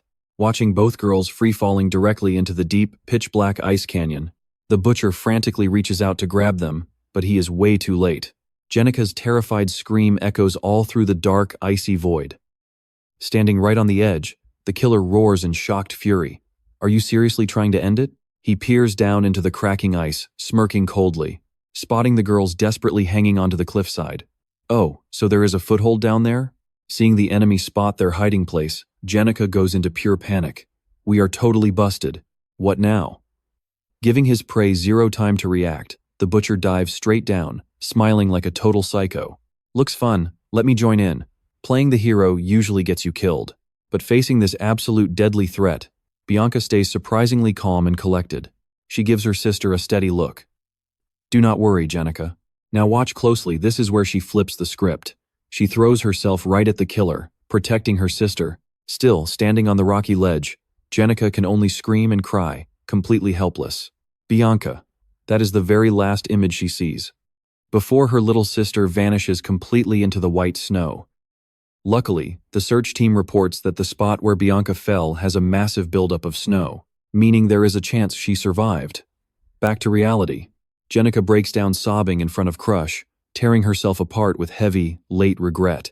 If only I had not suggested going to the icy canyon, Bianca would never have jumped. Regret changes nothing now. She furiously blames herself. I should have just given her the mansion supplies from the start. Then we would have completely avoided that cold-blooded killer.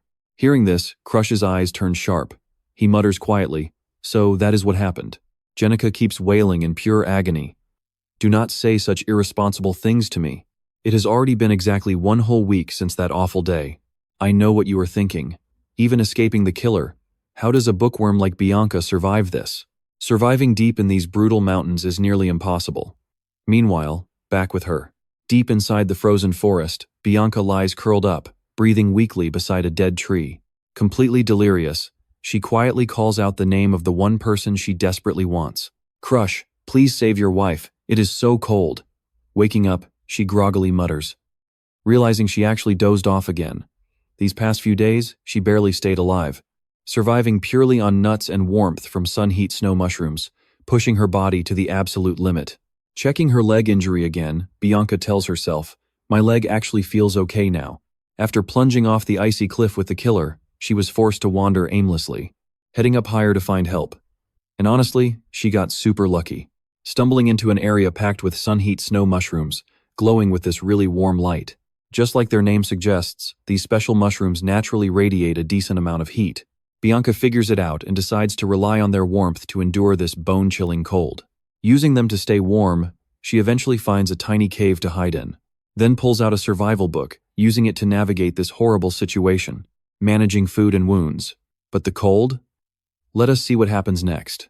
Unhealed injuries and severe malnutrition have completely drained every single drop of energy from her body. Bianca feels herself constantly fading out, terrified that she will not survive if this keeps up. That brutal avalanche just happened, making her hopes even thinner, since she knows for a fact the rescue team is delayed. Even so, a desperate promise still burns deep inside her. Until I give my husband his gift, I refuse to log out of life. Now watch closely, this is where things get really bad. The terrifying killer suddenly appears, growling. Finally found you. He gives a wicked smirk and cruelly declares, this little game of tag ends right here, little lady. Meanwhile, Bianca is still struggling to push forward through the blinding white snow. She mutters to herself, I need to eat something. She suddenly stops after spotting something buried in the snow and gasps, is this an acorn hidden by a squirrel? I am so sorry, Mr. Squirrel, but let me borrow this. Bianca whispers softly after finding that tiny bit of food under the heavy snow. Out of nowhere, something completely deadly flies in and stabs right into the ground beside her. Bianca looks up in absolute shock, her breath catching from the sudden appearance of her enemy. A massive snow explosion erupts, throwing Bianca violently backwards, making her crash hard and tumble across the freezing cold ground. She only has time to let out a truly terrified gasp. From the freezing mist, the dark shadow of the killer slowly marches forward. He mocks her for being a total freak, since her face barely shows any reaction. You and I both knew this guy was absolute trash, right? He glares at her, complaining that extorting the Van Hem family is a nightmare. Then suddenly, he violently chokes Bianca mid-air. He growls with an intense threat. If only you acted like a normal kid and played the quiet hostage, you probably could have gone back home completely safe by now. His greedy eyes lock onto her sparkling snowflake hair clip, casually calculating how to sell it for a quick pile of cash. Hanging right on the edge of death, Bianca lets out a weak, painful cry. Inside her mind, the desperate wish to return home suddenly flares up stronger than ever. Memories of those happy days at the manor suddenly flood back, quietly reading books right beside Crush, alongside the warm, steady presence of their butler Aries. The memory of that warm smile from Crush somehow soothes her current intense pain. Bianca realizes that spending every single day beside him left her with something that actually feels like emotion. Even an originally emotionless person, exactly like her, knows that those beautiful days were truly, genuinely full of happiness. A single tear quietly rolls right down the incredibly pale face of Bianca, as she quietly thinks, if I actually had emotions, I would have loved him sooner. Now I am dying, and I regret it. So what do you and I take from this? Her final thoughts fade while being brutally choked out. Stick with me. In absolute despair, she softly whispers the name she's been longing for. I need you, Crush. Instantly, a mysterious dark silhouette appears out of nowhere, standing like a ghost right behind the killer. With a massive close-range strike, Crush delivers a lightning-fast punch, sending that brutal butcher absolutely flying through the air. Blindsided by the attack, he roars in pure agony. Who the hell are you, punk? We all felt that, right?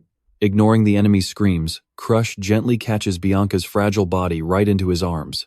Looking at her pale face, he gently comforts her. You did great, Bianca. I will handle the rest. Absolutely legendary. 10 out of 10. No debate.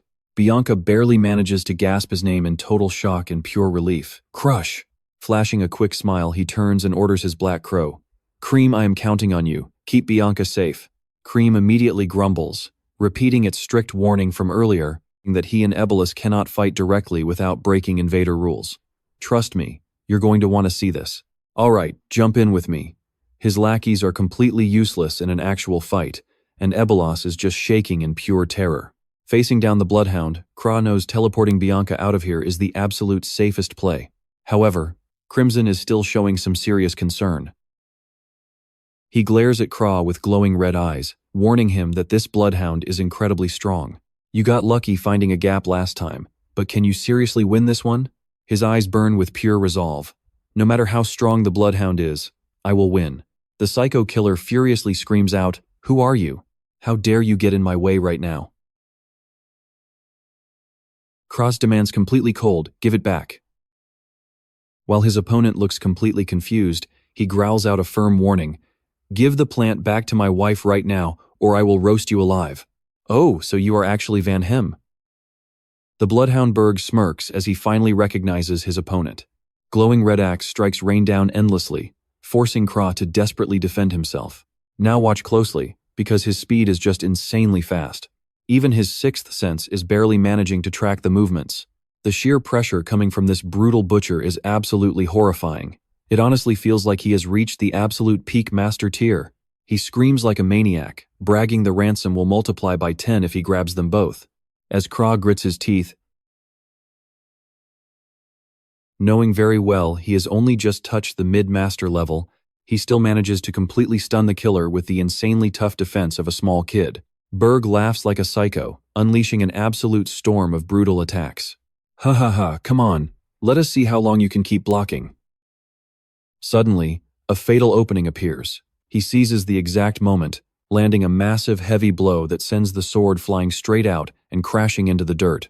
Standing confidently right in front of the unarmed kid, the smug killer proudly announces, "All right, that was fun, but it is finally time to end this." But we know he celebrated too early. Just as the axe is about to fall, Kra vanishes like a complete ghost, leaving Berg totally stunned. Wait, did he just disappear? He frantically sniffs the air, roaring while searching for him in the white snow. Then suddenly, he burst directly out of the snowy ground right behind him, channeling absolutely all his power into a massive close-range strike aimed straight at the ribs, sending the killer flying in pure agony. Kra thinks to himself, even with a dull sword, he cannot deploy his domain to counter that raw brute force. The blazing fire skill is now officially activated. His eyes suddenly go wide in sheer terror, seeing the kid determined to beat him at all costs. Hold on, little bro, no need to be so hot-headed. He immediately fires off his deadly Shadow Lock skill. Kra instantly freezes, completely unable to move, trapped in a terrifying, invisible pressure that feels exactly like falling into another dimension. The killer slowly approaches. Little brat, you are not going to survive this. The rescue squad is definitely coming soon, but let me send you to the afterlife first. His massive axe swings forward with absolutely brutal force. He shivers in horror, quickly realizing his senses are being completely and ruthlessly distorted right now. This is a secret sound art meant to shatter aura and completely paralyze the nervous system of the opponent. If this was the old Kra, he would have definitely lost his life before even understanding what was actually happening. But trust me, you and I know he is not that weak kid anymore. He has survived absolute nightmares that are way worse than this. Kra grits his teeth, deciding to push his aura to the absolute limit and trigger super perception. My sixth sense is finally kicking in. Facing the kid's stubborn resistance, Birdman just smirked mockingly. Well, how much longer can you actually hold out?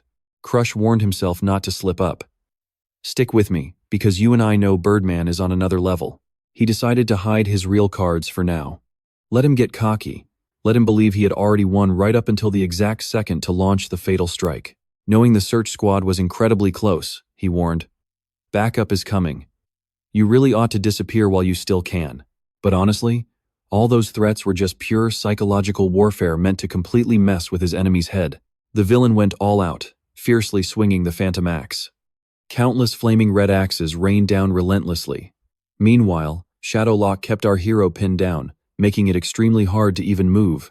He blocked the fierce onslaught using his hyper senses, but his physical body was taking a massive, overwhelming toll. Watching this absolute nightmare unfold right there, Evelos shook with pure terror. Oh God, at this rate, he is going to die. Is this really how it ends for him?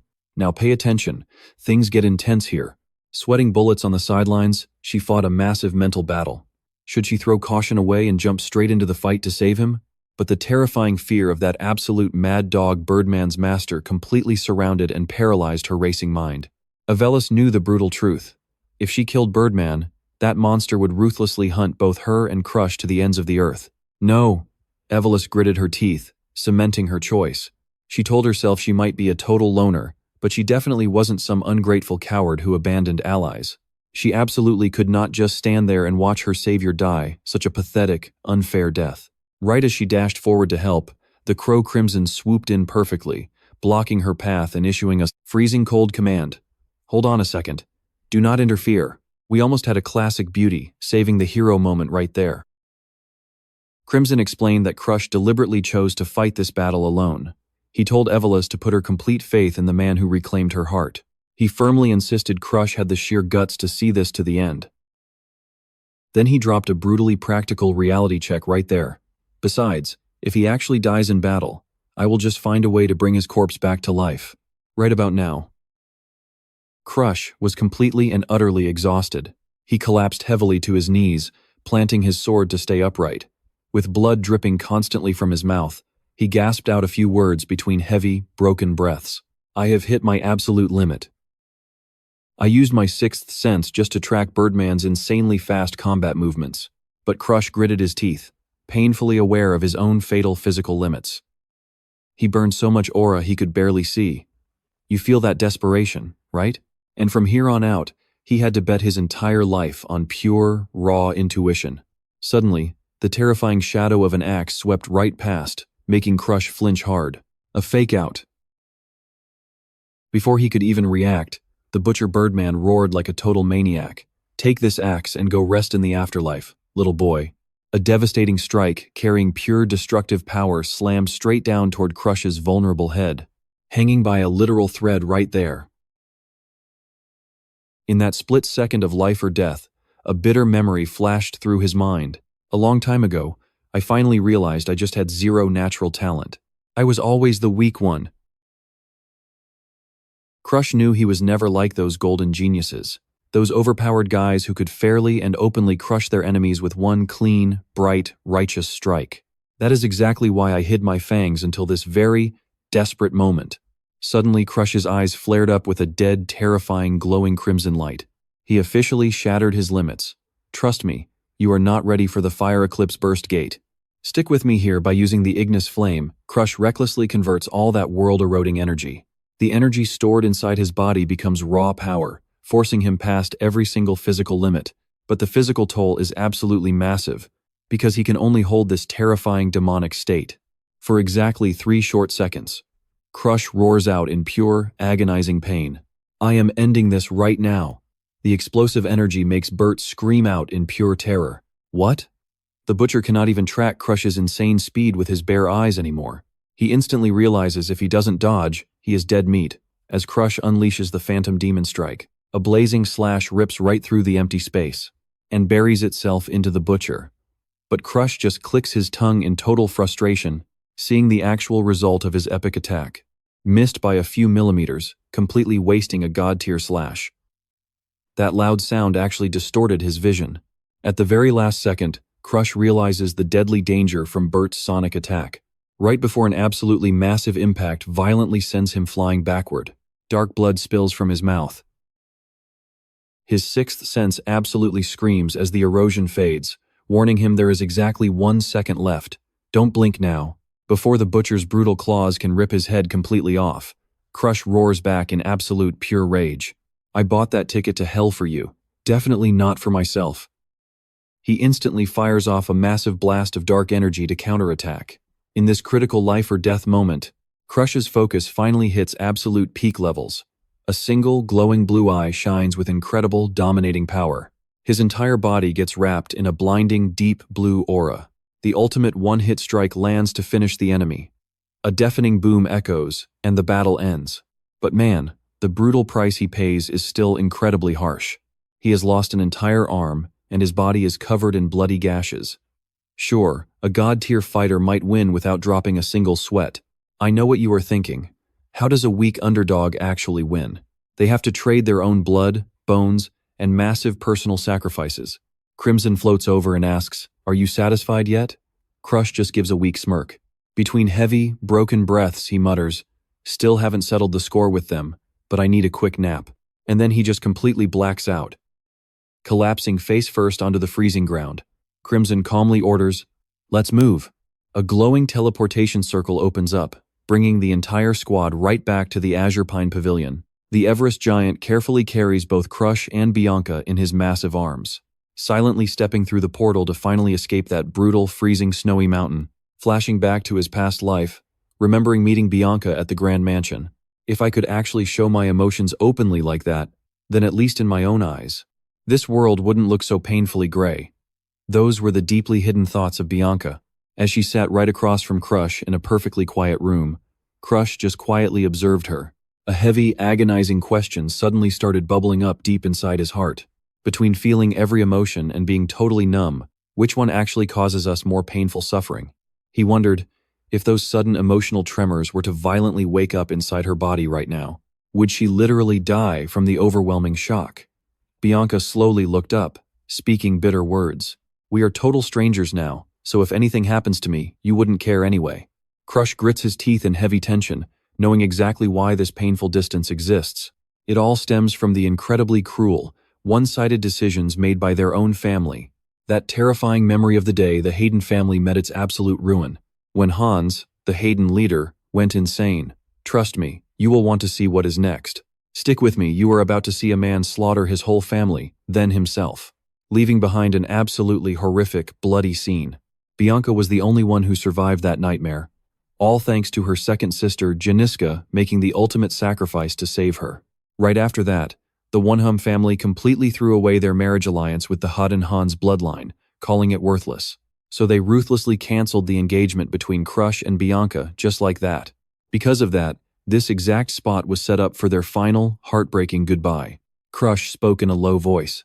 Bianca just looked down, sadly agreeing that this was the end, and they would literally never see each other again. But suddenly, an insane wave of dark purple energy just exploded straight out of Crush. His eyes went ice cold as he roared out loud. I warned you, if you still want to choose death, then I cannot step in to save you. His black hat skill was finally activated. Now watch this part. A massive demonic mouth actually appears and swallows that cursed snowman entity whole. Because it absorbed way too much toxic miasma from the curse, that snowman monster instantly completely vanished into dust, crushed under the glowing magic-sealed hands of our boy. He locked eyes with her and softly asked, "How are you feeling right now?" For the very first time in her life, Bianca was totally free from that twisted snowman curse. She let out a bitter sigh, telling Sir Crush that this world was just way too cruel. But honestly, the exact second her lost emotions finally came rushing back to her, she officially transformed into a literal monster, trapped forever by the unbreakable chains of her dark fate. Fast forward 3 years to the freezing Hayden Hans territory, where a brutal conflict was still raging on without end. Two exhausted soldiers just stared at each other, one of them complaining loud, fighting for 3 years, garbage pay, and a super high chance of dying. The other guy bitterly fired right back. If the Afani Empire had not decided to interfere, their Stalin kingdom would have been completely peaceful a long time ago. He was holding on to explosive secrets that could literally shake the foundation of the whole empire, forcing the northern side to send an elite envoy just to stop any deadly info leaks. Let that sink in for a second. That single envoy drove the Hayden Hans Lord totally insane, triggering a brutal family massacre and the raging flames of war we are seeing today. People everywhere started whispering that. Right after that tragedy, the White Beast himself stepped up and destroyed that envoy, who was a top 10 master, getting his ultimate revenge before retreating to hide in the Northern Ice Palace. Right in the middle of this bloody battlefield, an earth-shattering explosion suddenly blew the food depot wide open. The Stalin soldiers guarding the area completely lost their minds in pure panic. What the hell are those Stalin troops even doing right now anyway? Crush is a grown man now, rocking ash-gray hair and some wild demonic tattoos on his neck, calmly watching the enemy expose their massive weak spots. He dashed like an absolute ghost through the heavy snow, making the terrified guards scream out, "Hey, he is over there. That guy belongs to the demon faction, so whatever you do, do not be careless." Crush just gritted his teeth, feeling his body pushing dangerously close to its limit. Damn it, I definitely abused the dark power of this curse way too much. Even if a top-tier holy maiden showed up, she couldn't heal this damage now. Play stupid games, win stupid prizes, I guess.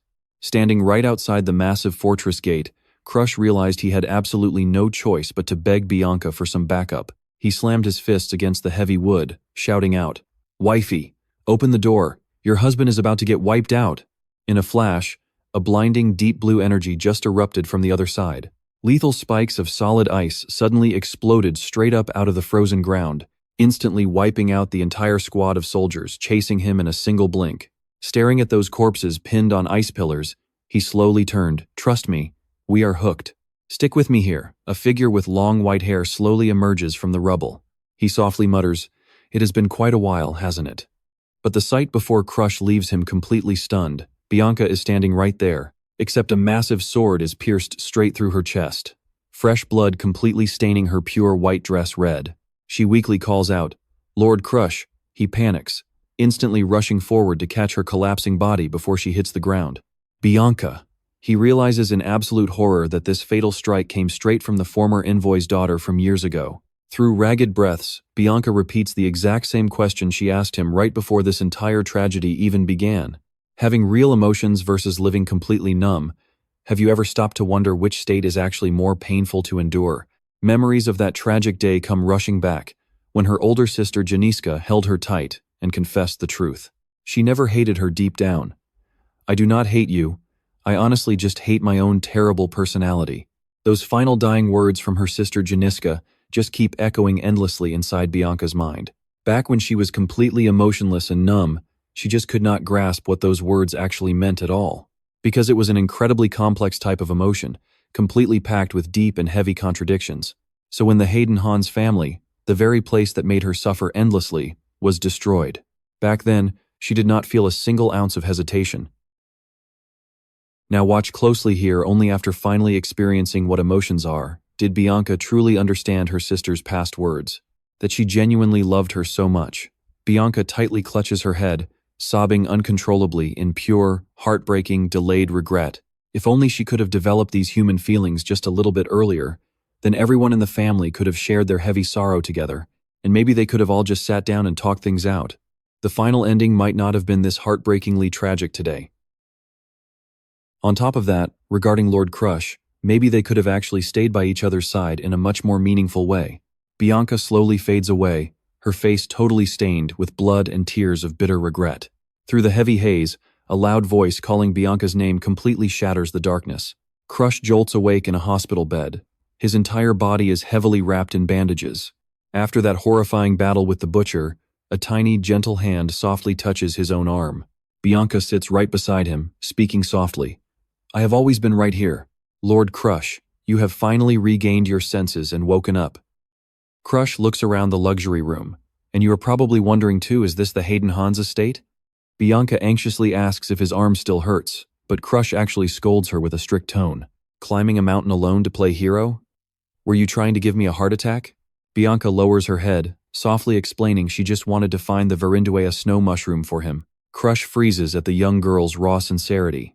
He softly stammers, "You," then suddenly remembers something incredibly important. He extends his heavily bandaged hand, passing something precious right back over to her. A sparkling, snowflake-shaped snow mushroom. Bianca looks down at his injured hand and whispers softly, "I am so sorry for making everything turn out this badly." Despite his battered body, Crush flashes a bright, totally reassuring smile to comfort her. "Thank you. Because of this, we can finally start brewing the spiritual elixir right away." Bianca quietly calls out his name, "Lord Crush." She bows her head, confessing a heartbreaking truth. "Right now, I am still someone entirely devoid of any emotion. Even though you risked your life to save me and ended up like this, I cannot even feel a drop of joy, or feel anger or sadness with you." Bianca grips her dress tightly, her heart incredibly heavy. "Right this second, I feel so immensely frustrated that I simply cannot take it anymore. I really do not want to show an emotionless face at a time like this. My lagging system needs an instant reboot." Deep down, she desperately yearns to just smile warmly, to share sorrow and anger with Crush. Honestly, you and I both want that for them. Yet she remains completely terrified. "I do not want to. You must lose your soul and your emotions, just like me. If you cannot smile, I definitely do not want to smile alone either." Seeing Bianca looking so heartbroken, Crush gently reassures her. "Do not worry too much. Stick with me here. The curse drops half its power on anyone outside the target." Bianca looks up, her deep blue eyes pleading. "Lord Crush, please help me find my lost emotions." A mystical purple energy violently erupts around Crush. He smiles with absolute confidence. "Yeah, I plan to do that even without you asking." In a flash, the black hat skill magic lock glows brightly. The text reads, "Second unseal condition become the most important person in Bianca's heart."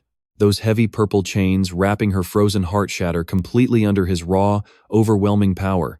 Bianca freezes up, her eyes going wide in pure shock as she feels a deep flutter. Crush thinks to himself, I totally intended to do this from the start. He looks at the little girl with a warm smile. Bianca just breaks. She buries her face into his chest and sobs heavily. Hot tears finally melt that ice.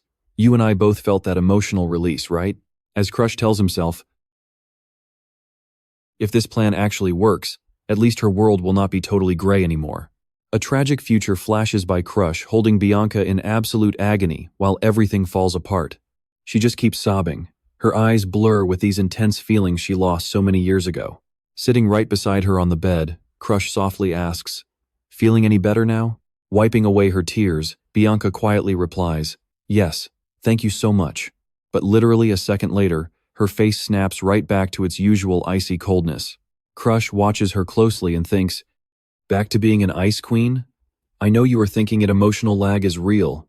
Knock knock. The loud sound totally shatters the quiet room. From outside, the voice of Jenica Haydenhouse rings out loudly. Crush, it is Jenica Haydenhouse out here. May I please come inside? Crush narrows his eyes, instantly on guard. Jenica? Yeah, come in. The moment Jenica steps inside, she completely freezes, stunned to see Bianca sitting right there. Crush notices Bianca constantly rubbing her red eyes and asks with real worry, Bianca, what is wrong?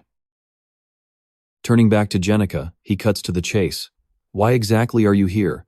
Jenica stammers, just grabbing food, do not stare at me. She quickly follows up, explaining that since Crush cannot walk around yet, someone will deliver his food straight to the room. Crush squints his eyes. Are there some private family matters you all need to discuss? Jenica dodges his gaze, keeping her head down. That is the situation. Crush silently observes, she will not even look me straight in the eye today. He remembers his past life. Jenica acted exactly like this before giving Bianca a huge apology. She will probably apologize soon this time too. Crush softly calls out, Bianca, looking his fiancée straight in the eyes. Crush makes it crystal clear. If she apologizes, whatever. Forgive her, or do not. Your choice. He holds her hand, promising to go home. And that is where we leave it today. Stick with me here. Bianca just freezes, a completely strange feeling making her let out a quiet gasp. Flower petals seem to fall all around her, and she slowly brings a hand to her face. A glowing, beautiful smile suddenly lights up her lips. She gently tugs at the corners of her mouth, feeling genuine joy deep in her soul for the very first time. She realizes with absolute delight that her heart is finally, truly overflowing with pure happiness right now. Well then, I will take my leave, she says, waving goodbye to go eat with her family. Cross waves with a warm smile. Yeah, get back safely. But the very second she steps out the door and disappears, his friendly expression instantly drops into dead, cold anger. He shouts out, Abellers, let me borrow your ears for a second. Get over here right now. A sudden blast of glowing red energy flares up. He gives a strict order to his magic rats. Follow her in absolute secret and listen to every single word they say to Bianca. Basically a hidden camera, but powered by sneaky rats. The rat gives a quick little nod and instantly vanishes deep into the dark shadows. Now pay attention. Kra clenches his fists and growls. If they dare say one insulting word to Bianca, trust me, he will make them pay a brutal price. Watching this insane level of protection, Crimson the Crow just has to openly mock him. You are literally missing an arm, and you are still worrying about your little fiancé? With a broken body like that, do you honestly think you have the power to steal true immortality from me? Crimson gives him a sarcastic look, making sure to add that regressors are honestly a massive pain to deal with. Kraz just casually waves it off. Stop getting mad over nothing. This wound? Just have the Holy Maiden work her magic and I will be fully healed. Over in the Holy Freeman Kingdom, one of the 4 major powers, there is a Holy Maiden ruling there, blessed with absolute divine magic straight from the heavens above. That is an ultimate power that can literally bring the dead back to life. The Oneham family is absolutely never going to drop a massive pile of cash just to hire the Holy Maiden to fix up useless trash like you, buddy. Crimson keeps throwing cold water on his hopes. But facing that pure disrespect, Kraz just smirks. Lost an arm? I will just swap it for a top tier one, no worries. Crimson is completely stunned, finally realizing his insane true plan. Swap your arm out? Wait, we are both thinking the exact same thing, right? Is that why you dragged that girl into your squad? Kra confirms it. Getting Abel was entirely for this crazy backup plan, because for a genius necromancer like her, stitching on a brand new arm is basically a walk in the park. Even though Abel complains about the sudden command, she confidently declares that pulling off this surgery will be as easy as eating candy. Crimson actually shivers at his terrifying level of calculation. Are you really planning to squeeze every last drop of labor out of her? You regressors who turn back time are seriously the most terrifying, two-faced freaks. Cross calmly replies that it was honestly just a total accident that he had to sacrifice his own arm in the first place. When Crimson demands to know the identity of the poor guy losing an arm, Kra coldly announces, "The sword demon has the best arm, so I will borrow it." Crimson roars in shock, never expecting that Kra already knew the sword demon was his own subordinate all along. We are talking about a legendary master who shook the entire world with his lightning-fast quick-draw technique, dropping enemies in a literal flash. But the most important thing? The sword demon is the subordinate that Crimson Garden values and treasures the most, the one he has poured so much blood and sweat into training for years. So what do you and I make of this crazy logic? Didn't you want me stronger? Then take care of me. Just be as thoughtful as you were with Sword Demon. Crush shoots him a mocking smile. Let's dive right into this madness. Crimson completely loses it, screaming at him to shut up after already teaching him the secret Jodam technique. Crush secretly realizes he fully understands Crimson's deep feelings for the Sword Demon and all his other loyal minions too. He figures out Crimson Garden's biggest flaw, finding his actual true body is honestly a total piece of cake. Because this guy literally watches the whole world through his subordinate's eyes. Crush knows that Crimson accidentally forged a deep emotional bond with every single one of them, and the crazy part? He doesn't even realize it himself. Right now, they actually have the Saintess backing them up. Crush seriously recalls Arthur's dark warning about some extreme cruelty, using healing magic just to endlessly prolong torture, literally forcing those loyal subordinates to spit out the hideout's location. He quickly realizes this is the exact weakness to convince Crimson. Even though the sword demon passed from old age, his ultimate sword essence remains completely intact. And Crimson? He definitely remembers every single detail of that power. Crush cuts right to the chase. Now pay attention here. He drops the bomb that if he grafts Sword Demon's arm onto his own body, that legendary quick-draw technique totally resurrects. Wouldn't the Sword Demon himself actually want a crazy strong successor exactly like that? Facing Crush's smooth talking, Crimson can only click his tongue. Spitting game like that, he really should be selling insurance. After seriously weighing the options, the Black Crow demands 2 full days to prep and chill out. Crush smiles with pure satisfaction. Thanks a lot, Crimson Garden. Glancing down at his heavily bandaged arm, Crush breathes a massive sigh of relief. Problem temporarily solved. But still, he starts stressing about the Wanham family's incoming reaction. Plus, Butler Ariel's safety is totally at risk, since his own movements at Hayden House will inevitably get leaked. He tells himself, if things get too insanely tense, just tell Ariel to completely ignore it. After all, those guys never even gave him a second glance anyway. But staring at the ceiling in bed, this creeping, uneasy feeling just won't stop rising up inside him. And boom, that bad feeling turns into straight-up reality right at the Hayden House dining table. With a sixth sense stronger than Wi-Fi, Mario Khan, the family's eldest son, is aggressively slamming the table, screaming at Bianca to surrender her fiancé spot to her sister Jenica. The greedy jerk finally realizes Crush isn't some useless trash after absolutely crushing the expert Bertman. Now he desperately wants to turn him into their family's absolute strongest trump card, showing his true selfish colors. You and I know this trope well. Mario officially declares that whatever he wants, he absolutely takes by force. So when it comes to this fiancé arrangement, there is zero backing down. Bianca stands right facing Mario, her eyes flashing with unmatched resolve. She loudly declares the one single thing she'll protect to the bitter end is her rightful position as Lord Crush's fiancé.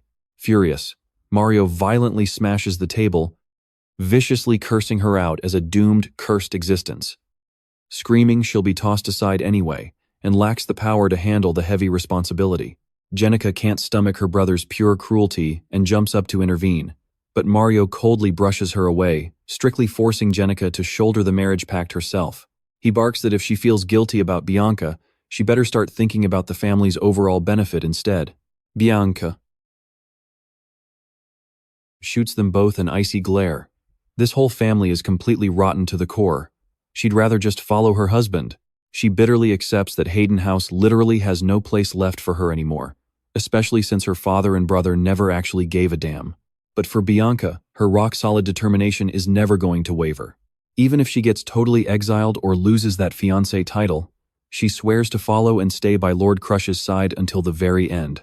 Mario violently roars her name in absolute blind rage, but a sudden, sharp knock completely shatters the insanely heavy tension.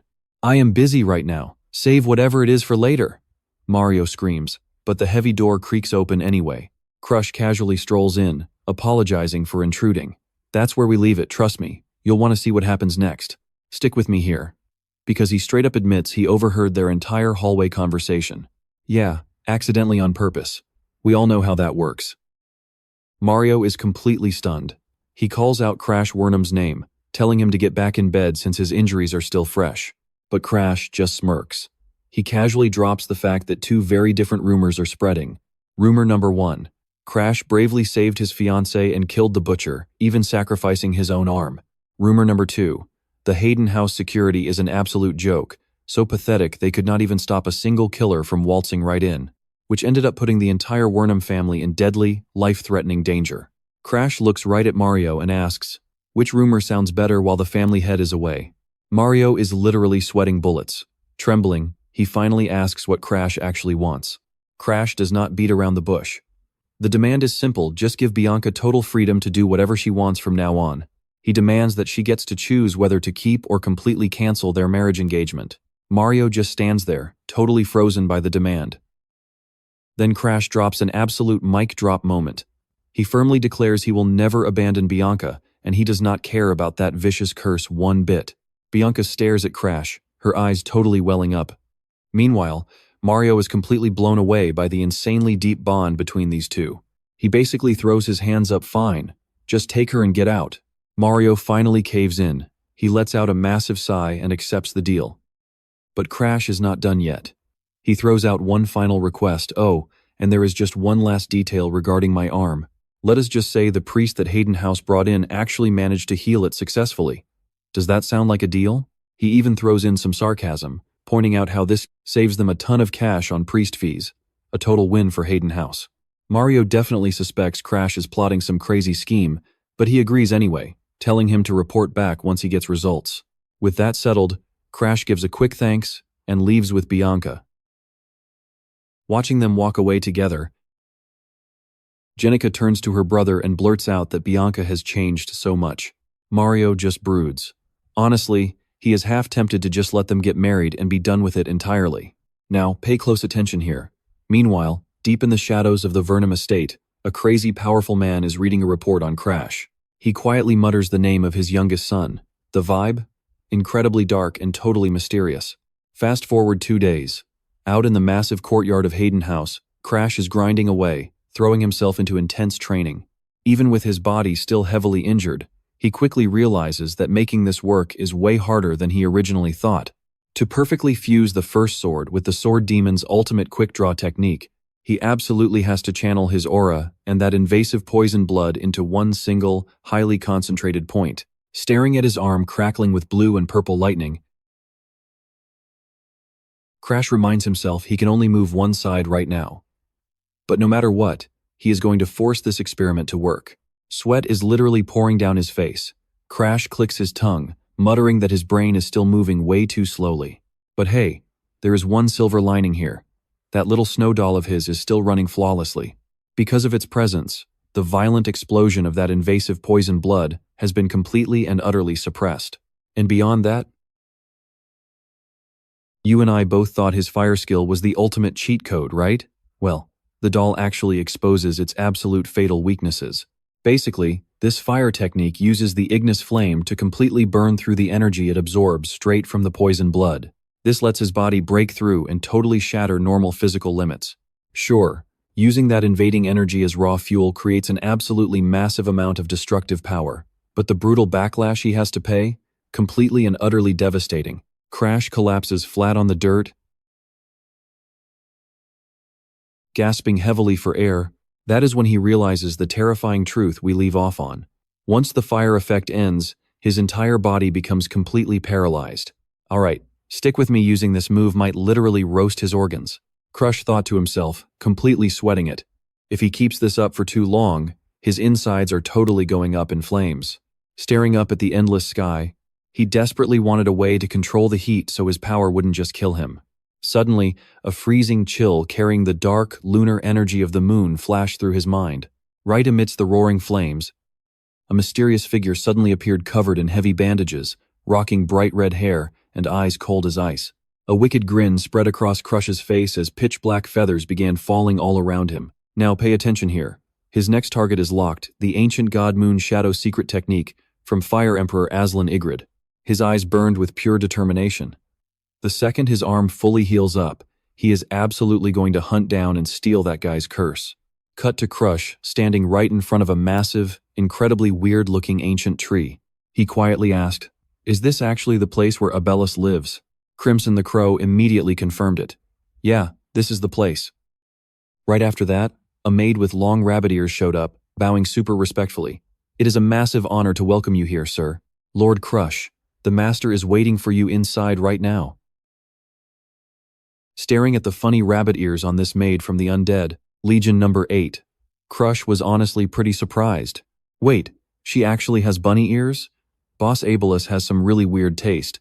He stepped inside and quickly realized the room looked exactly like his last visit.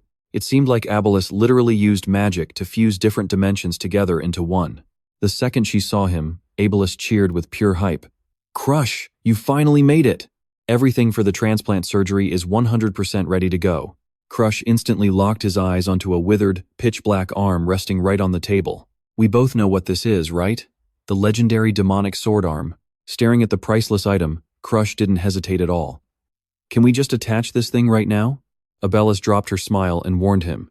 "We can, but the pain is going to be absolute hell. If you are too scared, just say so." Seeing maid number 8 casually gripping that massive giant hammer, Crush couldn't help but shiver. "Are you planning to smash me to death with that?" But quickly, he got his cool back. "I am way too used to pain." Abelus gave a challenging smirk. "Crying won't help you now, sweetheart. Once on the table, there is absolutely no turning back." She ordered number 8 to tie Crush down tight and bring the arm over to start the ritual. "All right, let's get this started," Abelus shouted out loud. A violent burst of glowing red energy exploded, completely swallowing Crush and the demon arm. Bone-crushing agony hit him instantly, forcing Crush to bite down hard on a cloth to stop screaming. Sweat poured down his face like rain. The crazy, intense process of healing and fusing the demon sword arm dragged on until it finally finished. Abelus focused up for the finish. Just one single last step remaining, connecting all the raw nerve endings.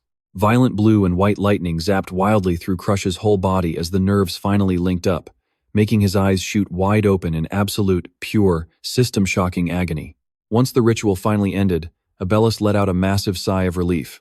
She looked at him with pure respect. "Not bad. You actually handled all that pain without passing out." Even though he was dripping sweat from the intense pain, Crush still snapped at her. "Stop staring and get these ropes off my body right now." Maid number 8 panicked, untying him fast. "And trust me, we are not ready for his next move," Crush quietly told himself. "Stick with me, there is a huge reason he forced himself awake." He glares at his newly attached limb. It is dark, totally veiny, and giving off serious demonic vibes. Time to take this brand new cursed gear for a test drive and see what it can really do. Without missing a beat. Dark purple energy violently erupts, completely wrapping around the freakish arm. The sheer sight makes Abelus scream in pure terror. What the heck is that? It looks absolutely disgusting. The muscles on his new arm twitch like crazy, radiating an unbelievably heavy, crushing pressure. Crush narrows his eyes, focusing hard. He knows perfectly well that if he passes out now, this arm, pumped full of toxic blood, will go completely berserk and tear him apart from the inside. That is exactly why he has to manually regulate his aura, forcing this dangerous new appendage to adapt to his body piece by piece. After a brutal mental struggle, the wild energy finally stabilizes. Crush clenches his fist, looking pretty satisfied. Right on cue, Crimson the Crow swoops down and asks, "Is everything all wrapped up here?" Feeling that flawless connection, Crush nods back. "Oh yeah. Honestly, it feels exactly like it has always been my own real arm." "Now pay attention here," Crimson gets hyped and suggests, "Since you are learning the sword draw, let us test it out right now." Crush turns to Abellis, asking for training ground access. But she instantly snaps at him. "Do I look like your personal servant or something? No way." But guess what? The second Crimson casually drops that he is hunting for an ancient tome on dueling skills, Abellis does a complete 180. Literal stars pop up in her wide, glowing eyes. She rushes over, hardcore flattering him. "Oh, Lord Grimm, Lord Grimm." This whiplash-inducing personality switch leaves Crush completely speechless. Throwing away all your dignity just for a book? Unbelievable. Super eager, Abellis quickly orders number 8 to lead the way for him immediately. Heading to the training grounds, Crimson turns serious. "Just how much do you actually know about the Sword Demon's ultimate draw technique?"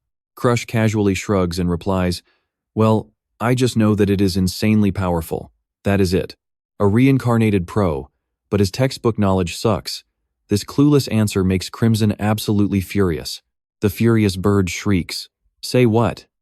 You call yourself a reincarnator with zero knowledge, yet you dared ask me for the actual arm of the Sword Demon?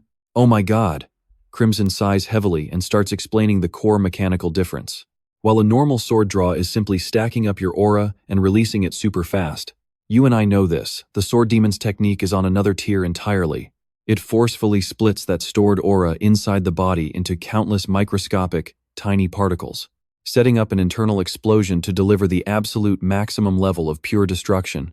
Those dust, like aura particles, rapidly accelerate the terrifying speed of the blast itself, peaking the pressure inside the sheath so heavily, it is strong enough to completely shatter the sword into pieces. "Did you actually grasp anything I just explained to you?" Crimson questions him after dragging out that massive, super nerdy theory lecture. Totally ruining those high expectations, Crush just bluntly admits, "Honestly, not at all." He realizes just listening is practically useless, so he makes a quick, reckless decision. "Theory makes my head hurt. Let me just swing a few times and see what explodes." Flapping its wings, Crimson hypes him up. "All right then, just completely trust and rely on that arm." The exact strikes the Sword Demon swung tens of thousands of times are definitely still burned into that flesh. Crush locks in, his glowing eyes burning with absolute, unbroken determination. Backed by a top-tier master's guidance and wielding the terrifying arm of the Sword Demon, he knows everything is finally set in motion. "The rest of this completely depends on my own sheer willpower," Crush tells himself. He swears to train like an absolute beast until he completely masters the Sword Demon's insanely legendary draw technique. Even swinging that blade 10,000 times, even if his body breaks down. And trust me, you and I will watch him trade everything for that ultimate power in the coming days. Alright, stick with me here, the training ground is absolutely shaking from deep blue aura blasts. Crush is relentlessly swinging his blade, unleashing wild strikes at a genuinely terrifying speed. But then number 8, who is watching closely, completely pours cold water on his hype. She bluntly tells him, "I can still track your sword path with my bare eyes." Those harsh words make Crush instantly freeze up. Sweat drips down his exhausted face, realizing he is still leagues away from reaching that truly invisible, legendary sword realm. He knows the infamous Sword Demon's blade drawing technique must hit a crazy speed that normal human eyes absolutely cannot catch or process. To rival those legends, Crush has to make his weapon completely invisible to any opponent. That godly speed comes entirely from aura, not just the hands. He silently stares down at his own hand, glowing with intense blue energy. Crush plans to head back to Azure Pine Pavilion to master some other techniques. He needs to boost his overall strength in every possible way. Turning around, he thanks number 8 for spending these past few days training him hard. In quick response, number 8 tells him to stay confident, since a single-digit operative like her is basically already a true high-tier swordmaster. Now, pay attention here, the enemies they will face next are way beyond standard swordmasters. Crush thinks quietly, softly thanking her. Then Abellis randomly pops out asking, "Hey, why the sudden silence? Are you finally done with training?" He calmly replies, "Yeah, I was actually looking for you. I'm returning to the Wonham family today." This news completely shocks Abelis. She anxiously asks what's going to happen to her. Crush tells her, "Don't follow and blow our cover, just stay and guard the house." Looking sad, Abelis bows her head, admitting that outside the Wonham estate, the world is terrifying. Crush continues by strongly warning her about the 5 elders.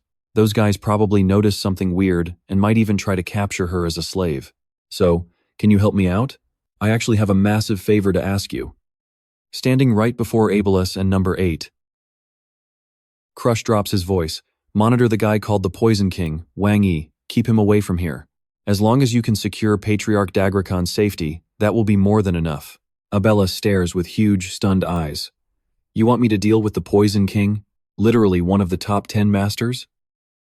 You and I both know this is a nightmare mission. Yeah, it's not easy at all.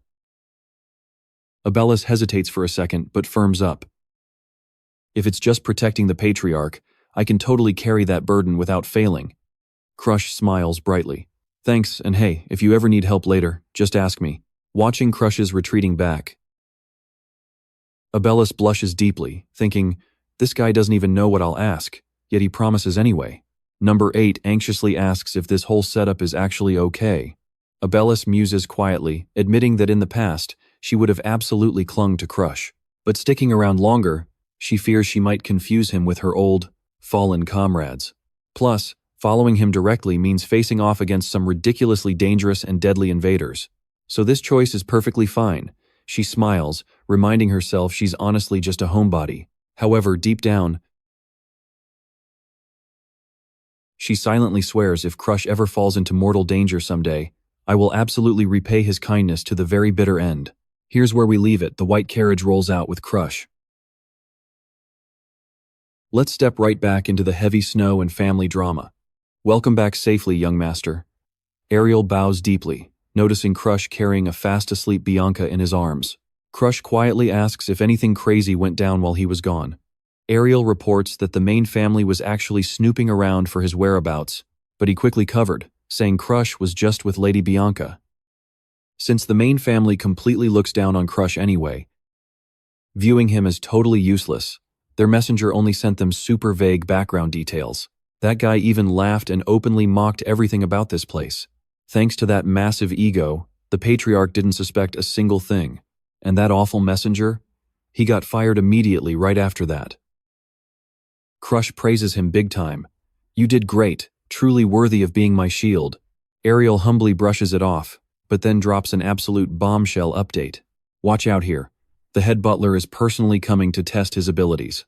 This guy actually commands the whole squad of Wonham family servants, holding pure power to evaluate direct bloodlines and report straight to the big boss. Facing a head butler at the legendary Grandmaster tier? Crush thinks to himself, okay, this is actually getting a bit annoying, but to steal the power of Flame Emperor Aslan, he knows he definitely needs the family's backing. High risk means high reward. It is finally time for him to prove his real strength. Any other problems? Crush asks, still holding Bianca tightly in his arms. Ariel announces a sudden message from Darling Danfirian. He desperately wants those ingredients now. Seeing Darling visibly excited and waiting, Crush just heavily sighs. That dude is honestly always in a crazy rush. He thanks Ariel, but the old butler still has one last major thing to report.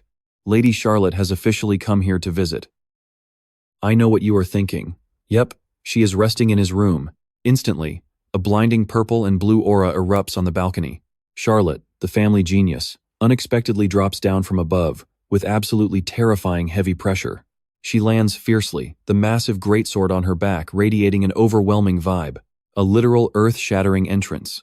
Charlotte smiles at her little brother and says, "Long time no see." As Crush completely freezes up, and cold sweat drips down his face because his bad feeling just became reality. He barely stammers out, "Yes, sister. Forget enemies. Big sisters are the scariest. Making your big sister wait this long? I was about to die of boredom." Charlotte Wonham, the 4th daughter of the family, smirks knowingly seeing him return.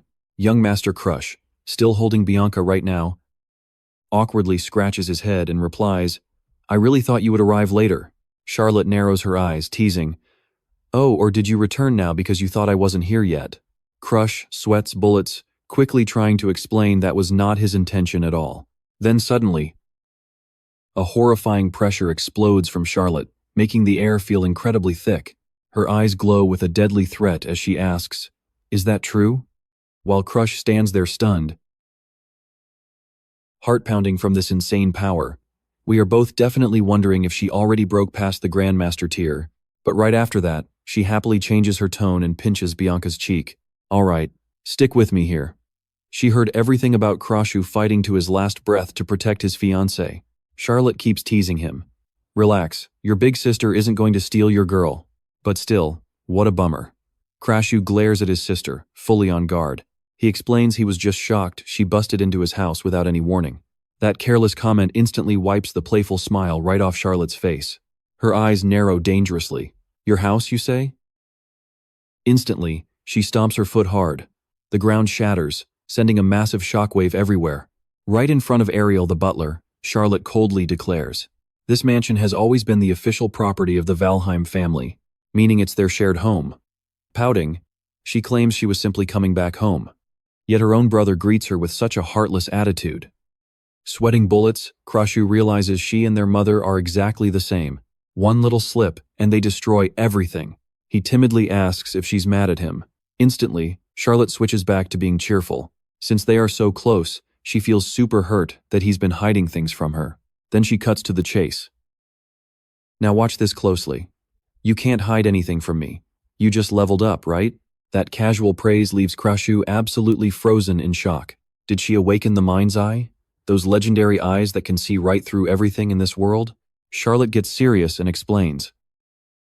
She can sense a massive, totally sinister energy existing deep inside of him. Witnessing her terrifying instincts, Crashu shudders, realizing exactly why those hounds could never beat his sister. He realizes in pure shock what she woke up wasn't just the normal mind's eye.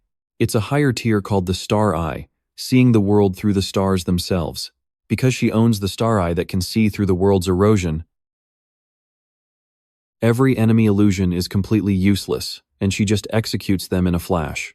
Does that mean she can see my true status right now too? Crashu thinks. After realizing the true power of Charlotte's Star Eye, he glances at the black-purple flame burning on his hand. Crimson. Crim. How will everyone else see my black fire? The Black Crow calmly answers that most people will just view it as a flame carrying heavy bad omens.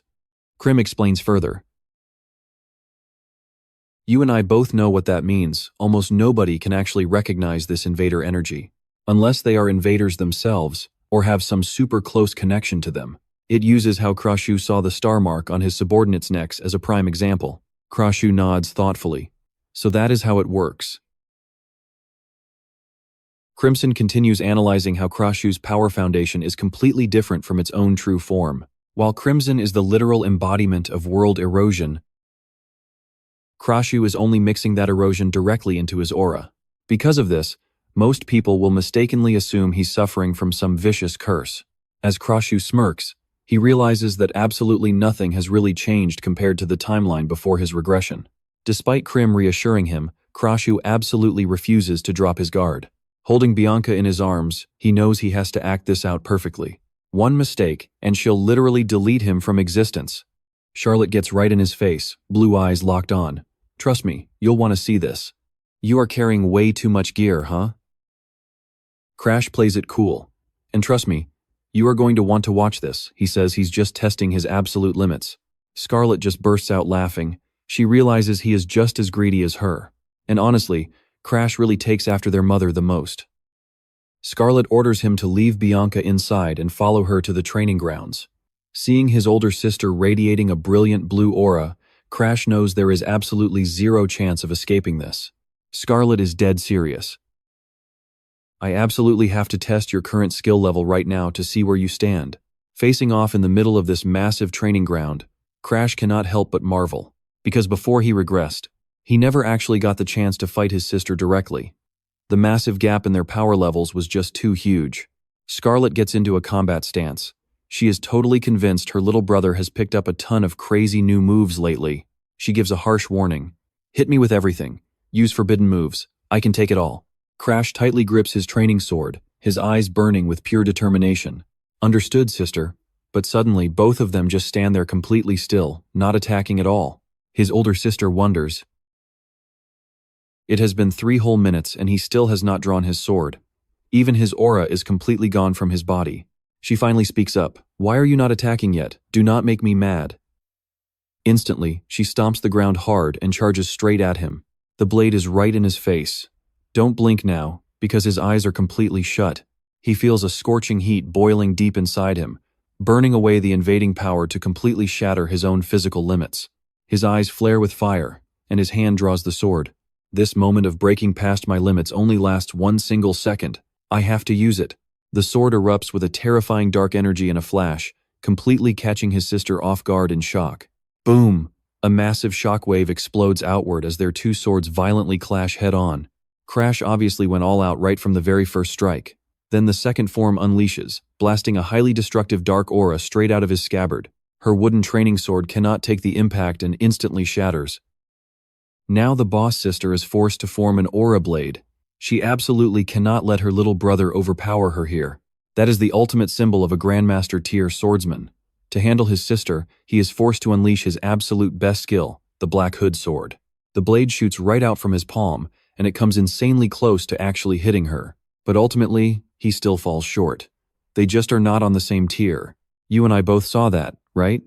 Scarlet is absolutely stunned because even though Crash didn't shatter her shield, his strike actually reached her physical body. She takes a step back, staring at her completely exhausted little brother with eyes full of absolute disbelief. She really never expected something like this to happen.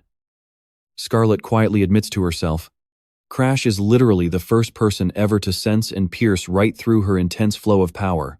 Her protective aura is actually a very special kind of divine energy granted by the gods. It forms a flawless barrier around her body. Weaker opponents, or honestly even fighters at her exact same tier, have never even been able to touch it. And yet, Crash somehow managed to pull off that impossible feat. Standing there in the training yard, Scarlet pulls back her aura. She tells herself that she actually held back quite a bit, only using her energy to create an aura blade at the very last second instead of real sword techniques. However, a sudden chill violently runs right down the spine of the Van Hem genius. She clearly understands that if that desperate, life-risking attack from Crash had actually landed a direct hit, then in that split second, she probably would have lost her life. Let that sink in for a second. That kind of thing should be absolutely impossible against a true grandmaster like her. Right after the match, Scarlet heads out to find Butler Ares on the mansion grounds. Let's dive right in. She nervously asked, Han Ares, is Crush's arm going to be okay? Ares bowed and respectfully reassured her. My master is the absolute best. These minor scratches mean nothing. At this exact moment, Crush was completely passed out on the hospital bed, totally exhausted right after that intense clash with his sister. Seklos thoughtfully confirmed the circulating rumors.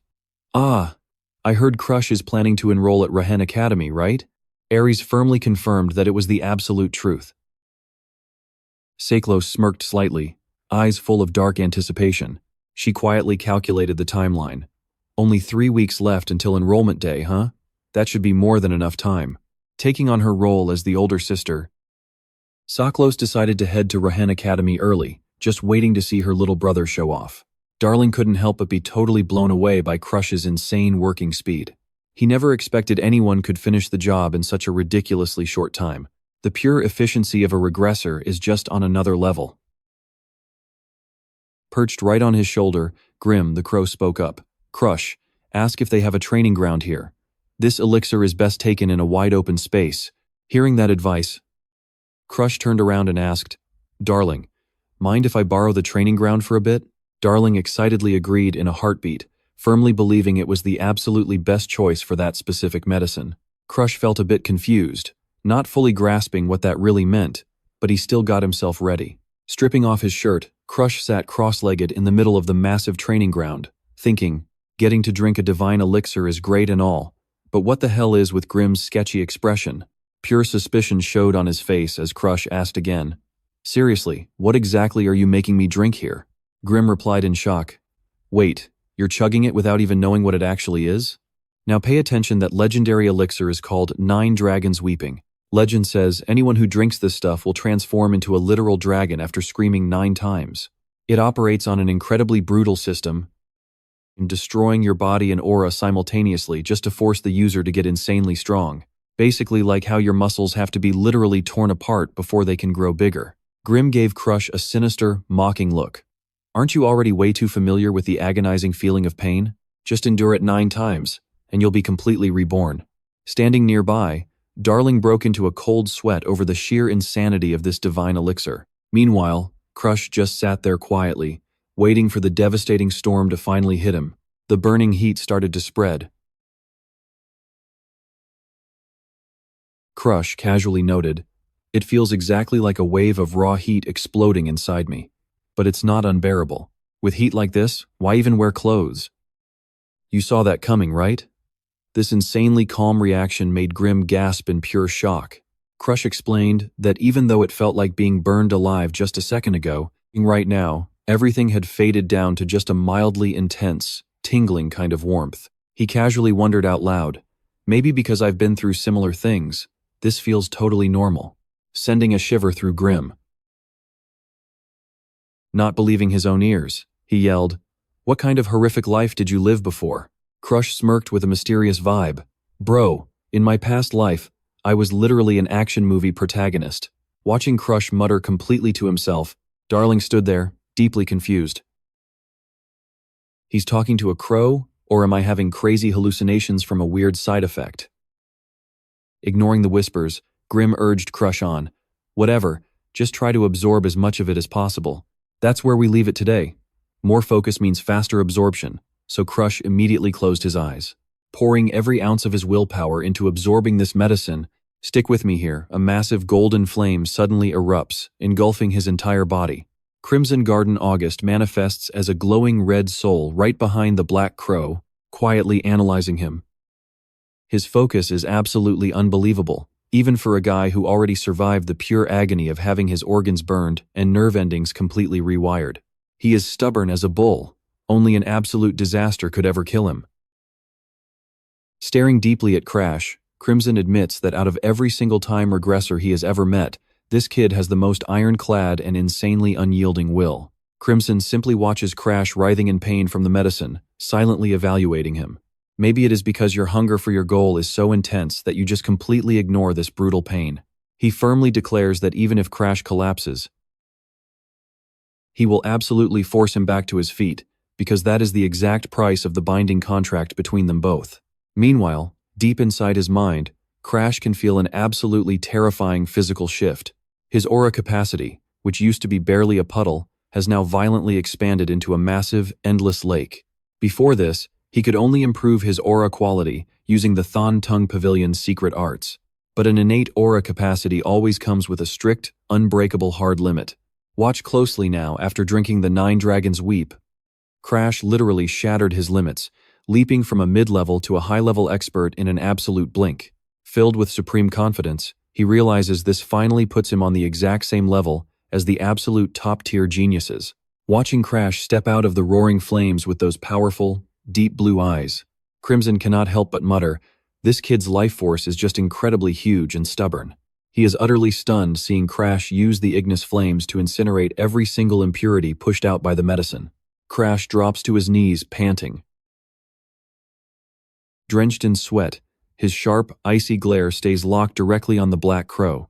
If I was not this ridiculously stubborn, how could I ever hope to crush enemies so much stronger than me? And yeah, that definitely includes you.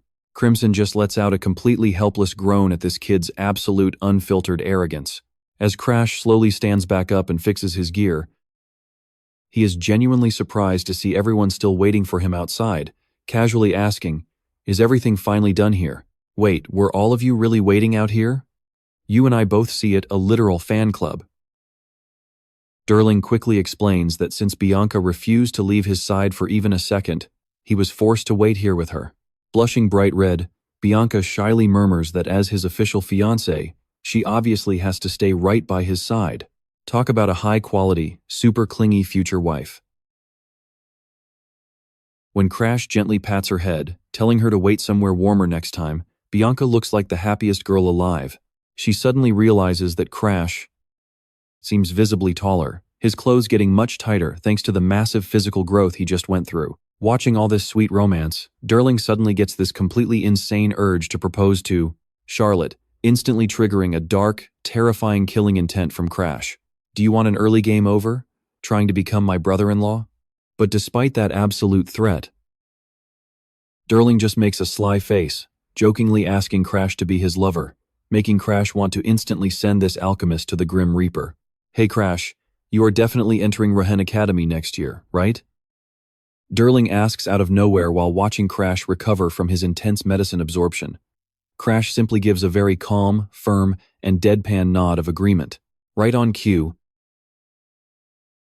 Derling excitedly declares he will enroll a step early, strictly because he desperately wants to hear Crash proudly call him senior. So what do we take from this?